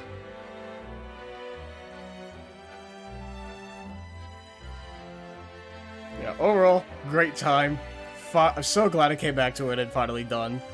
So now I could move on, but... goddamn. It's so good. I gotta figure out what the hell the next Ace Attorney title I can play is. Or able to play, I should say. Because obviously if I do the 3DS ones, gotta find a legal copy of the game. But otherwise, for now, this is the last long segment. Well, not long segment, but like long playthrough of a game that I'll be doing for the time being until Detective Raincoat comes out. The Great Ace Attorney 2 Resolve Finn. Yeah, Detective Raincoat comes out soon. And it's by in case you don't know, it's made by the same people who made Danganronpa, and that was enjoyable, so. Oh, that's hella cool. Hell yeah. Hell yeah.